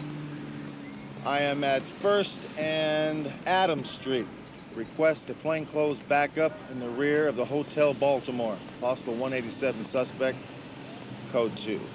Roger, 1 William 156. In other news, the victim in last night's Valley slaying has been identified as Jack Small, the so-called North Hollywood vigilante. He was arrested earlier this week as a suspect in the tragic death of Pierce High School student Alan Marshall. Many Valley residents were outraged when manslaughter charges Outraged? against Small were unexpectedly You bet. dropped. Police have refused to speculate as to a motive in Small's murder and reported they have no active suspects. That's because you're all a bunch of dummies.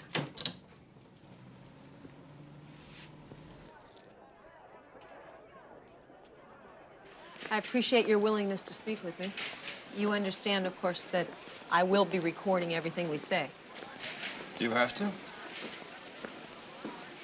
I understand. And since I read you your rights, you are under no obligation to speak with me. Yes, I know.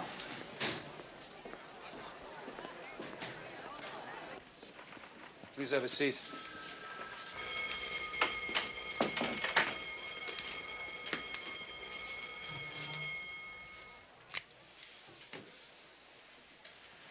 Okay, what do you need to speak with me about? Well, to begin with, you were right. Youngblood did force me to tell him that you were a cop. Forced you how? His stock and trade. What's that? Lovemaking. Recorded secretly at my bedroom. Alan Marshall was probably in my apartment on Friday night in order to recover the tape recorder. Well, I can understand how that would be embarrassing for you, but... My partner was a student. What was the student's name?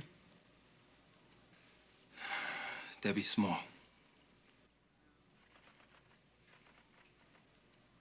Look, it's not at all what you think it is.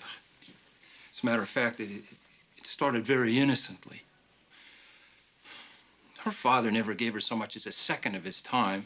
All she needed was someone to talk to, someone to turn to, and... Well, I mean, we went for walks, we went jogging, we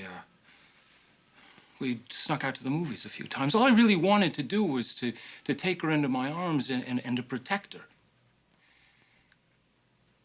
And then one thing led to another.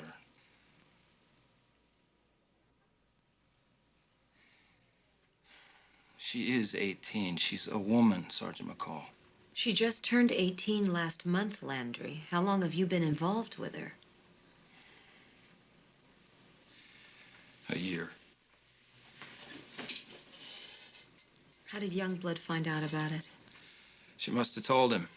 Maybe when she was stoned, maybe in order to prove to him that she was worth something, I don't know. Or maybe to get something from him. What happens to me now? Well, you could be charged with statutory rape. That depends upon the DA. The question is, what happens to Debbie now?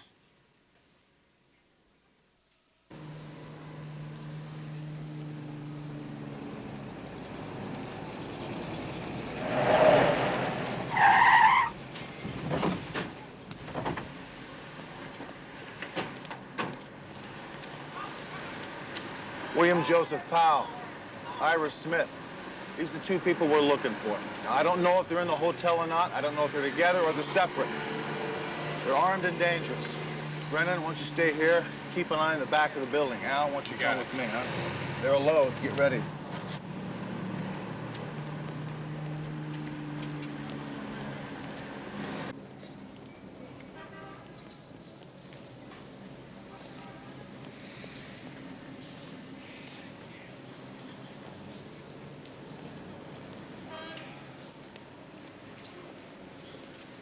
How do you do, Sergeant Hunter, LA Police Department? Ever see those two people before? I don't know. William Joseph Powell, Ira Smith. Take another look, please. Yeah, they look like the Joneses. The Joneses. Are they in their room? How the hell do I know? What room are they registered under? 411. 411.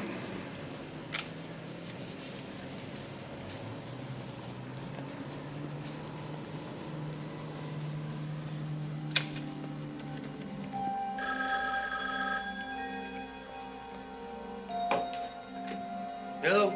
You got trouble on the way. I told them you were in 411. Okay, thanks.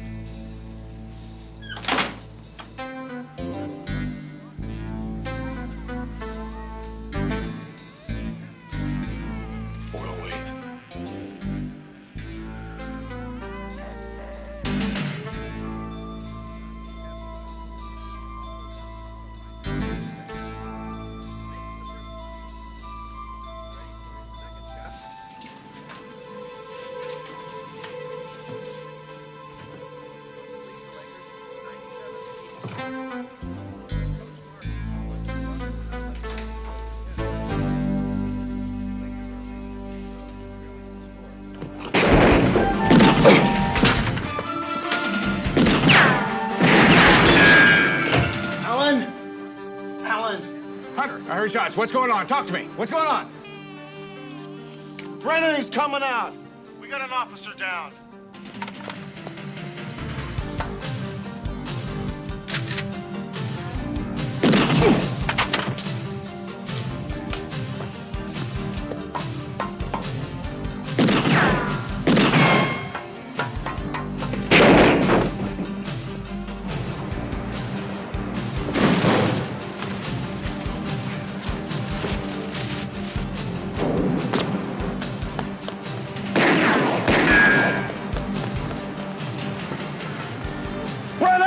I'm all right. They headed north up the alley. I'm calling for help.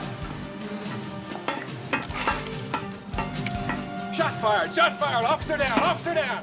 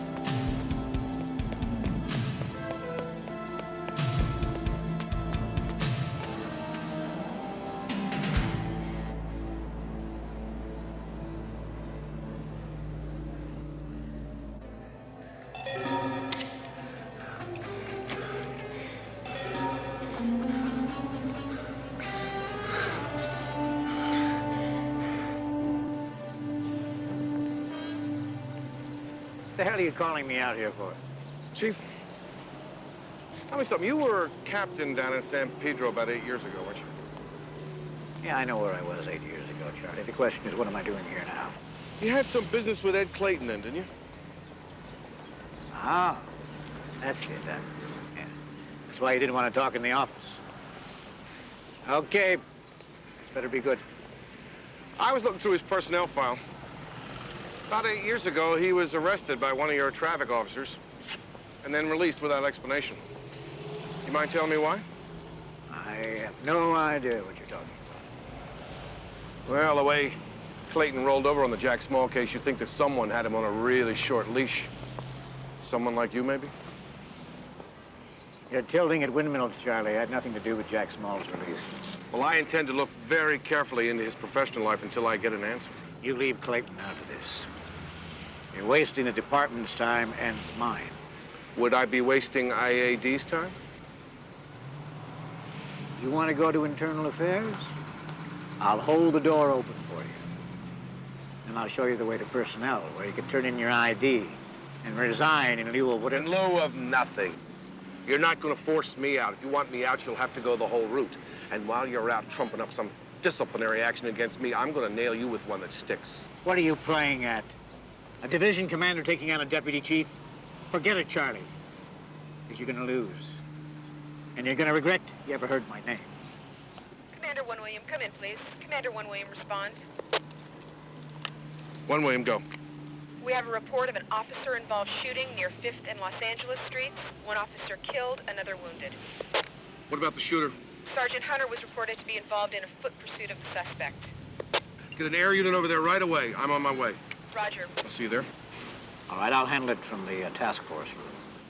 Didn't you hear what they said? 1 dead, 1 wounded. Don't you care about your men?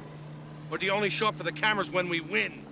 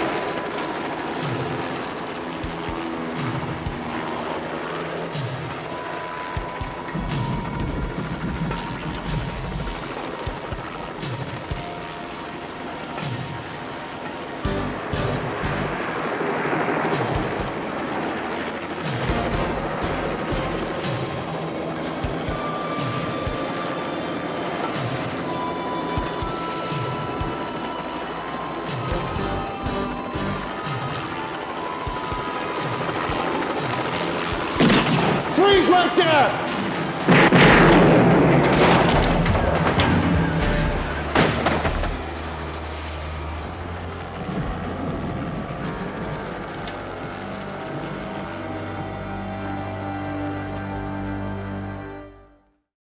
why did that old guy send you to the wrong room? Powell told him he'd cut his throat if he didn't lie for him. And the cop's dead. Captain, Deputy Chief Moorhead wants to see you. He's in your office. Swell.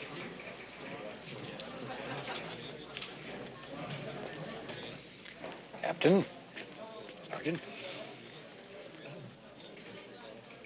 We have things we could be doing. So do I. Spending half my day fending off reporters is not in my job description. I think if you stopped hobnobbing at those press luncheons, Chief, and start paying attention to what this department goes through on a daily basis, you might have a different impression about the people who serve this city. And then maybe we all should stand back and take a long, hard look at your job. Hunter, I didn't dismiss you. He's got a lot of work to do. Damn it, Devane. This city is expecting things to happen. You're the one who made the promises, Chief. Well, let me clue you in. Somebody's going to take a fall as soon as the good folks up above decide they need a scapegoat. And you can be damn sure it isn't going to be me.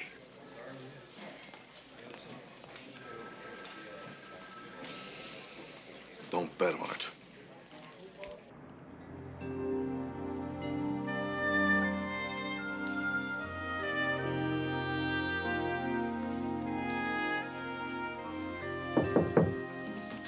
Hi. Thanks for coming. I was glad you called. Packing up, moving out? Yeah, my mom's gonna be here in a few days to take care of things, whatever that means. She wants me to pack everything up. How you feeling? Okay, I guess. You heard about me and Vice Principal Landry? Yeah, he told me. Probably think I'm pretty stupid, huh? No. I saw the tape that you made with Johnny. I'm sorry. Sorry I saw it or sorry you did it? Both. I tried to get it back. I even told Johnny about you and Roger. You set me up at the gym, too, didn't you? I'm sorry. I'm really sorry. My whole life just kind of turned to crap. Oh, yeah, let's go have fun with the friends and everything, but it's like nobody really talks to me or knows what I am or what matters to me. I guess you're the only person that really knows that. You know, Debbie, if it means anything, I happen to think you're a good person. You've got a good heart. Deep down inside, underneath all that other stuff.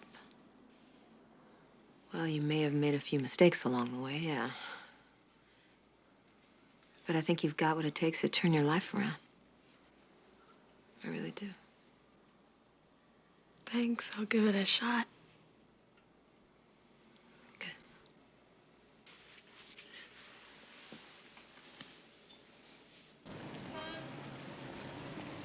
Charlie. Hi, Ed. Sit down. Kind of wish I could open a secondary office out here. It's kind of nice, you know? So, Charlie, something you didn't want to deal with back at the ranch? Yeah. Yeah, I want to talk about a night 8 years ago in San Pedro when a young up-and-coming assistant DA got drunk and took out 2 lampposts and an RTD bus stop. Yeah. Or more to the point, what happened afterwards. And then Captain Moorhead kicked him loose for future favors. Who are you talking to, Charlie? Dr. Carlos Espinada, the arresting officer. He's retired now. Yeah, he didn't even remember it, but I waded through about 5 miles of microfilm to find the original traffic violation. Charlie, Did you ever do something so unbelievably stupid that you just wish you could take it back? Cut out that hour, that minute, even the seconds of your life? Well, Curtis Moorhead, he did that for me. My career would have gone down the tubes. He arranged to spring me without anybody the wiser. Charlie, I didn't have any choice. I couldn't say no. So 8 years later, he involves you in a conspiracy to obstruct justice, and you still don't say no. Charlie, I'm telling you, he still got me.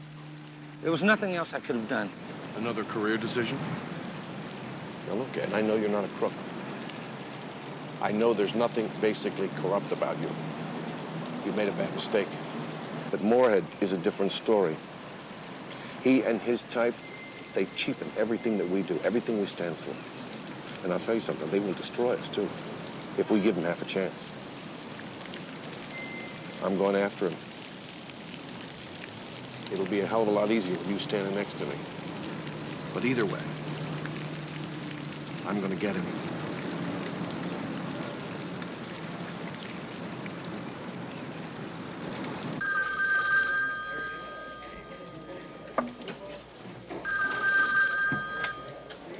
Hunter, homicide.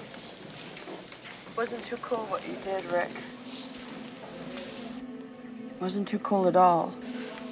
Well, that's how I treat all my murderers, Iris. That's the way it goes. It's time. Why don't you and I have a little chat? Yeah, let's. Meet me at the observatory. You know when. If you've done your homework.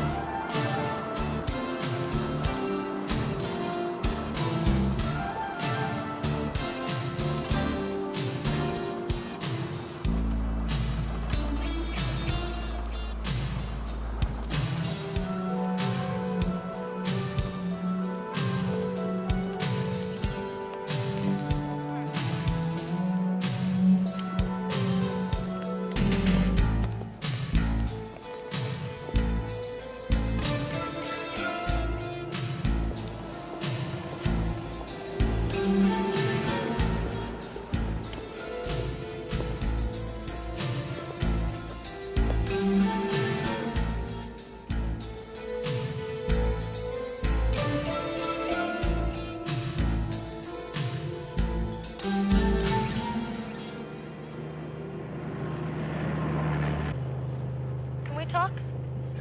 Meet me this morning in the school parking lot. Debbie, I'm not really interested in your personal problems. I need money, Johnny. So what am I, a bank? Can we just talk, please?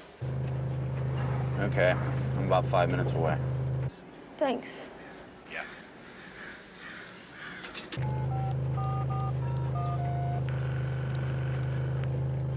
Hello. Yeah, Lenny, it's Youngblood. Anything shaking? Yeah. You think you could, say, get, another grand? You got something for me?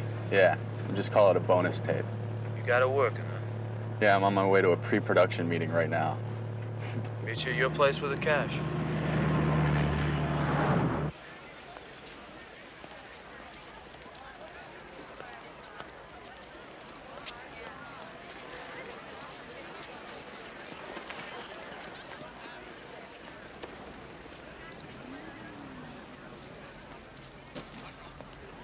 Debbie?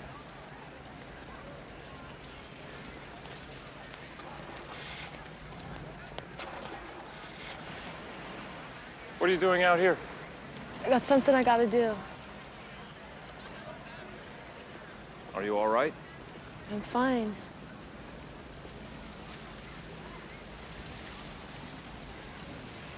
Look at me, will you, please?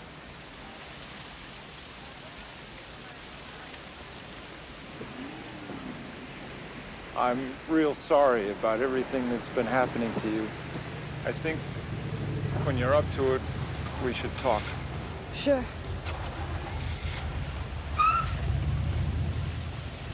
I care about you. You know that, don't you?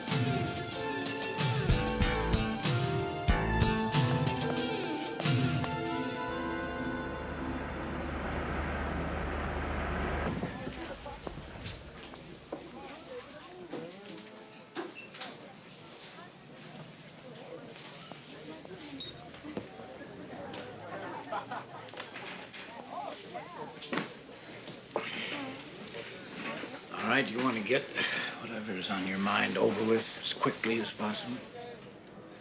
Morning, Chief. Did you eat yet? I have lunch. You got exactly 5 minutes. I don't think I'm gonna need even that much time. All right, then get on with it. 8 years ago, you were a captain down in San Pedro, right? Yeah, we've been all over that. Not the good part. Because I believe your whole career is one long trail of manipulative corruption.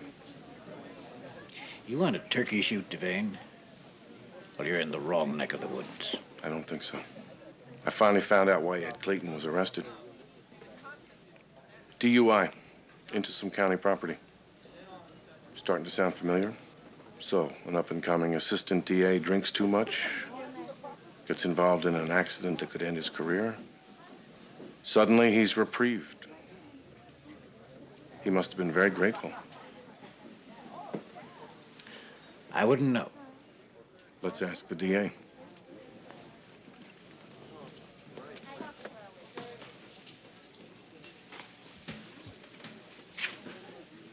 Look, Clayton, I don't know what kind of delusion you're under here, but if you want to come down to my office and talk it over...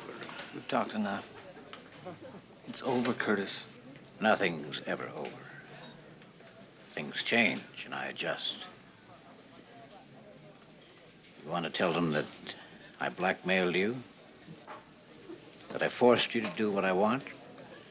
In order to bring some kind of order into this totally chaotic bureaucracy? Something like that, yeah. Well, then you're going to have to prove it, gentlemen. Because I'm going to deny it all. And I got a lot of colleagues in very, very tall positions that are going to back me up. Chief, I'd like you to meet Officers Pitts and Johnson. They're from Internal Affairs.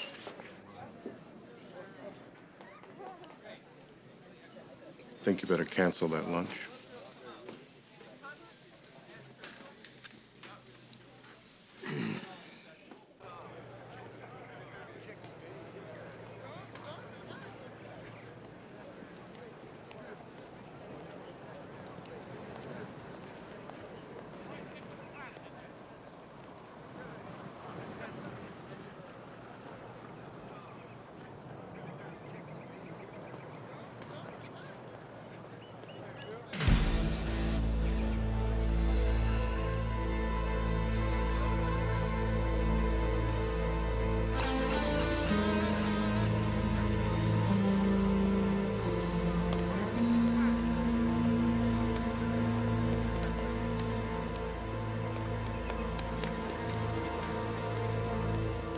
I just need a couple $100.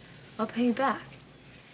I'm offering you $500, and you can keep it. Johnny, please Damn don't. it, Debbie. You've done this before. What the hell do you care? I'm talking $500 cash, and all you gotta do is the only thing you can do halfway decent. Don't give me those phony tears. You know what you are. And you're never gonna change. So smoke some dope, kick back. We'll make a movie and you can be on your merry way. Clean up your act. That's your cash. Dude, what's up? Hey, Johnny. So we on? You got the money?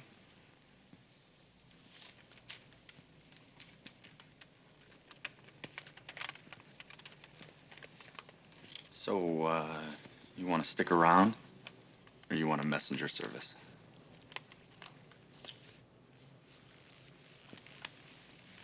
Yeah, I guess I could stick around for a little while. Debbie, you're $500 richer. Earn it.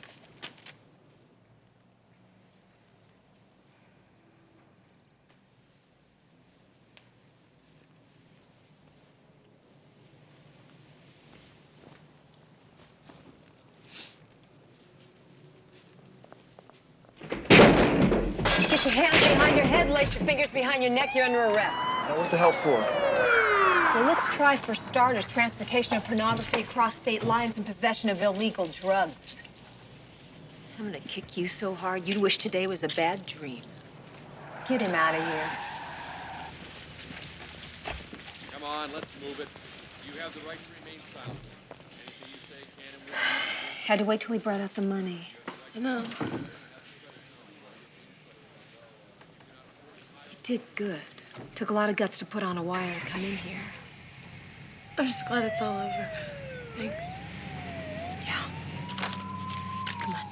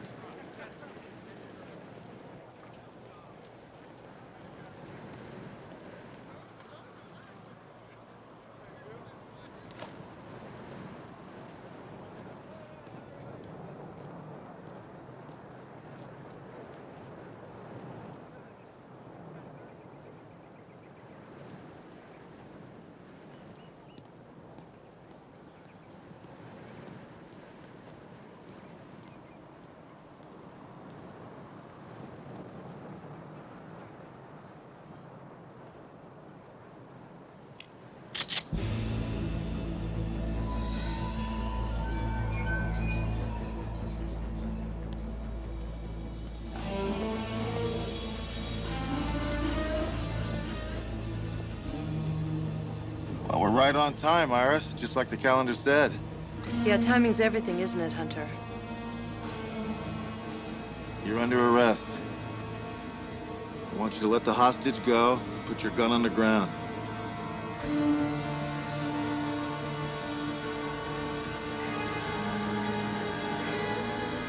Do it, Iris! Enough innocent people have died already. Nobody's innocent.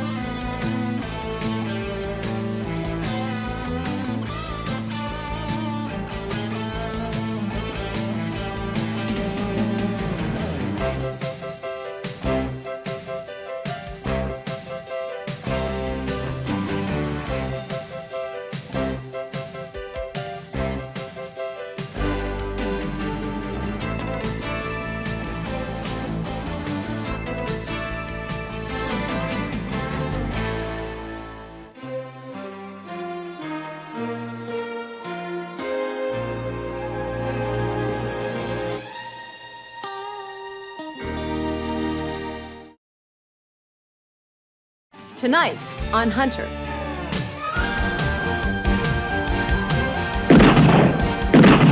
The victim's name was Michael Gerard. He was 31. Ordinary people are not shot to death at close range. Mrs. Ava Sands, who reported that her daughter, who has a history of psychotic behavior, stole her .380 automatic. Well, apparently she stopped taking her medication. She had a violent reaction. Maybe somebody wanted to make her crazy. She went after me with a knife and they still let her out.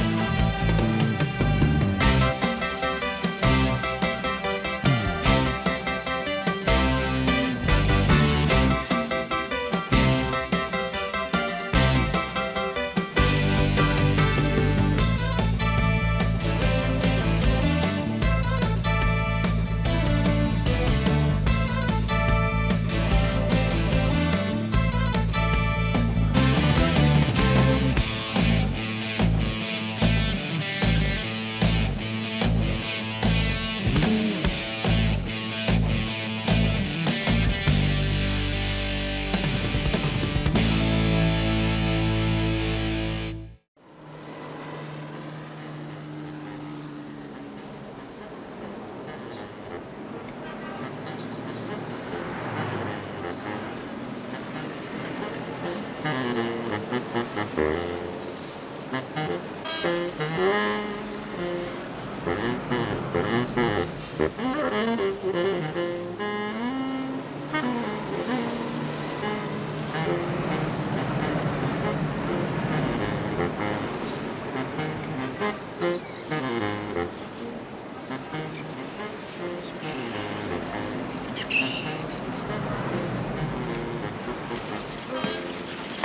it! Damn it! Damn it! The hell! That's enough. Rachel! Rachel! I told you to go home, didn't I? Oh, yeah, sure. You'd like that, wouldn't you? Then you could say I was irresponsible and fire me. Go home! I'll see you tomorrow. We better go call the police. File a police report.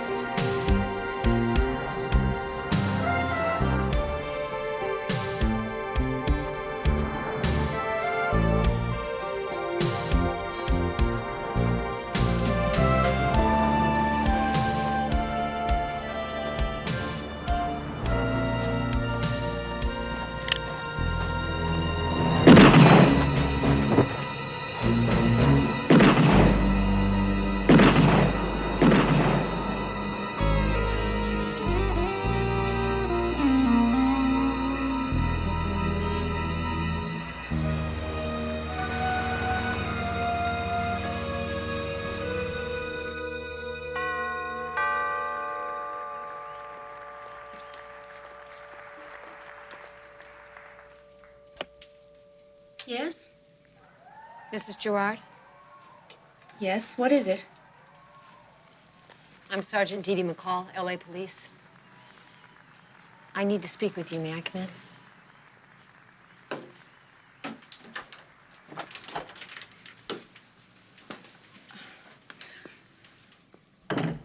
It's awfully late. What is it?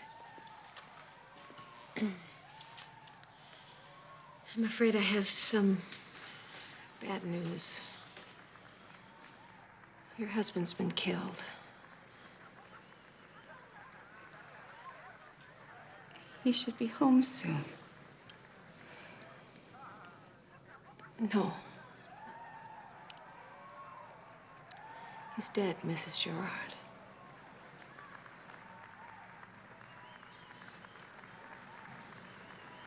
I hurt you. I'm very sorry. I hurt you.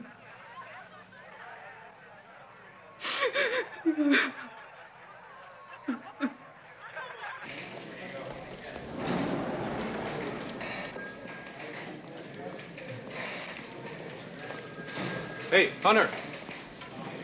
Gentleman on the bench wants to see the officer investigating the Gerard shooting. He was sitting there this morning when I came on duty at 7. Thanks, Ray. How you doing, Sergeant Hunter? Investigating the Gerard shooting. How can I help you? I'm afraid it's the Jupiter project, sir. They finally made their submarine invisible.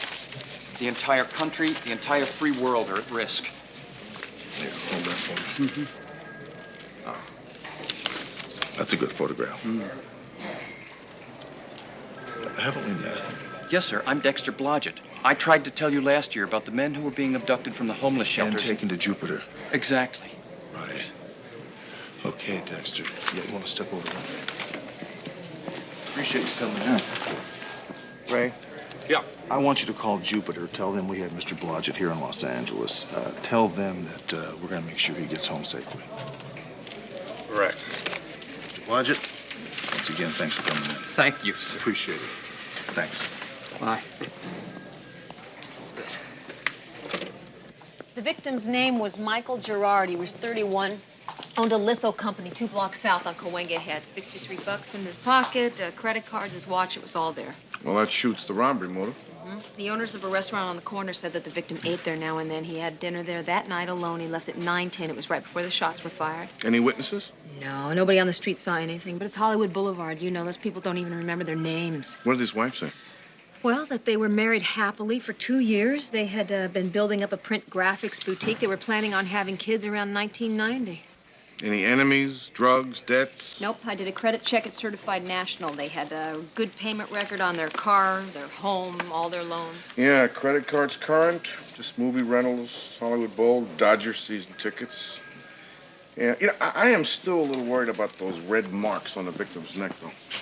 Hi, guys. I just got the preliminary word from the coroner. Gerard was shot 4 times at point-blank range, possibly with a .380 automatic. The first slug hitting his heart, killing him instantly. Sounds very deliberate. Any lab reports on the marks on the victim's neck?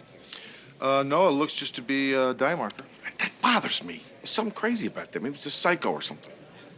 Look, check with the hospital detail, see if there are any dangerous patient releases. So, anything else besides no motive and no witnesses? Nothing, Charlie, although I am running down a list of disturbances that occurred in the area that night. Other than that, I have nothing. Good, thanks. What about the victim's wife? What about her whereabouts? I already checked into it. She was at her sister's house. Apparently every Friday her husband worked late. He was out, so she went over there and had dinner. It was a regular routine. She says that they were a real happy couple, just ordinary people. Ordinary people are not shot to death at close range.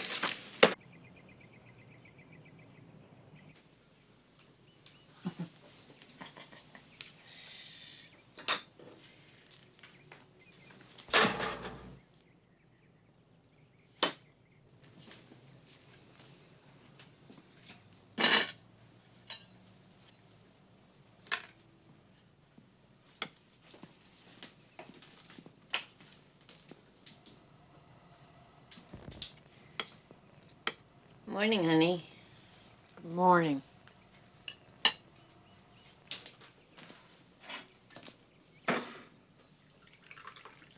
Ow! Are you all right? I think. It's getting late, Rachel. Aren't you worried about being late for work? I was fired yesterday, you satisfied bitch!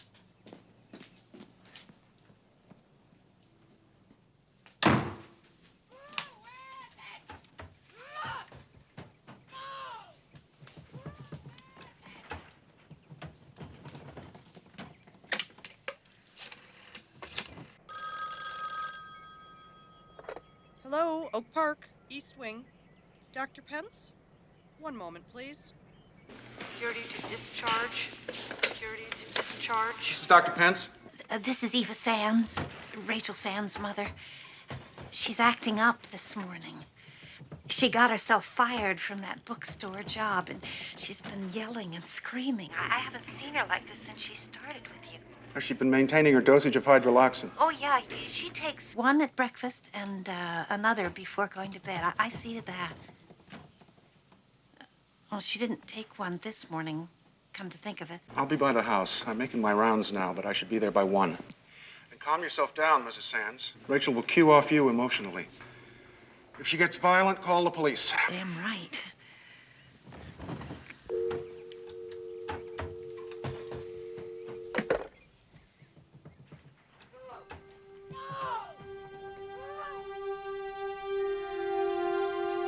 What the hell did you do with my damn hairbrush? Oh, shoot it, priest!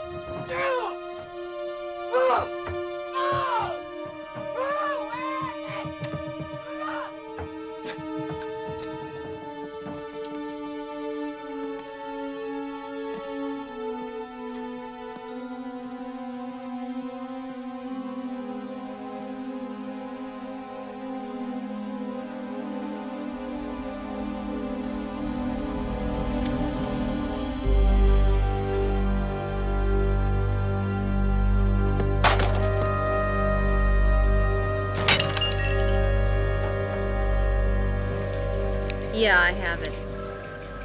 Tell me, was there anything else in the neighborhood around that time? Okay. Yeah, thank you. There's a bookstore on Hollywood Boulevard that called in a complaint. The manager says that there was an employee there, a Rachel Sands, who apparently just lost it and started to tear the place up a little bit. You might want to check that out. I do want to check that out. Thank you very much. Let me know what you find. I definitely will. Thank you. Who set him on fire? His complaint search might have paid off. Homicide, McCall. Sands?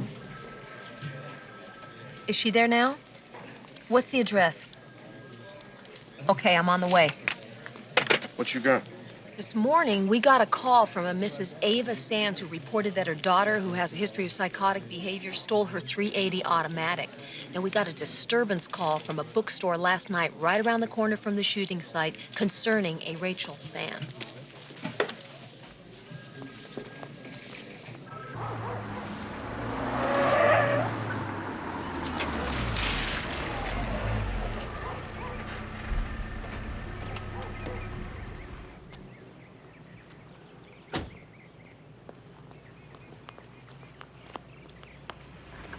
I'm the woman who called. Mrs. Sands? Yeah. Is your daughter inside? Yeah, she's in there. She's got my pistol. I missed it this morning. She never touched it before, but she used a knife on me once. Okay, wait right out here, okay? I'll take care of things. Yeah. Thank you.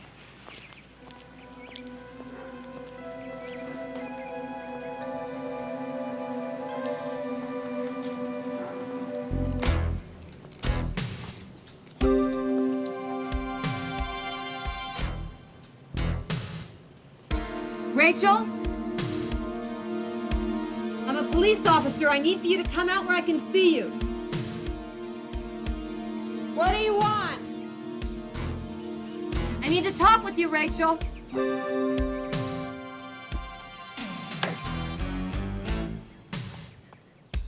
Come out where I can see you, Rachel.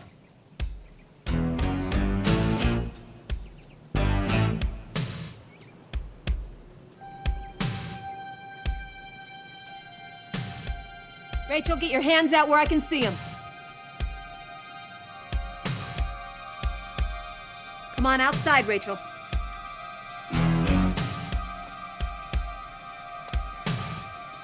Come on out, Rachel. That's right.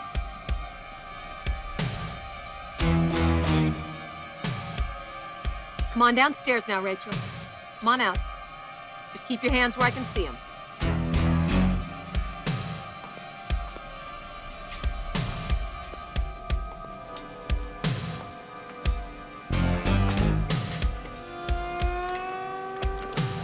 I'm not gonna hurt you, Rachel. Everything's gonna be all right. It's all right. It's all right. That's right.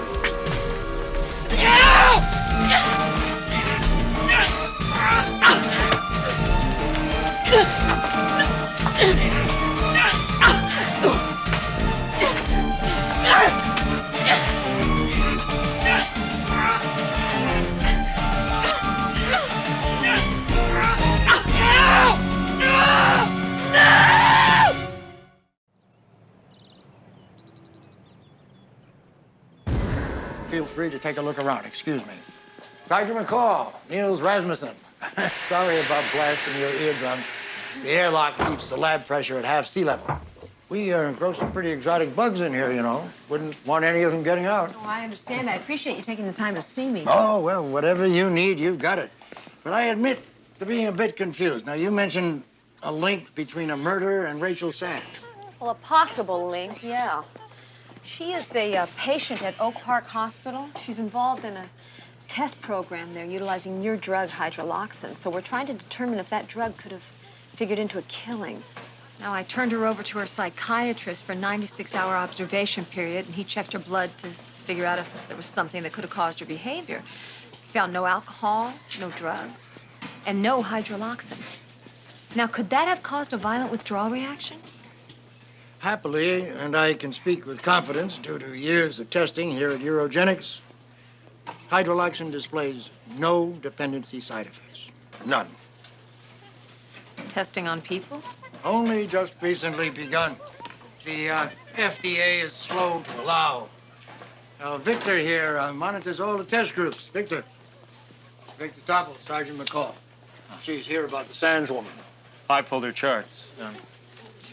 We don't actually select the subjects for the tests. That's on contract. 50 hospitals nationwide. Yeah, 43. We have all the original medical history and the monthly interview transcripts here. I made you copies here. Thank you. So how's the test going? Phenomenal. As predicted, hydroloxin inhibits blind rage behavior in better than 80% of the subjects. Any side effects? Some people get runny noses. If you'll excuse me. Thank you very much. Let's go out this way.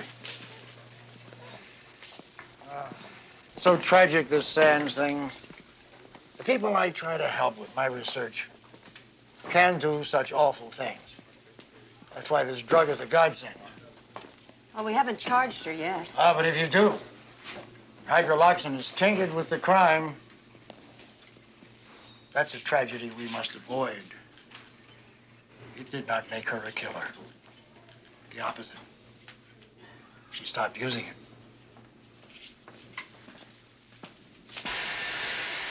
I'd like to see the test data when it comes through. When you have it all together, will you give me a call? I certainly will.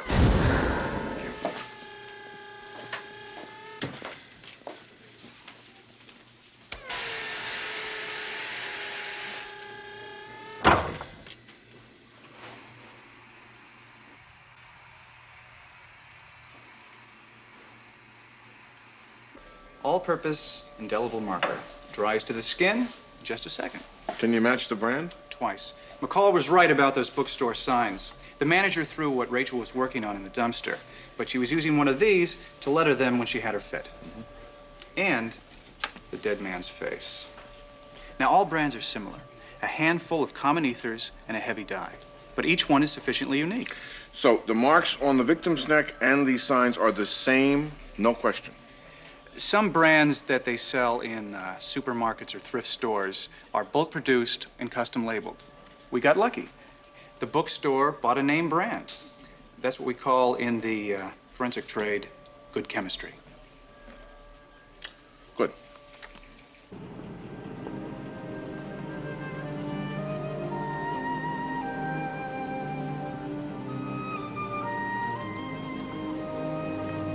Annie, are you gonna be okay? If you need anything, call me.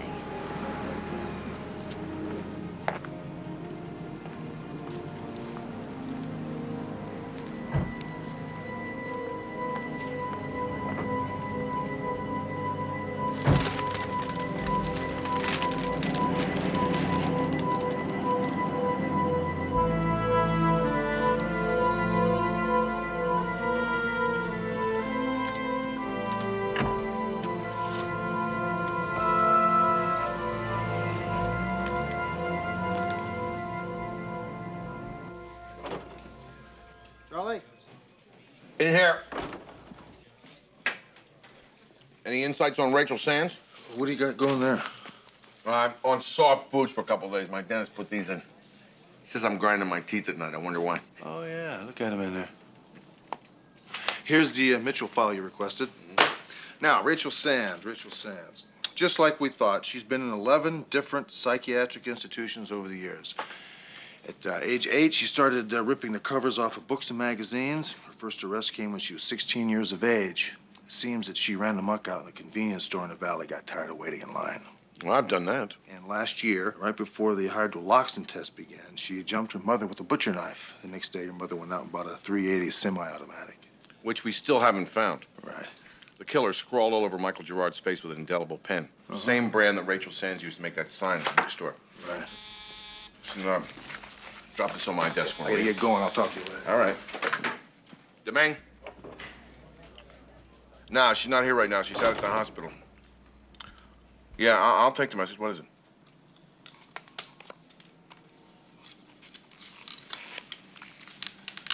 Rachel, okay, let's go back to why you got angry with Mr. Ellers. I don't know. Is it because he criticized the way you were doing your job? Maybe. But he's usually okay. Do you remember tearing these up? Not really. Must have been pretty angry. Well, that's typical. I always forget afterwards. That's not an admission. I know that, Sid. Relax, all right? Rachel, you don't have to be afraid. You're not going to be blamed for anything you didn't do. McCall, don't con my client. Hey, why don't you give me a little line to fish with, okay? It's in the best interest of your client. Rachel, you were doing really well on the hydroloxin. So why'd you stop taking it? I don't know. Look, lady, I'm doing my damnedest, okay? But a blank is a blank. All right. I'm sorry. Don't touch me. I don't like to be touched. Why don't we, try some impressions? Why don't you try closing your eyes and then just seeing whatever comes in, okay? What sights, sounds, or images you get. Will you try that? Okay. It's hard, though.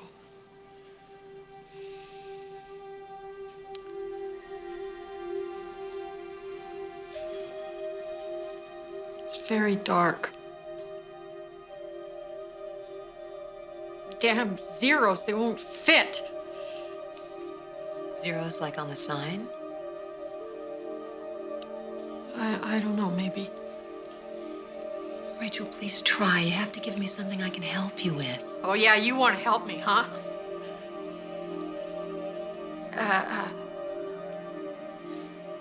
Glasses. Lights. Glasses like the kind you drink from or the kind you wear? Were the lights street lights, Rachel?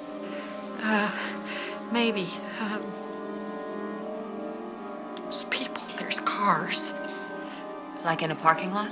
Thank you, McCall. I think you've led my client far enough down the primrose path for today. Was it a parking lot, Rachel? I don't know, yeah, whatever you say. Yeah, it's a parking lot. I killed the guy in a parking lot. Rachel, quiet. Not another word. You saying that because you saw it on TV or a newspaper or because you remember, Rachel? Rachel has done a good job. I think she deserves a little rest.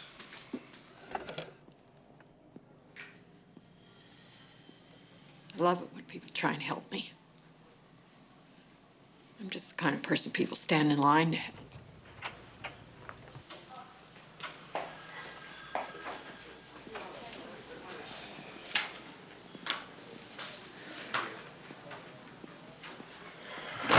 I got some news. I was waiting for you to take a break. Did you see the look in her eyes?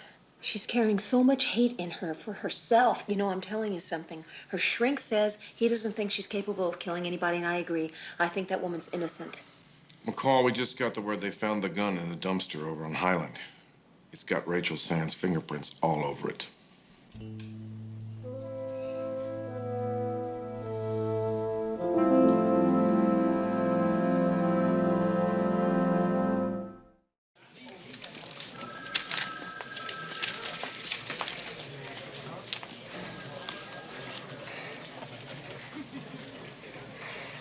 Sergeant McCall.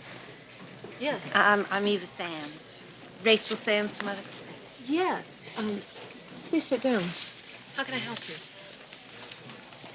Is Rachel gonna go to jail? She's in psychiatric detention at Oak Park. She's being tested. If she's found competent, the DA plans to file charges against her for the Gerard murder. Didn't her attorney, Mr. Dumbrower, contact you? I figured he was just in it for the money. I told him to do whatever the court will pay for and nothing else. Well, I can arrange to have you see her. Oh, don't. Well, she's not expecting it. You think I'm hard. I didn't say that. You put up with her for 39 years, and you'll be wishing to God, like I do, that something would happen to get free of her. You know, last year she went after me with a knife, and they still let her out. I had to buy that gun. Were you badly hurt? Yeah. Well, Not actually from the knife. Well, what happened? Oh, Rachel had one of her conniptions. She grabbed the butcher knife, and she was cussing a blue streak. She was waving it around and jabbing it in the table. You know, the next thing she would have come after me with it. Did she? I didn't give her a chance. I ran. I slipped on the floor and bumped my head on the cabinet. I threw my back out. I had to have traction. So Rachel never actually came at you with the knife? No. But she could have. Dr. Lynch, extension 108, Doctor's Lounge. Dr. Lynch, extension 108, Doctor's Lounge. I understand she was injured. That's true, but the reason Mrs. Sands was admitted to the hospital was because she injured her back. Now, why in the files does it say that Rachel injured her in a knife attack? Indirect cause, I guess. Rachel hadn't come to me at that time. Well, I think you ought to correct that file, because the fact is Rachel has never assaulted another person. That's true. Her entire history is of violence against property, things. But then she did threaten you. Oh, this is so bizarre. Why all this new behavior? Why would she stop taking the one drug that she knew could help her? Let me ask you something. Would any of these patients here ever stop their medication without your approval? No. No, we monitor them as closely as possible. We fill nearly 1,000 prescriptions a day for the resident patients alone. Why? Well, maybe the dispensary had a mix-up. Maybe Rachel did take her pills, but they just weren't hydroloxin. Oh, that couldn't be us. Hydroloxin is prepackaged for the test patients at Eurogenics. When you tested Rachel's blood, you were only looking for one drug in particular, right? Oh, I had to. Some of these psychoactive drugs work in such minute amounts, you need a computer. You can't just go on a witch hunt. Well, still, if you were on a witch hunt, what drugs would you look for? Gas chromatography is kind of like trying to sink the 8-ball in the break wearing a blindfold. You can hit it, but then you have to go looking for it. What? Never mind. Pence gave us a list of 61 drugs he thought might account for Rachel Sands' behavior. Literally millions of molecular 8-balls.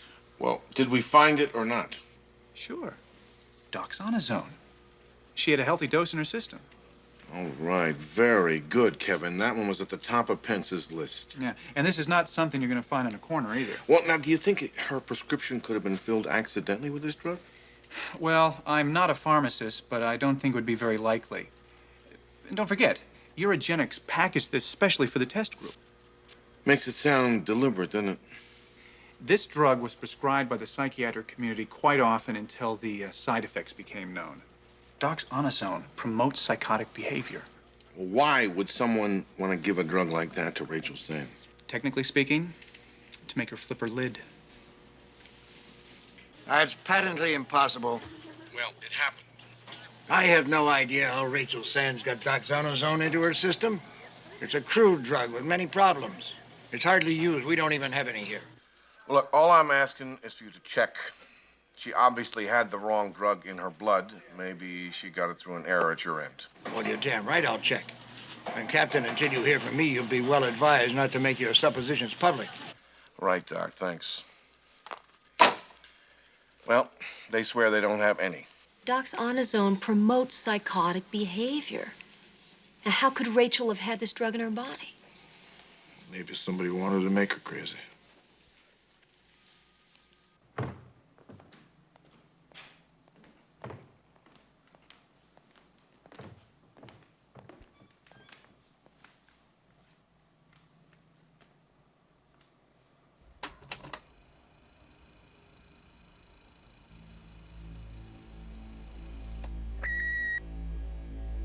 Darling, I wish you'd return my calls.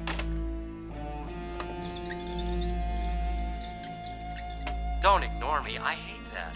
I told you what I'd do if you didn't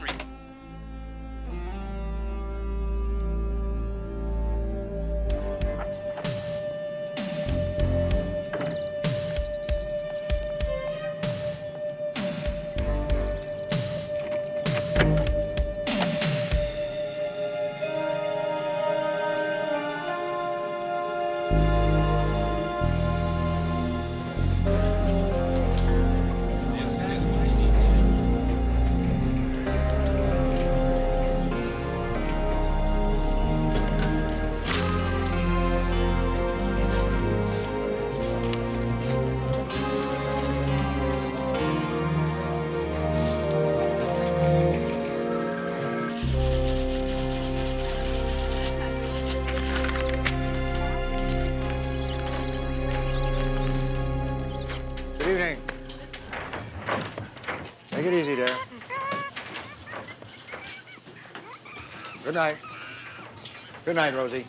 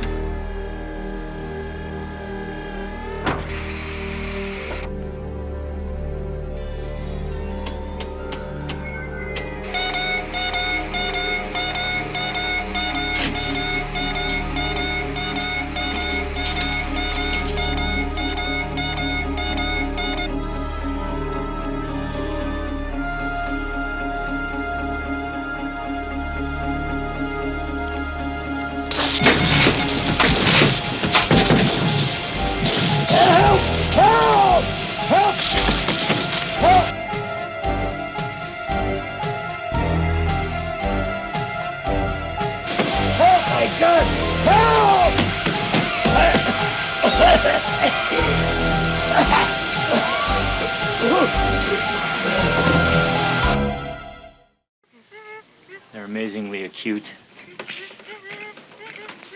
Any little change in lab routine will set them off.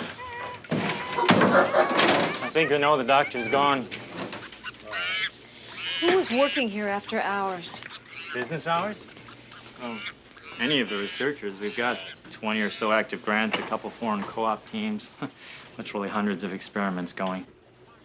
Biochemical work doesn't run on an 8-hour clock. I was in the cryo lab when the power failed. Arson said that there was a massive power surge first. Do you think security could get me a list of who was here? Possibly. But the scientific staff uses the security entrance off the parking garage. We all have electronic keys, and oh, it's impossible to calculate what we've lost tonight. He was a genius. I mean, we'll never know what else he might have done. Well, he'll get a posthumous Nobel Prize, but...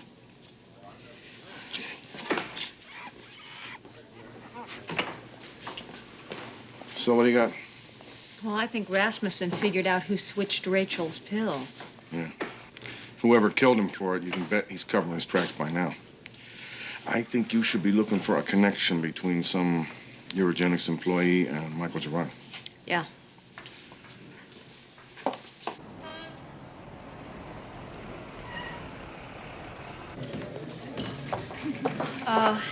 Let's go back around the corner here. It's a little more private.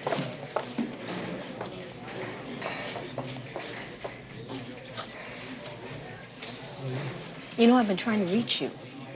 I'm sorry. He kept calling me, so I finally just went to my sister's. I hope this is nothing. I mean, I know you already caught that woman. Wait a minute. Who's been calling you? There's this man.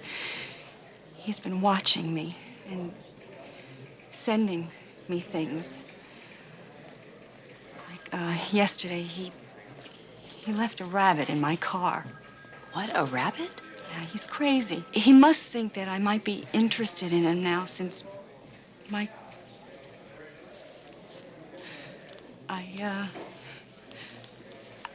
met him at a club. I mean, he met me at a club, and I was already engaged to Michael. So I didn't give him much encouragement. But then he got into this dream of fantasy. And now he's saying these terrible things like he's going to kill himself if I won't have him. Why don't we start from the beginning, okay? Why don't you give me a physical description? His name, where he works. Oh, he's pretty average looking. He's about 35. He wears glasses. His name is Victor. I think he works in some kind of a laboratory. I still don't like this. I'm going in there. Sid, it won't work in a crowd. Now look, any incriminating statement she makes will not be used against her. Okay, I accept that. Just not sure I want it to work. Sid, I'm gonna buy you a donut.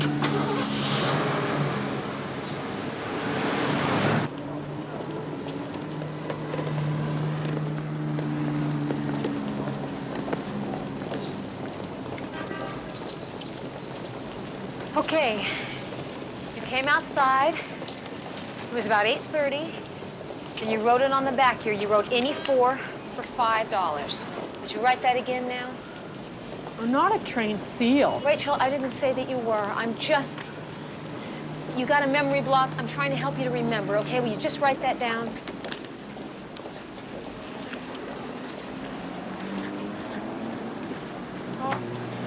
You satisfied? This is the way it turns out. I can't do the damn thing. And then this, right? And then you did this? What are you doing? Where the hell are we going? I don't know. You tell me. You remember walking away, didn't you, Rachel? Remember that? Not really. Well, it all looks the same. There's cars, there's people, lights. And glasses. Don't touch me. I told you never to touch me. Do you remember a man in glasses, Rachel? He took your purse. Remember that? He took your pills right out of your purse, Rachel. The man with the glasses took your pills. Do you remember that? Do you remember? And then he did this. Do you remember that, Rachel? He put the gun in your hand. Do you remember, Rachel? The man with the glasses put the gun in your hand just like that. I was so sick. I was coming apart. I didn't know it. I know. You were sick because he switched the medication on you, Rachel. Is this the man? Was this the man you saw? Is this the man who did it, Rachel? I'm sorry. No, Rachel, you didn't do anything. Yeah, I did. What? I don't know, but I must have done something.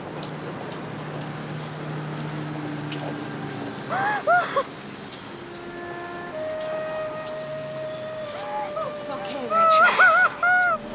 It's gonna be all right. 1 William 157, I'll need backup code 2 at 337 Fulton Street. That's Urogenics Laboratory. Roger.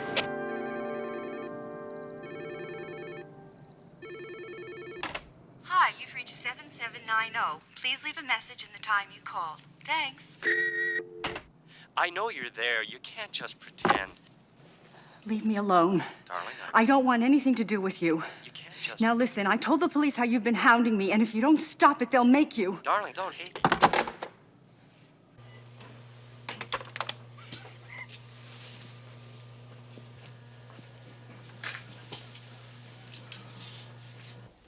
Does he always work at night? He works whenever he wants to. He's a level 3. I got backup coming. As soon as they get here, you let him in, all right? Will do. If there's a power failure, can you get this thing open? Yeah. 10 seconds.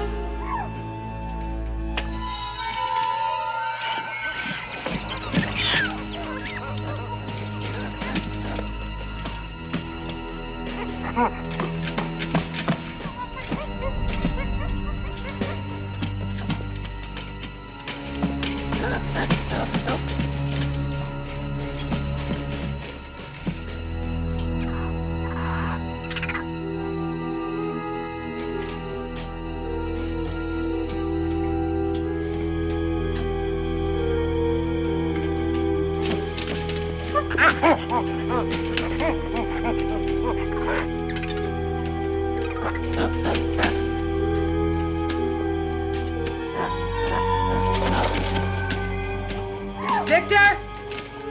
Come out where I can see you.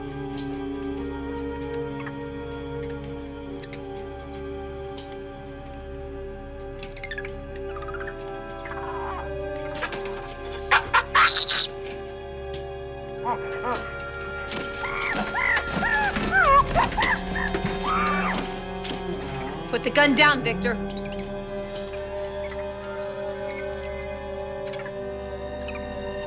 I knew it was a reach, but it had a chance.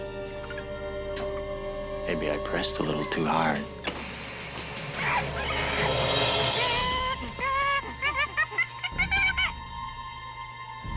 Victor, put the gun down. You're not thinking straight.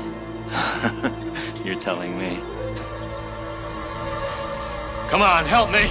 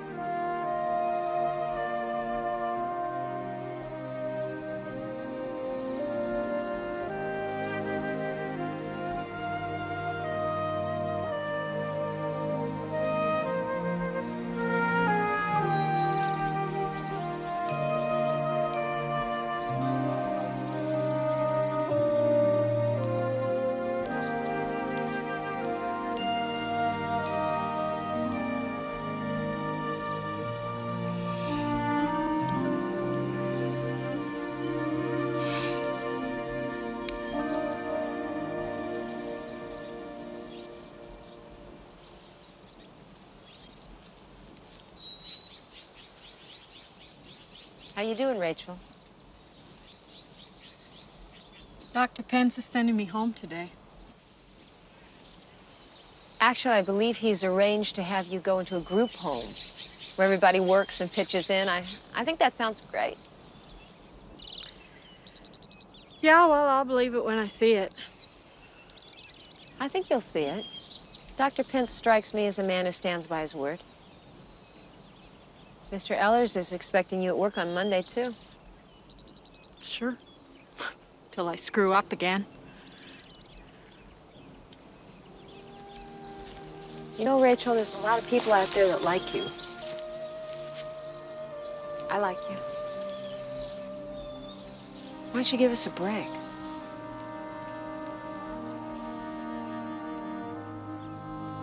You like me now, but, just wait.